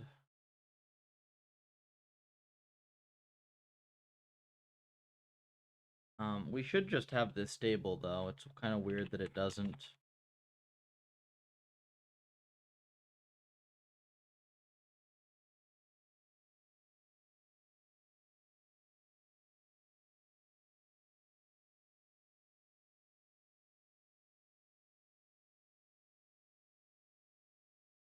Maybe it's just doing ridiculous updates, let's see.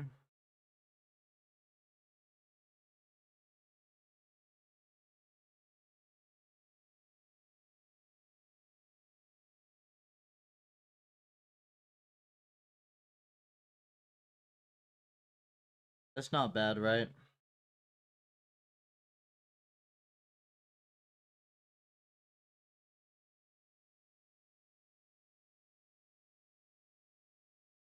Bad. It could be a little more stable, but yeah, it's pretty decent. Okay. That is full on policy learning.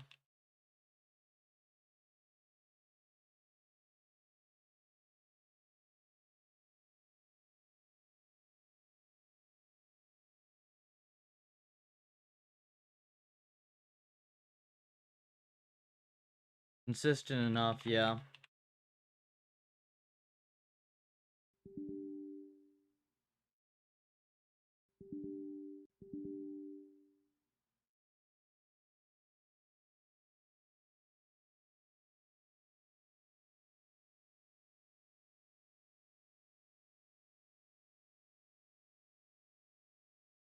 So the reason that I did this was that so we have a better starting point for the world model work, because now we no longer have to worry about flipping and things messing us up.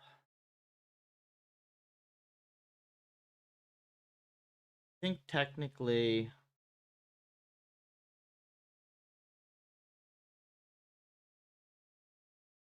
I should do one other thing, which I should do.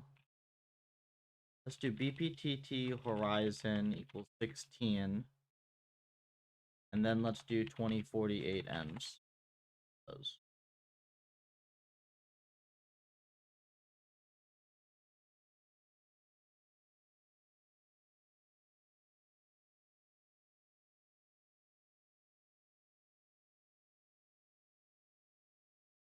Okay, faster, more stable. Perfect. This is our starting point for our world model work, I believe.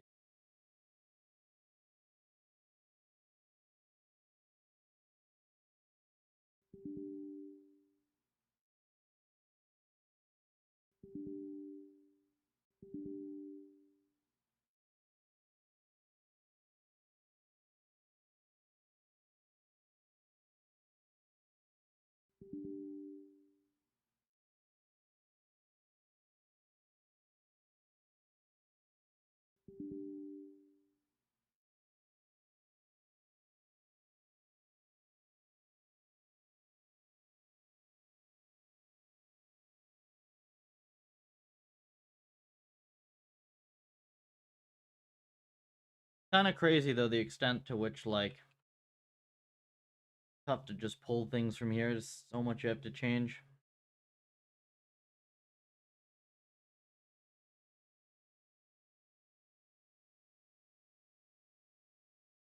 Okay, so I suppose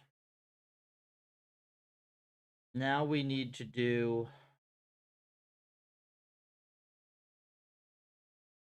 we need to port a whole bunch of the policy crap back over, but it's going to be shorter than before, so it shouldn't be that bad.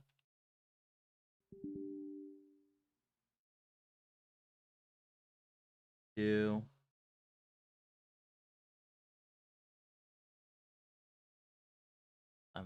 Only yeah, it's 5. I got another hour. I'm getting hungry.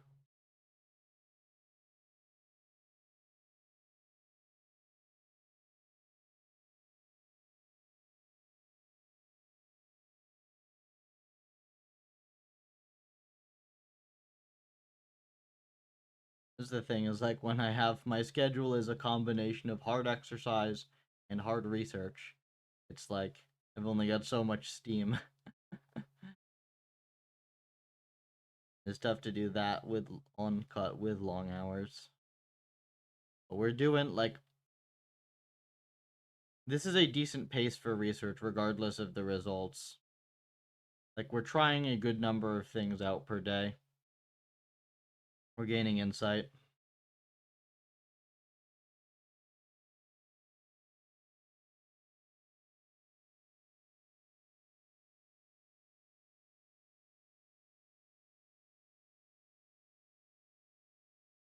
How do you type your own name?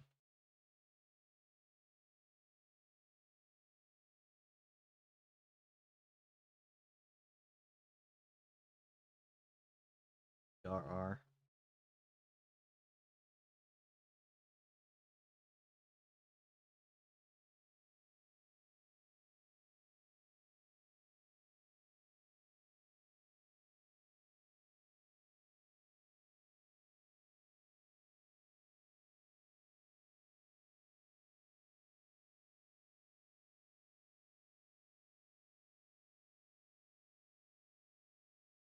I think this is all I need to do, right? Is I just take this crap.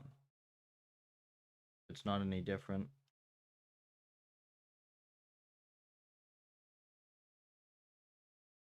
Thought I was typing in my pseudo password. Yoink. Thank you very much for your contributions to the puffer cluster. Uh,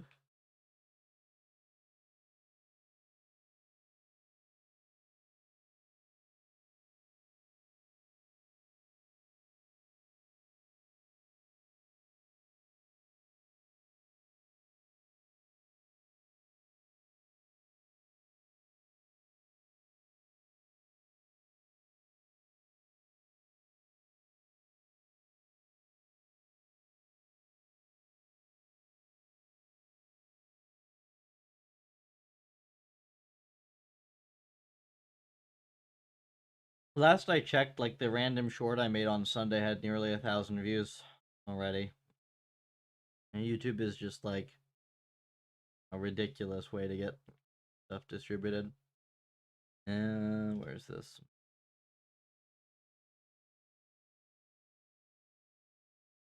Yeah, I don't necessarily like the format bet.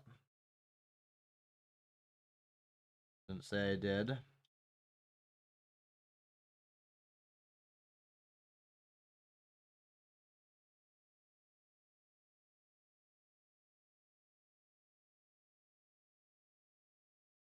The shorts don't monetize well, actually, at all. They're good for exposure, though.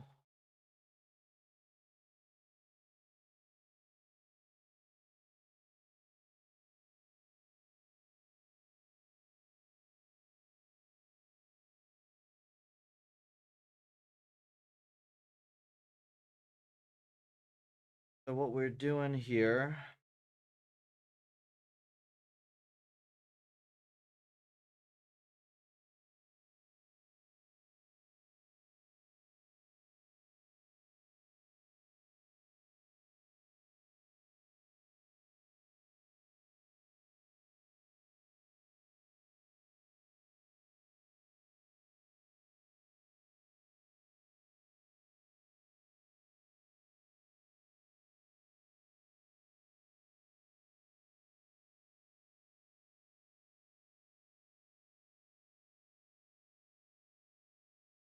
I'd make a short vid going over the MVIS shorts. Yeah, I should probably do. As you can see, I've been like doing all this research.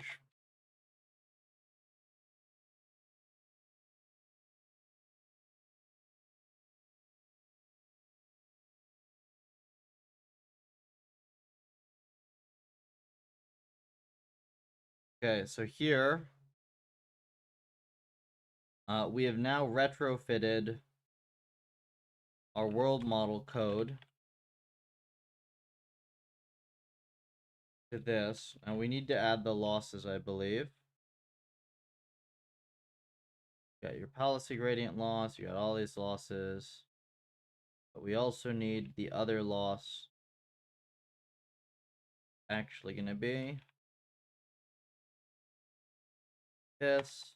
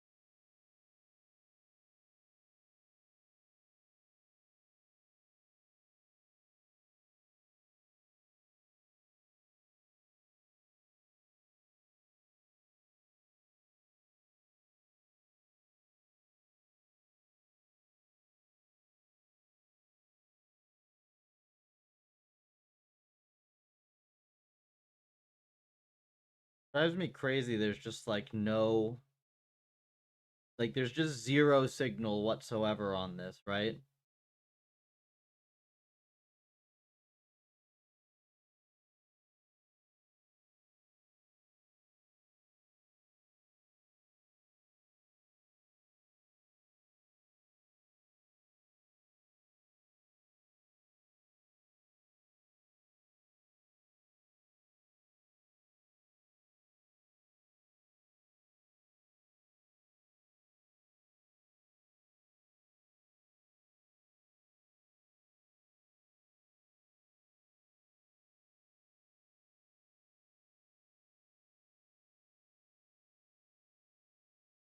Brutal.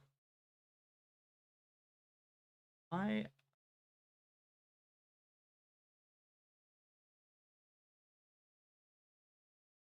mean, I suppose if it's like on policy anyways, I can do this. Do T, and you can just do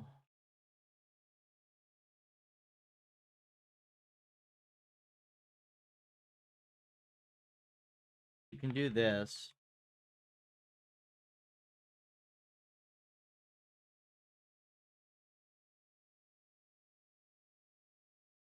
Okay, so this one does learn.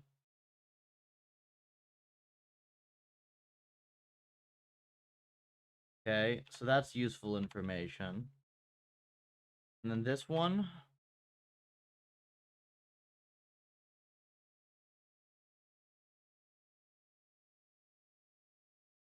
yeah, this still learns.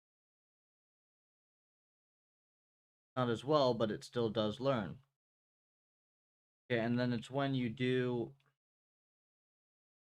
don't give it an action, it's the same as before.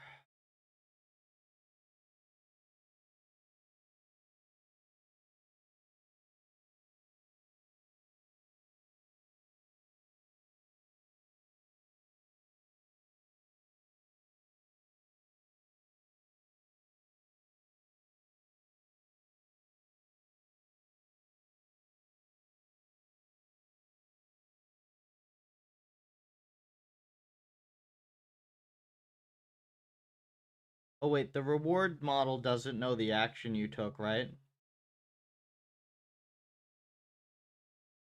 Am I calling the reward model on the right thing? Isn't reward model supposed to be trained on Z?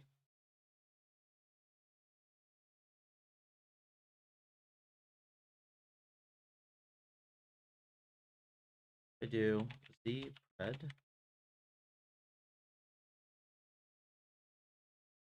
down here.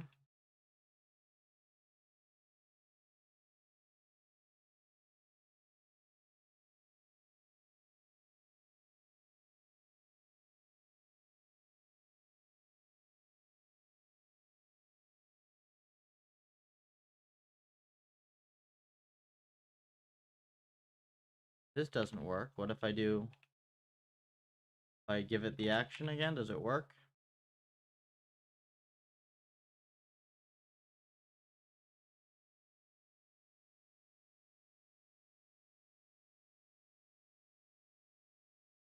This now works again. Not even half bad. Okay. Go look at the paper.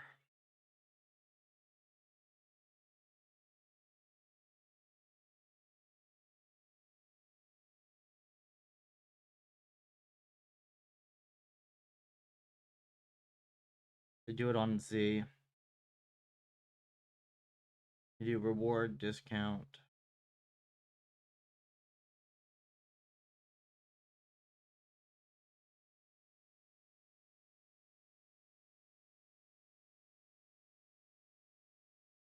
It's funny though, this was working even before. This was working even before. So what the heck could be wrong then with this? Dynamics.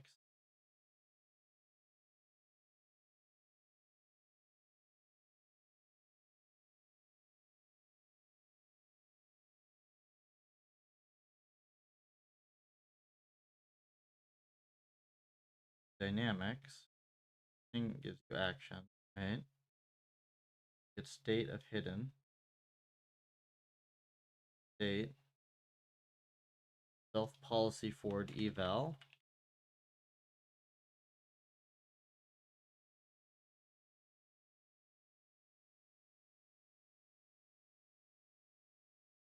Then gets hidden, right? Returns logits and values.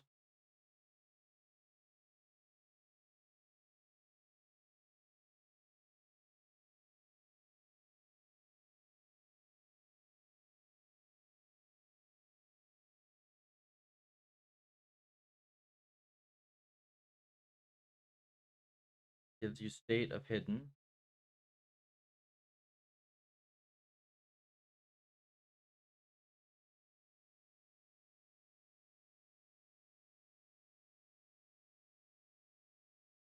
Dynamics rewards terminal.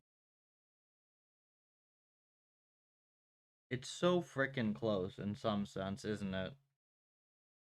If it works with this line, this little bit here uncommented, then we have something to start with.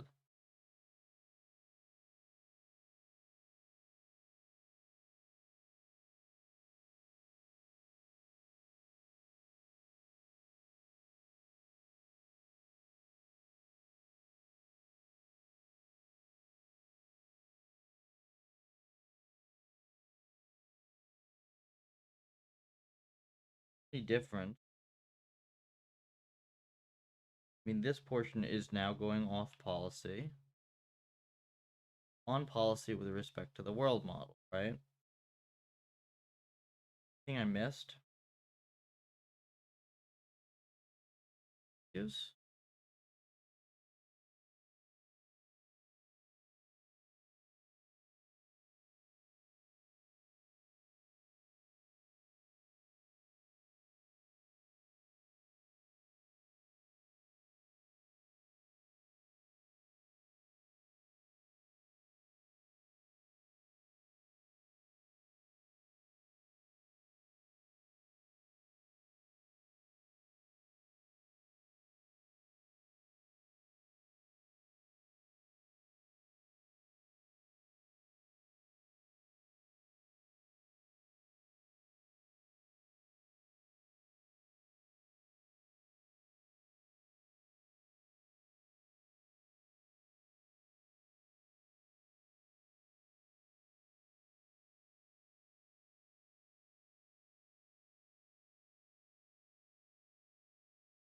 The formula in log prob or negative log?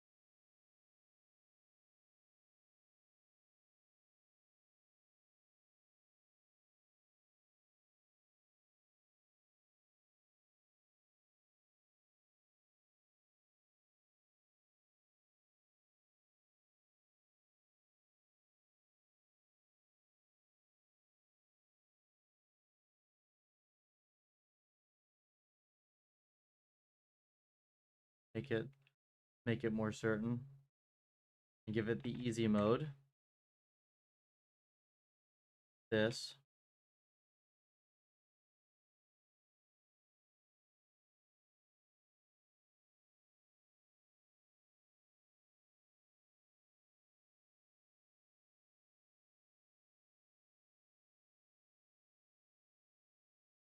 Okay, so that one works, right?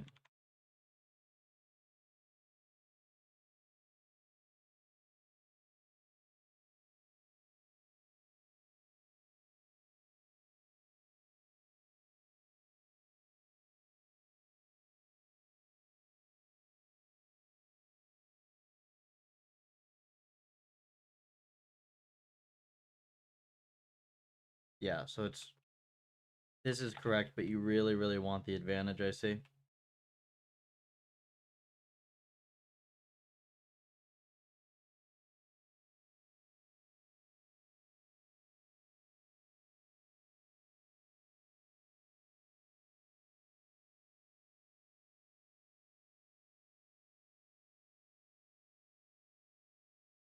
Baseline.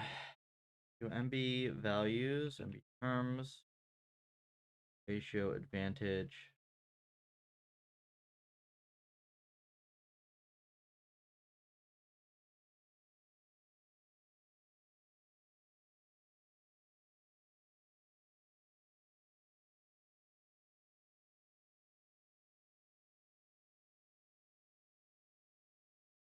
Better, right? This works, yeah.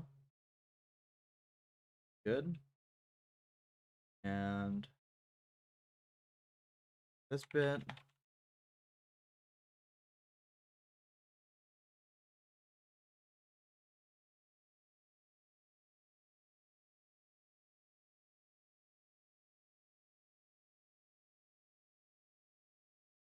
Okay, that still actually does it, right? And now this is the bit that doesn't work. Leave. Flip this over here so we can see it. So it's just, you need the original actions for some reason. They've even gotten it to work with just the first original action. Oh wait, what? What? Hello? Is this it?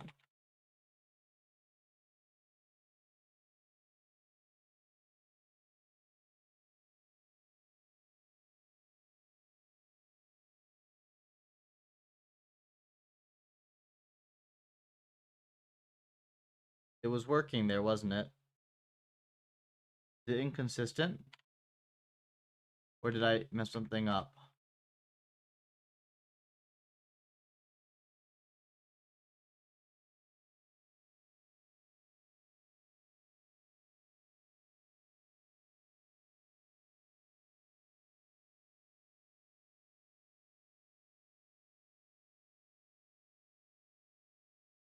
I'm gonna run it a few times just to be sure I didn't.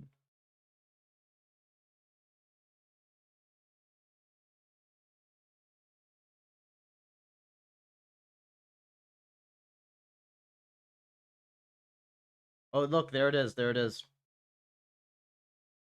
That's better than random. It's super inconsistent, but that is something learning through a world model. There's no other channel through which it could learn anything. Like, there's no other channel that it can learn anything through.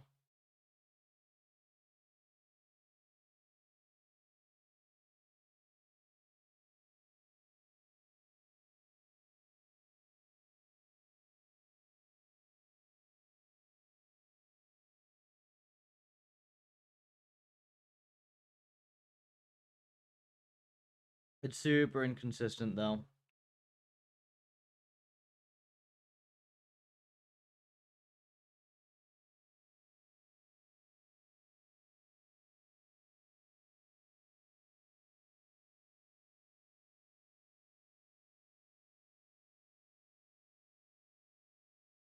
It could be a lot of things.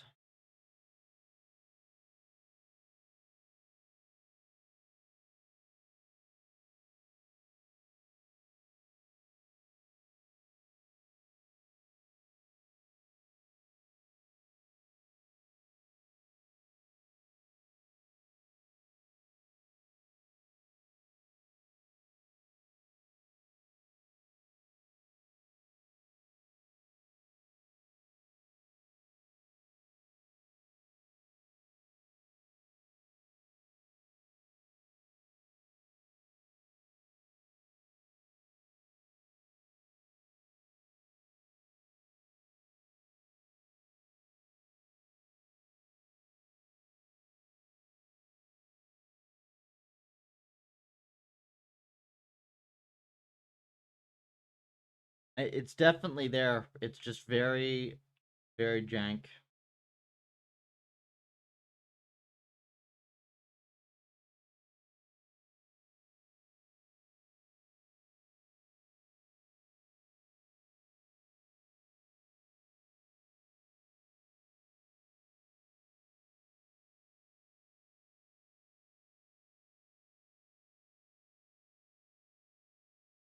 Yeah, so to be clear, there's literally no other way for it to be learning now except for the world model. So I get a consistent version of this.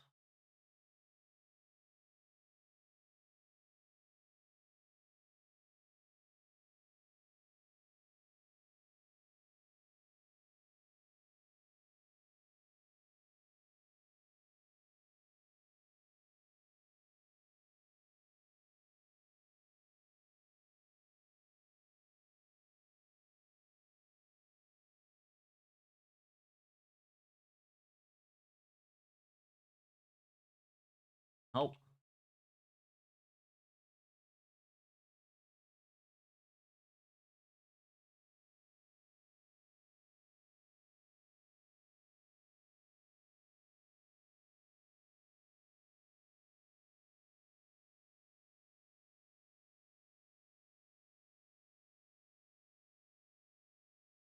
there it is.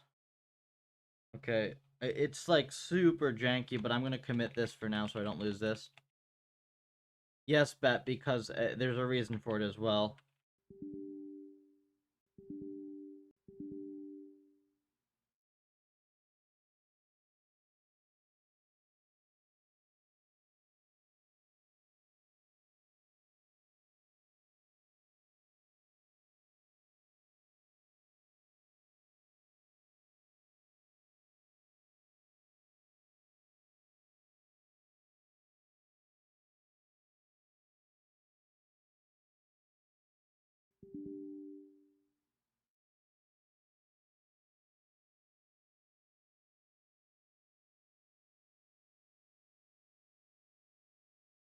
The clamping thing, it's because the world model is on policy. It's because you're sampling on policy with respect to the world model, off policy with respect to the environment, like the original environment policy, and the clamping was being done with respect to that original.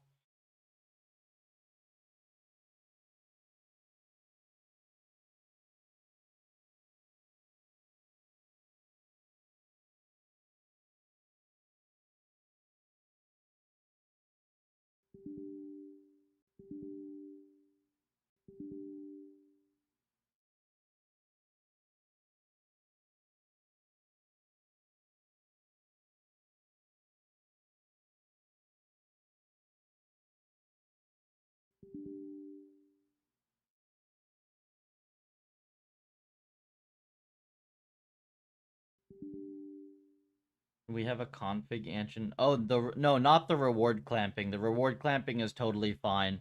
That whole argument is stupid. You want reward clamping there by default. Fix it in your environment. Your reward should not be stupidly scaled. No, that one is like an obvious, like, you're wrong. That's like an obvious, just have your rewards be sane. The problem that you see, the thing is, like, Normally, if you clamp rewards, the end will at least do something. And if you don't, you'll totally screw stuff with like bad reward norms. So we just do it by default. It was a totally different clamping from that one. This was like policy, this was like the on-pal, off-pal clamp. Totally different.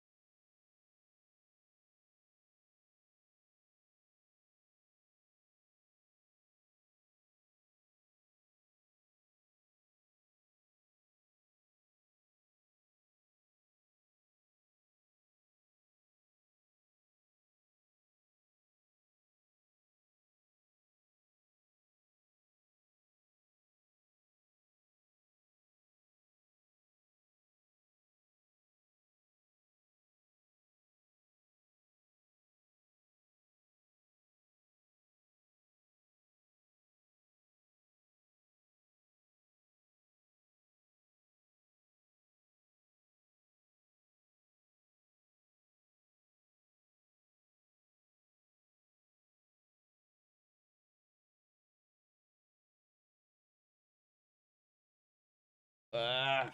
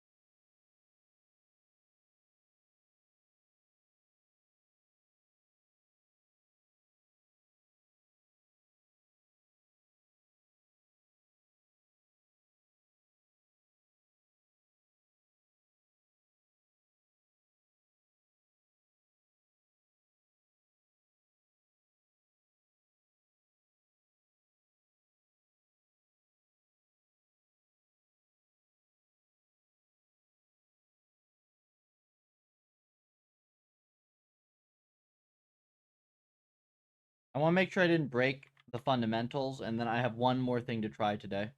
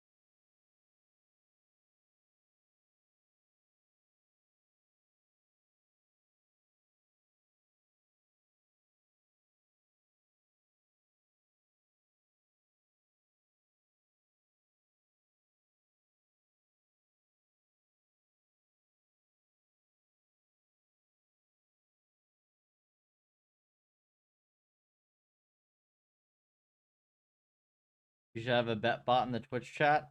Why would I do that? I already have a bet.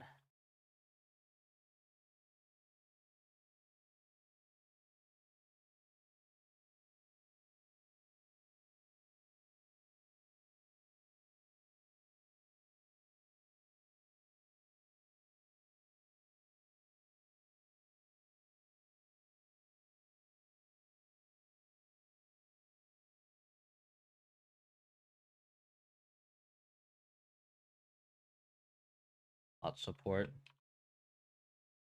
And one of the funniest bot things I saw recently is somebody made a somebody made a League of Legends coach bot that just flames you the entire game.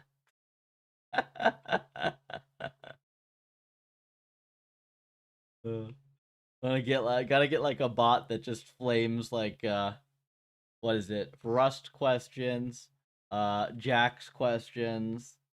What are the other common like piss me off questions? Oh, LLM questions, ironically enough.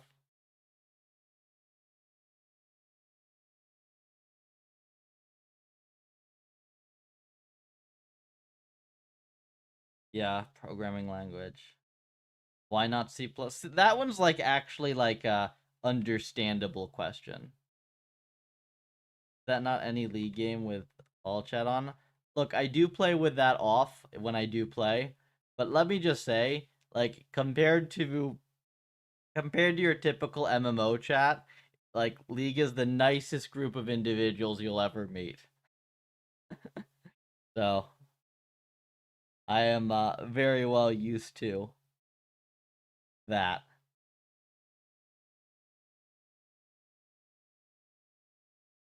Everyone knows C++ is bloaty. Yeah, but the thing is, bet people don't realize you can actually get stuff done in C.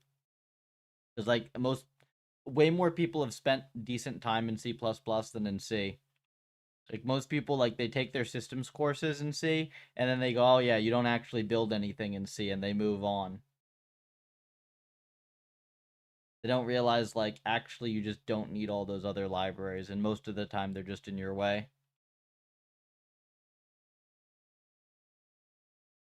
I'm trying to think how we make this way. How do we make this more consistent?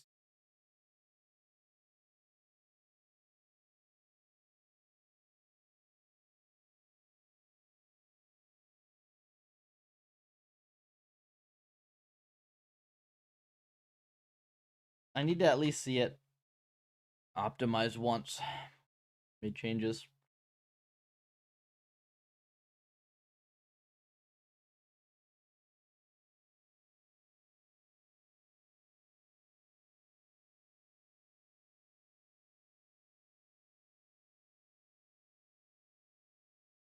All the things I'm pretty sure are illegal now. Not illegal in the United States. We have free speech. You can be as toxic as you want on the internet.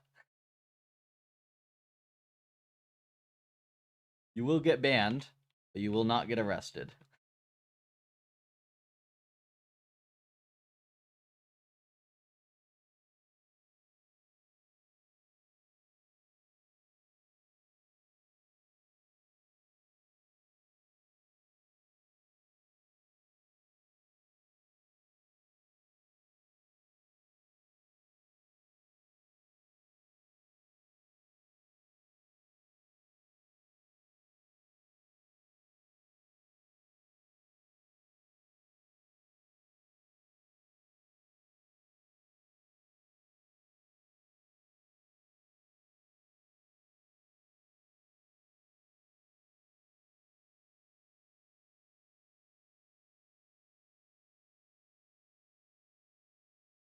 Puffer a clanker? No. Puffer is a fish.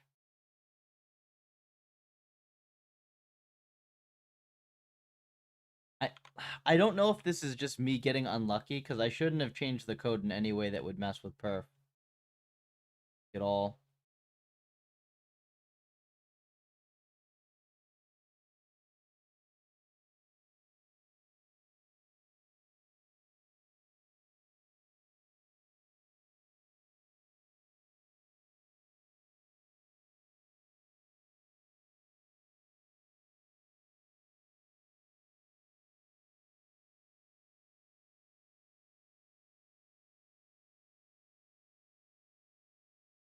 There you go. Okay, good.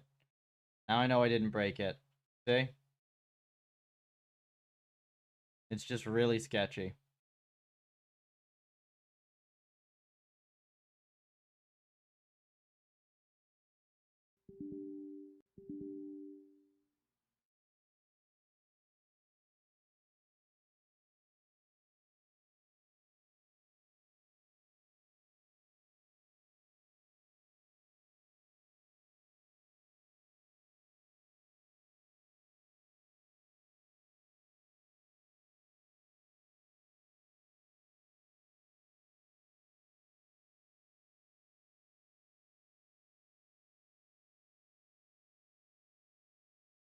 Could be, bet.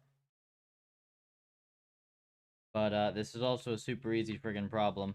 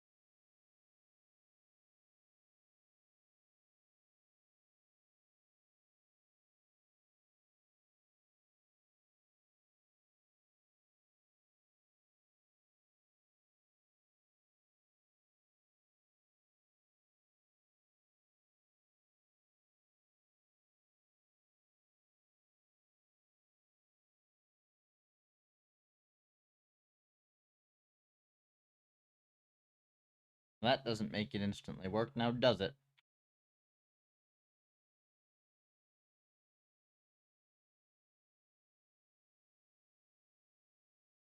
Puffer. 10 billion steps.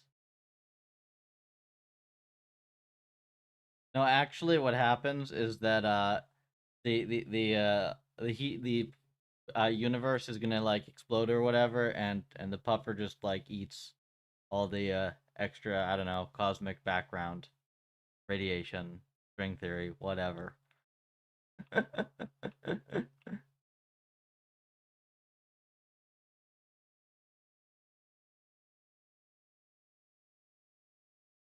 Save your puffer.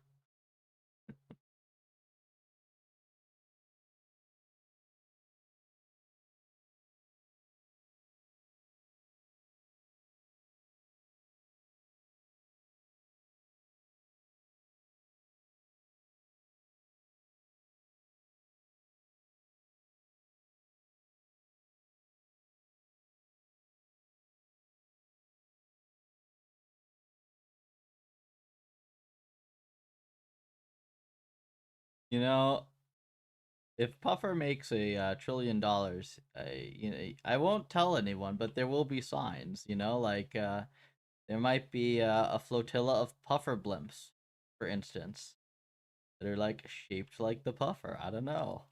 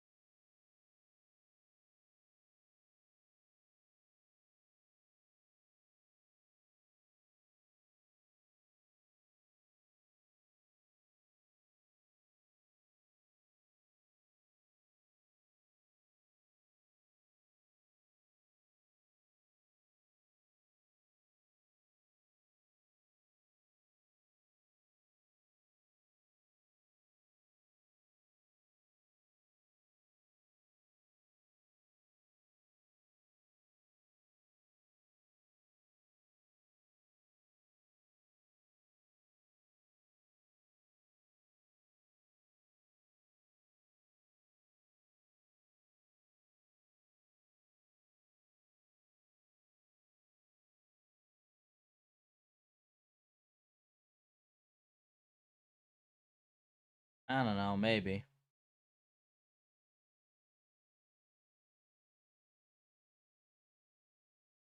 Frankly, I'd way rather not get acquired. I'd way rather we just like build really good RL that is useful, and then companies want larger and larger contracts, and then I simply continue to fund science and research for a long time. Okay, so when you give it the obs and stuff, it obviously works way better.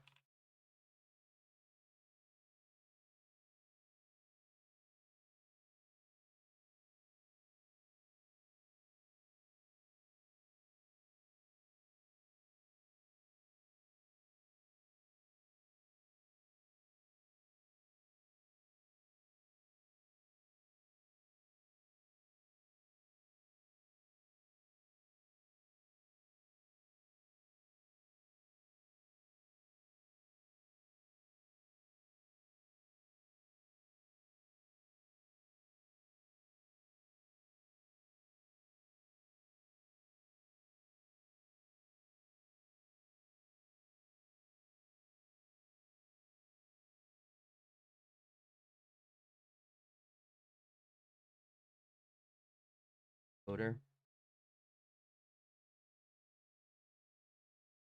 Totally the encoder. I mean the what was it? It's like just drifting, I suppose.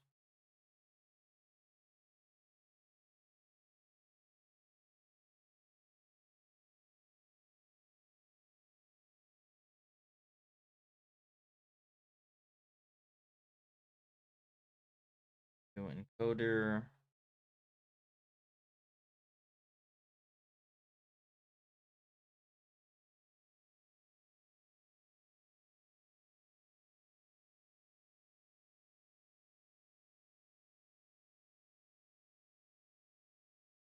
It's just the Z. We should probably play with Z distributional, right?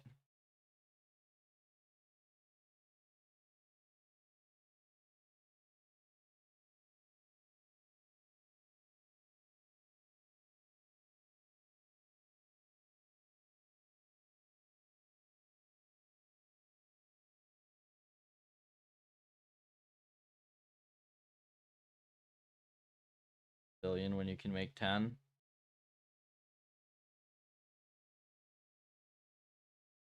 Honestly, stuff you can do personally caps out way before then. The only cool stuff you can do with more money at that point is just like cool companies and science and shit. Assuming you're not like a pathetically shallow human being.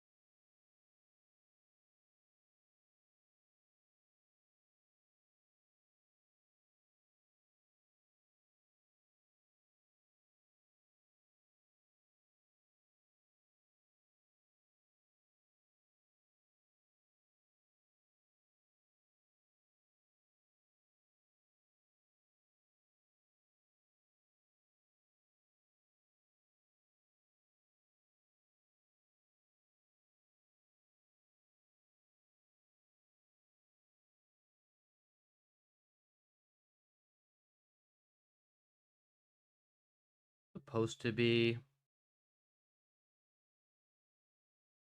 everything I can think about.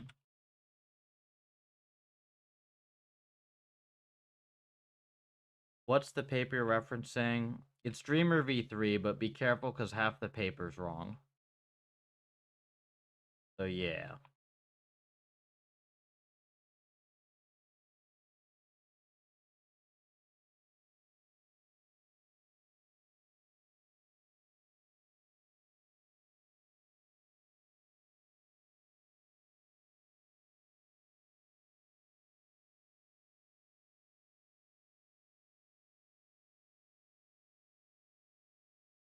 Create more money. Yeah, but to what end?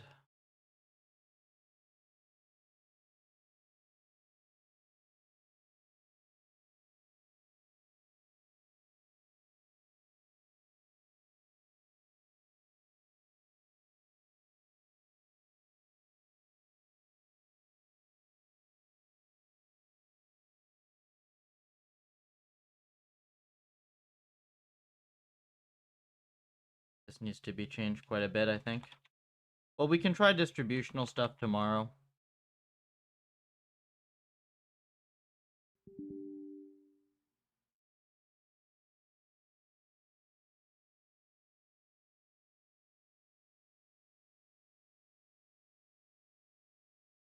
I mean, the good news, Bet, is that it turns out a lot of stuff you can do to make more money ends up being economically productive. But it's definitely not optimal. I was way better off when the people who end up making a lot of money happen to get their kicks out of, trying to make cool science work rather than trying to make the next luxury whatever thing. Alright.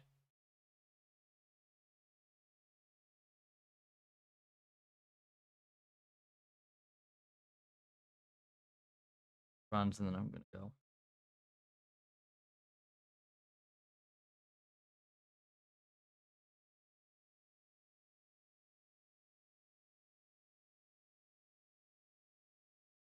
We'll have to try all sorts of stuff with this tomorrow, I'm sure. Like, the vanilla version of this is not like a clear cut, oh, it just works though.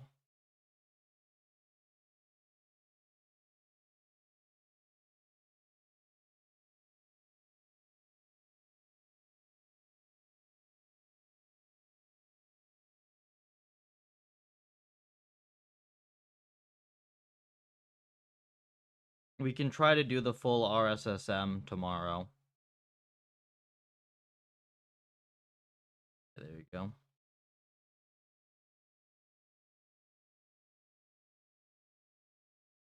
Very unstable.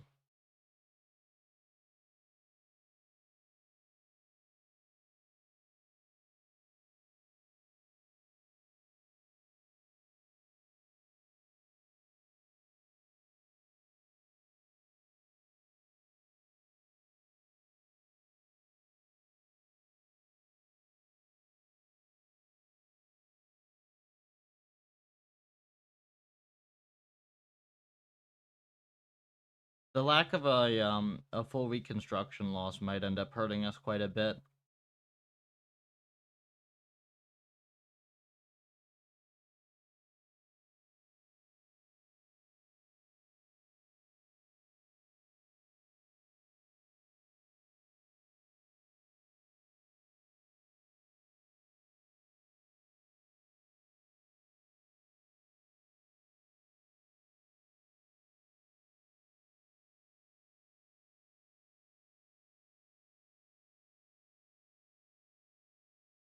Come on.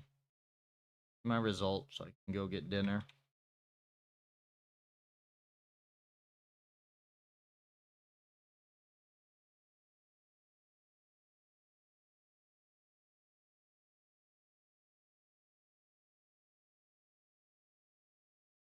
Wouldn't it be kind of weird if this thing like only works with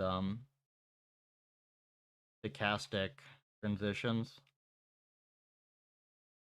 Or minus stochasticity in the net?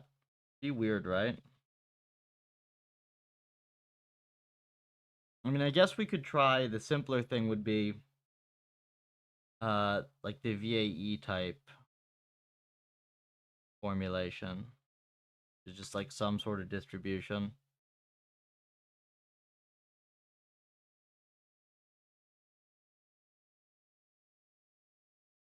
It's like literally works 1 in 10 times though. It's crazy.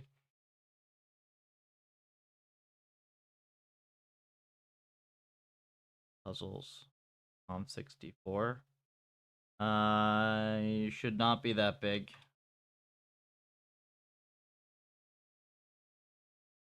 And make sure the comms are like reasonable sizes though. Go look up like chess architecture or whatever from any of the papers.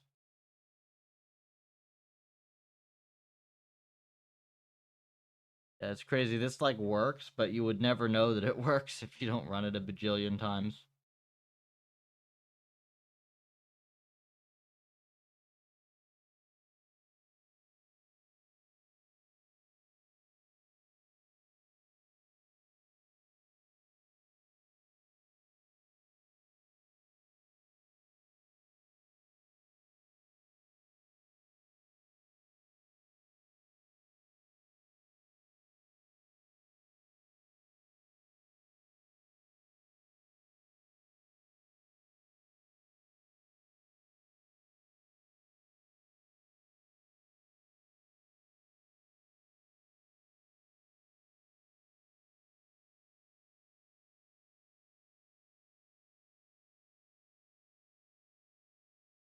Continue predictor thing could be a problem, I suppose.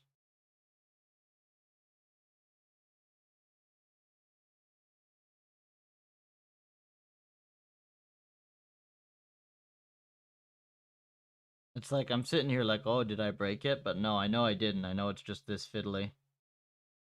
Yeah, there you go, see?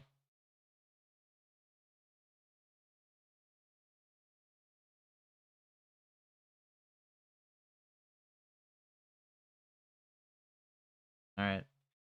We'll try to make this more robust tomorrow, I think. For the folks who've been watching me all day, thank you for tuning in. If you're interested in my work generally, you want to help with reinforcement learning, pushing the field forward, everything's on puffer.ai. Start the repo, it's free, helps me out a ton. Discord is where all the research happens, so just join here to get involved. Really doesn't require as much of a background as you might expect to contribute productively. We've literally had new programmers spin up in a few months. And other than that, follow me on X for more RL content. Thank you, and I will be back like